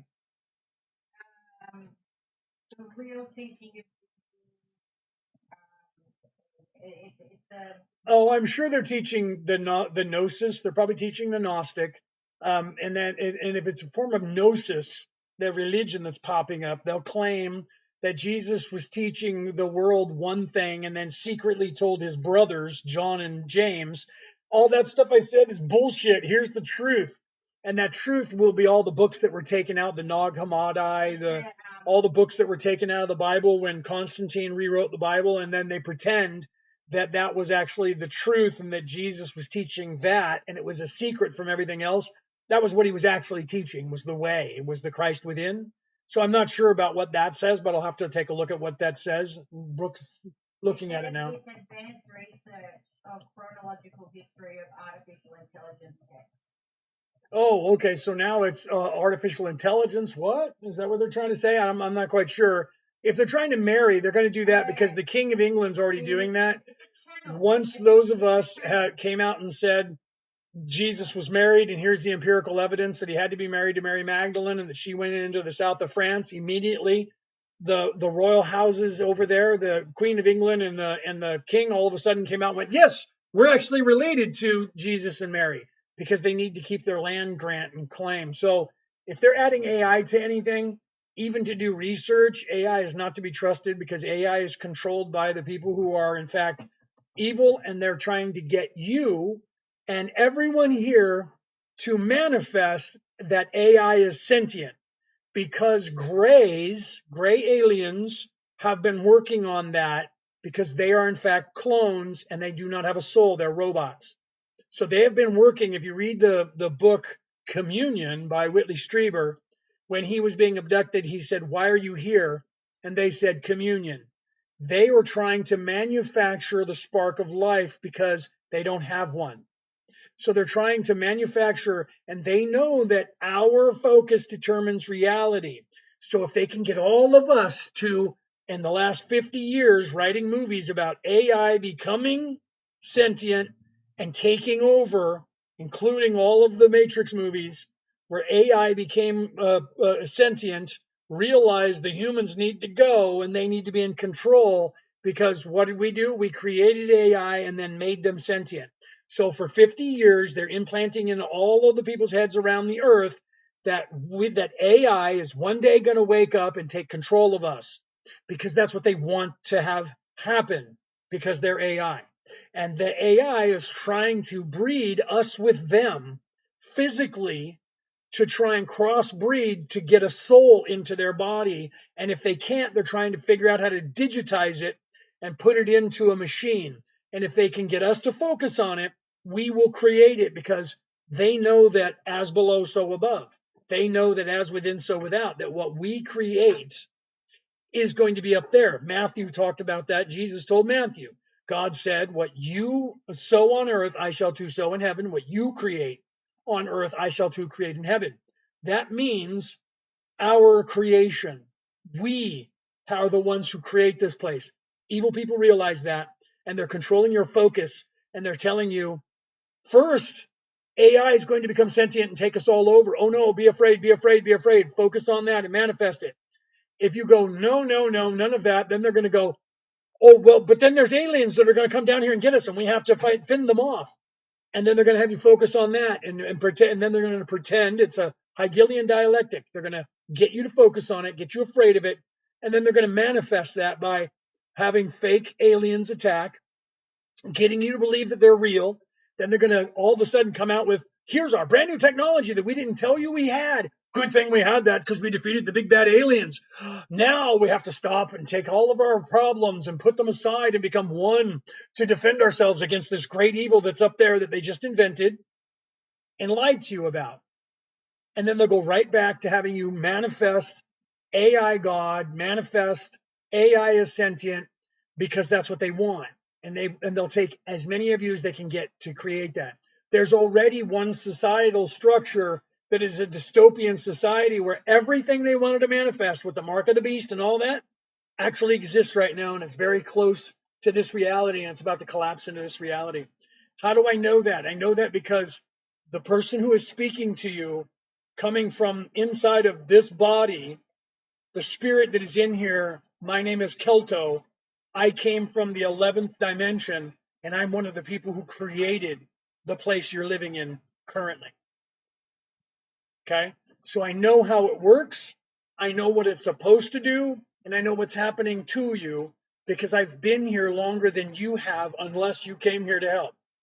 Because I was here more than 128,000 years ago working with the people who disappeared off of this earth 77,000 years ago. Then I worked with the entire societal structure who got created out of that destruction, who disappeared 38,000 years ago. And I'm still here with your societal structure because we knew that you guys were going to get stuck. So we stayed here and waited for you to get stuck, and then watched you until you realized you were stuck. And then your immortal soul said, "We need help." And then we said, "Okay." And then we started helping. But we couldn't tell you any of this until your entire species was at a crossroad where you were at a point where you could actually receive this information and not explode into nothingness, or not literally, but you would have, not pop. And then I can tell you this stuff. I remember that because I am not veiled like you guys are. Okay. I have no veiling. I remember every life I've ever been in going all the way back to being created by the creator, which by the timeline that we're living in here was like a trillion years ago. It's not even, It's more than that. We don't have a number in this third dimensional construct to represent how long ago that was. And I'm not the only one who's here from that place. There are millions of us that are here currently on this earth with you guys to help you. And some of them are waking up. Some of you who are listening to me are angels who came from a very, very high plane of existence, who came down here to help, and you got stuck here too. And you haven't woke up yet, but your activation is coming in the next 5 years. And if things go the way we planned them, March 20th of this month is going to be one of those activations. And some of you are going to start waking up. You're just, I'm just trying to tell people what happened in a 3,000-year period. That's funny, right? Yeah, you gotta speak to where they are, right? If man has no identity, he has no cause. He must know where he comes from. You come from the creator of the universe. You are the creator of the universe. And you're sleeping, and this is a dream that you're having. So that people don't have to be taken advantage of anymore. That's what the plan is. I mean, there's going to be evil people. Evil people exist in third dimensionality always. They're going to continue to exist in fourth and in fifth and halfway through sixth. But the amount of influence that they'll have over you diminishes as you lose your mind wiping. When you're veiled, they can trick you because mentally you're between 11 and 14 years of age. Okay. So once you start to unveil, they no longer have that control over you because you can see through their lies. Okay. They've been keeping you from achieving that point of beingness, that realization, that adultness of your psyche. They've been keeping you veiled and mentally between 11 and 14 years of age. When you decide you don't want to be stuck anymore, you start looking within yourself and track the Christ oil and fix yourself. Just by doing the Christ oil, you fix yourself, and then guess what happens? Their control over you disappears. Who is they? There are 14% of the population of this earth that are in service to self. They are evil. 86% of the population is in service to others. Of that 14%, there is 1% that is really evil. And those people are the ones who believe they own you. And they believe that they own all of this and they're keeping you stuck. That's who they is. They is 13 families who own everything. If you look at Google, all monarchs in Europe are all related. Yes or no? You're going to get a yes. Every single person in charge of every government in all of Europe are all cousins. Every president of the United States of America are all related. Yes or no? Yes, all of them are related. Are all of the presidents of the United States and all of the monarchs in Europe all related? Yes, they're all cousins. Okay, how far does that go? You don't know that because they're not letting you know that, but it's out there. It's true. You can look it up. Okay, so every single person who is self-serving, they are at different levels. Some are this kind of evil and some are really bad evil. Okay.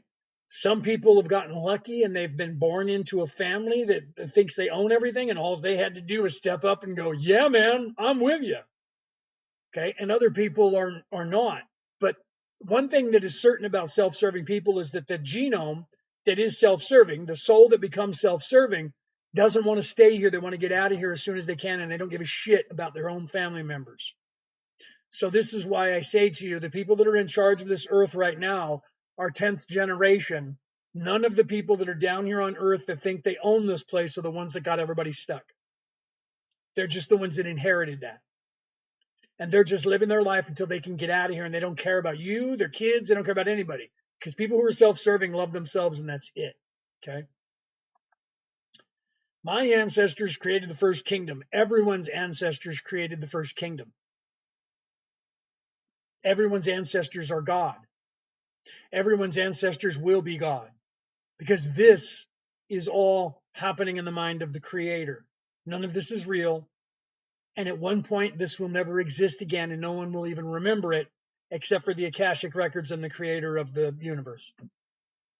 So everything that you think is so important that you have to remember your DNA and you have to have somewhere to be from and you have to have somewhere to be going to. And all of that is third dimension. And eventually you'll get tired of living in third dimension. And then you'll start wondering maybe there is something other than third dimension because that's what you're supposed to do. But you can choose to stay here as long as you want. Okay. What's that? World is very stuck in 3D. Yeah. Everything has to be materialistic. Yeah, right? Did you hear my wife? She noticed that. World. No offense, buddy. World is very stuck in 3D. Everything has to be in third dimension with that person. I don't know if you're a man or a woman. I don't remember right. Reset is coming. There is no reset. Reset's a lie because they want you to focus on that. There is no reset. The timelines are changing and shifting, but it's not a reset. A reset is what they want to have happen. They want everybody to go back to sleep. They want everybody to become unalive so that you have to reincarnate and you're revealed again. And all of the progress that you made is all turned off. That's the word reset. That's what they're using. They use that just before they use the culling word. That's actually not what's supposed to happen. Source said no more. Not quite sure what you meant. I guess you think you're communicating with Source. I love that. I love that you've expanded your consciousness, but that's not what's actually happening here, right? Progress of what, right? Is that what you're saying? Progress of what? Memories that aren't your memories. Memories that aren't your memories. I'm not quite sure what you're saying. You're actually kind of talking in like short choppy sentences, like I'm in your head and I know what you're saying. So I'm not quite sure what you're saying, right? So that's why they run away to other countries. Now that you're thinking physicality again, worlds. It's not. The only people who think in physicality are the people who are self-serving and they need power, money, fame in the physical because they don't believe that there is anything else. They don't want there to be anything else because there can't be anything above them. I'm not quite sure what you're saying there. It looks like I have a couple of trolls, right? So wait a minute. So what's her name who was just talking is just like stopped, right? What is the name? I guess Heart is the person's name. What progress, source, memories is what is, I can't read it when you do that. What is used to make new people? What progress? I'm not quite sure what you're saying. In the physical plane, let me see how simple I can be with this. In the physical plane where the creator created this illusion, you think you have a body and that propagates because it actually mirrors the creation, the Big Bang theory or the let there be light creation. So to keep all of the souls moving so that people can have organic experiences of being nothingness and then becoming something and then eventually becoming the creator, all of this is happening. And you, as if you're a female, you have in this physical place the illusion of being able to have children.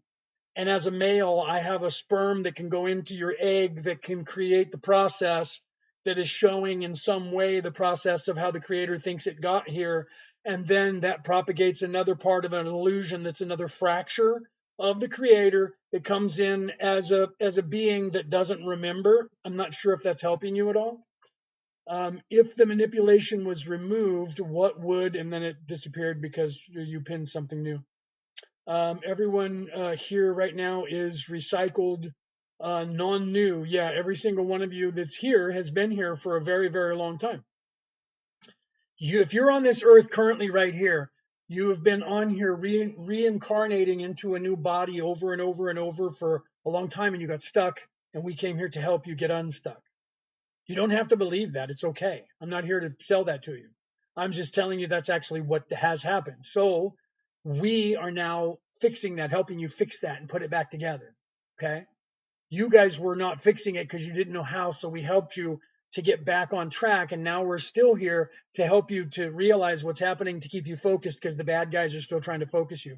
If the manipulation was removed, what or should the world look like? The world will look like the world that you guys create because of your collective consciousness. So when you stop creating the one that they're focusing you on, which is this system of being trapped in this paradigm of a caste system where they're in charge and they own everything and there's land and there's countries and they own all of them and you need money to pay them and you have to slave labor for them. When you stop focusing on that, it can be whatever it is that you guys want to have it to be, but it'll be the collective consciousness of the person, right? Or stop trying to. I'm still not sure that this person whose name is Hart keeps actually talking in weird sentences that don't make any sense. Source remembers herself. Oh, you think Source is actually a masculine or feminine? You're stuck in 3D. I apologize for that. I didn't realize that. Herself, you aren't fixed to anything. You are hijacking a convergence. Okay. Okay. You can believe that. You can believe whatever it is that you want to. Yeah. Right. And speaking in riddles, I guess. So you think that the creator has a sex. That's very third dimensional of you. The creator does not have a sex, right? So you found that Sophia and a woman. You found that Sophia knowledge. And so now you think that the creator of the universe is a female, when that's not actually how it works. When you get outside of the physical body to a light body, you don't have sex. You don't have a masculine or a feminine. You don't even have a penis. You're just energy. So that's very good third dimensional thinking. But I'm sorry that you're just wrong in your thinking. But you can believe that until one day that you won't. But yeah, you can believe that the creator is a male or a female, though they're not.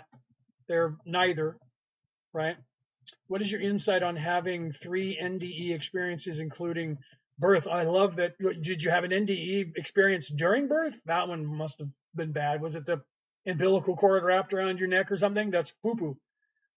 That's good that you have those because they help you expand your consciousness, right? You have to realize that should be telling you if you have 3, well, let alone 1, but 3, you should be realizing that you're an immortal spirit, that you're not this pain body, right? Yeah, you had 3. That's crazy. Yeah, I've had incidents, but I haven't had my life flash before my eyes. But then again, I wouldn't know if I did because I have the full memory of my entire life, including all the ones before this. So if I got to that point where I thought I was going to be unalived and that flash comes before that would just be me remembering because I already have that memory and I have total recall. That's funny. So you came back 3 times. That's good. Okay. Yep. Dinner is on the table getting cold, so I'm going to have to go. I love you guys. I hope I haven't offended the heart woman who thinks that the creator has a sex. That's physicality. And it seems like I believe that my wife muted her because she was talking in gibberish too, which is really weird. She was talking in code or something and not making much sense and spamming. So if Hart, if you're still there and you haven't left, which you probably already did, but if you haven't left and you want to actually talk when we're not on a thing here, we can set something up to where you could like have the conversation. But seriously, you should look into higher beingness.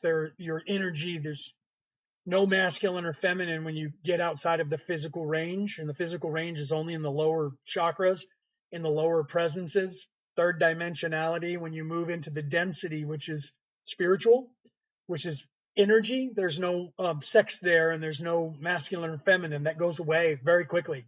By the time you're halfway through the 6th dimension, you are just energy and there is no sex anymore. That's all only for the physical plane. So yeah, she, creator, thought process is very 3D. I feel for you. You'll get there one day. I'll see you after. You'll get there one day. You'll be me talking, maybe not in this lifetime, but maybe if things go well, you'll remember this conversation in the next phase, which will be by the time we hit 2033, 2050 at the latest. You will probably remember this conversation, hopefully. And then you'll be able to go, wow, okay, yeah, I got to figure it out now. But if not, you can still believe this. I'm not here to be your savior. I love you though. All right, guys, I got to go. Got to get some food because I've been channeling now for 4 hours, and so I need some sugar because I burned up my sugar in my blood and most of my liquid by talking to you guys from the 11th dimension. You guys have a good, or 11th density, because there is no dimensionality up there. You guys have a good one. I'll see you guys next time. I love you guys. Have a great night or morning, depending on where you are in the world.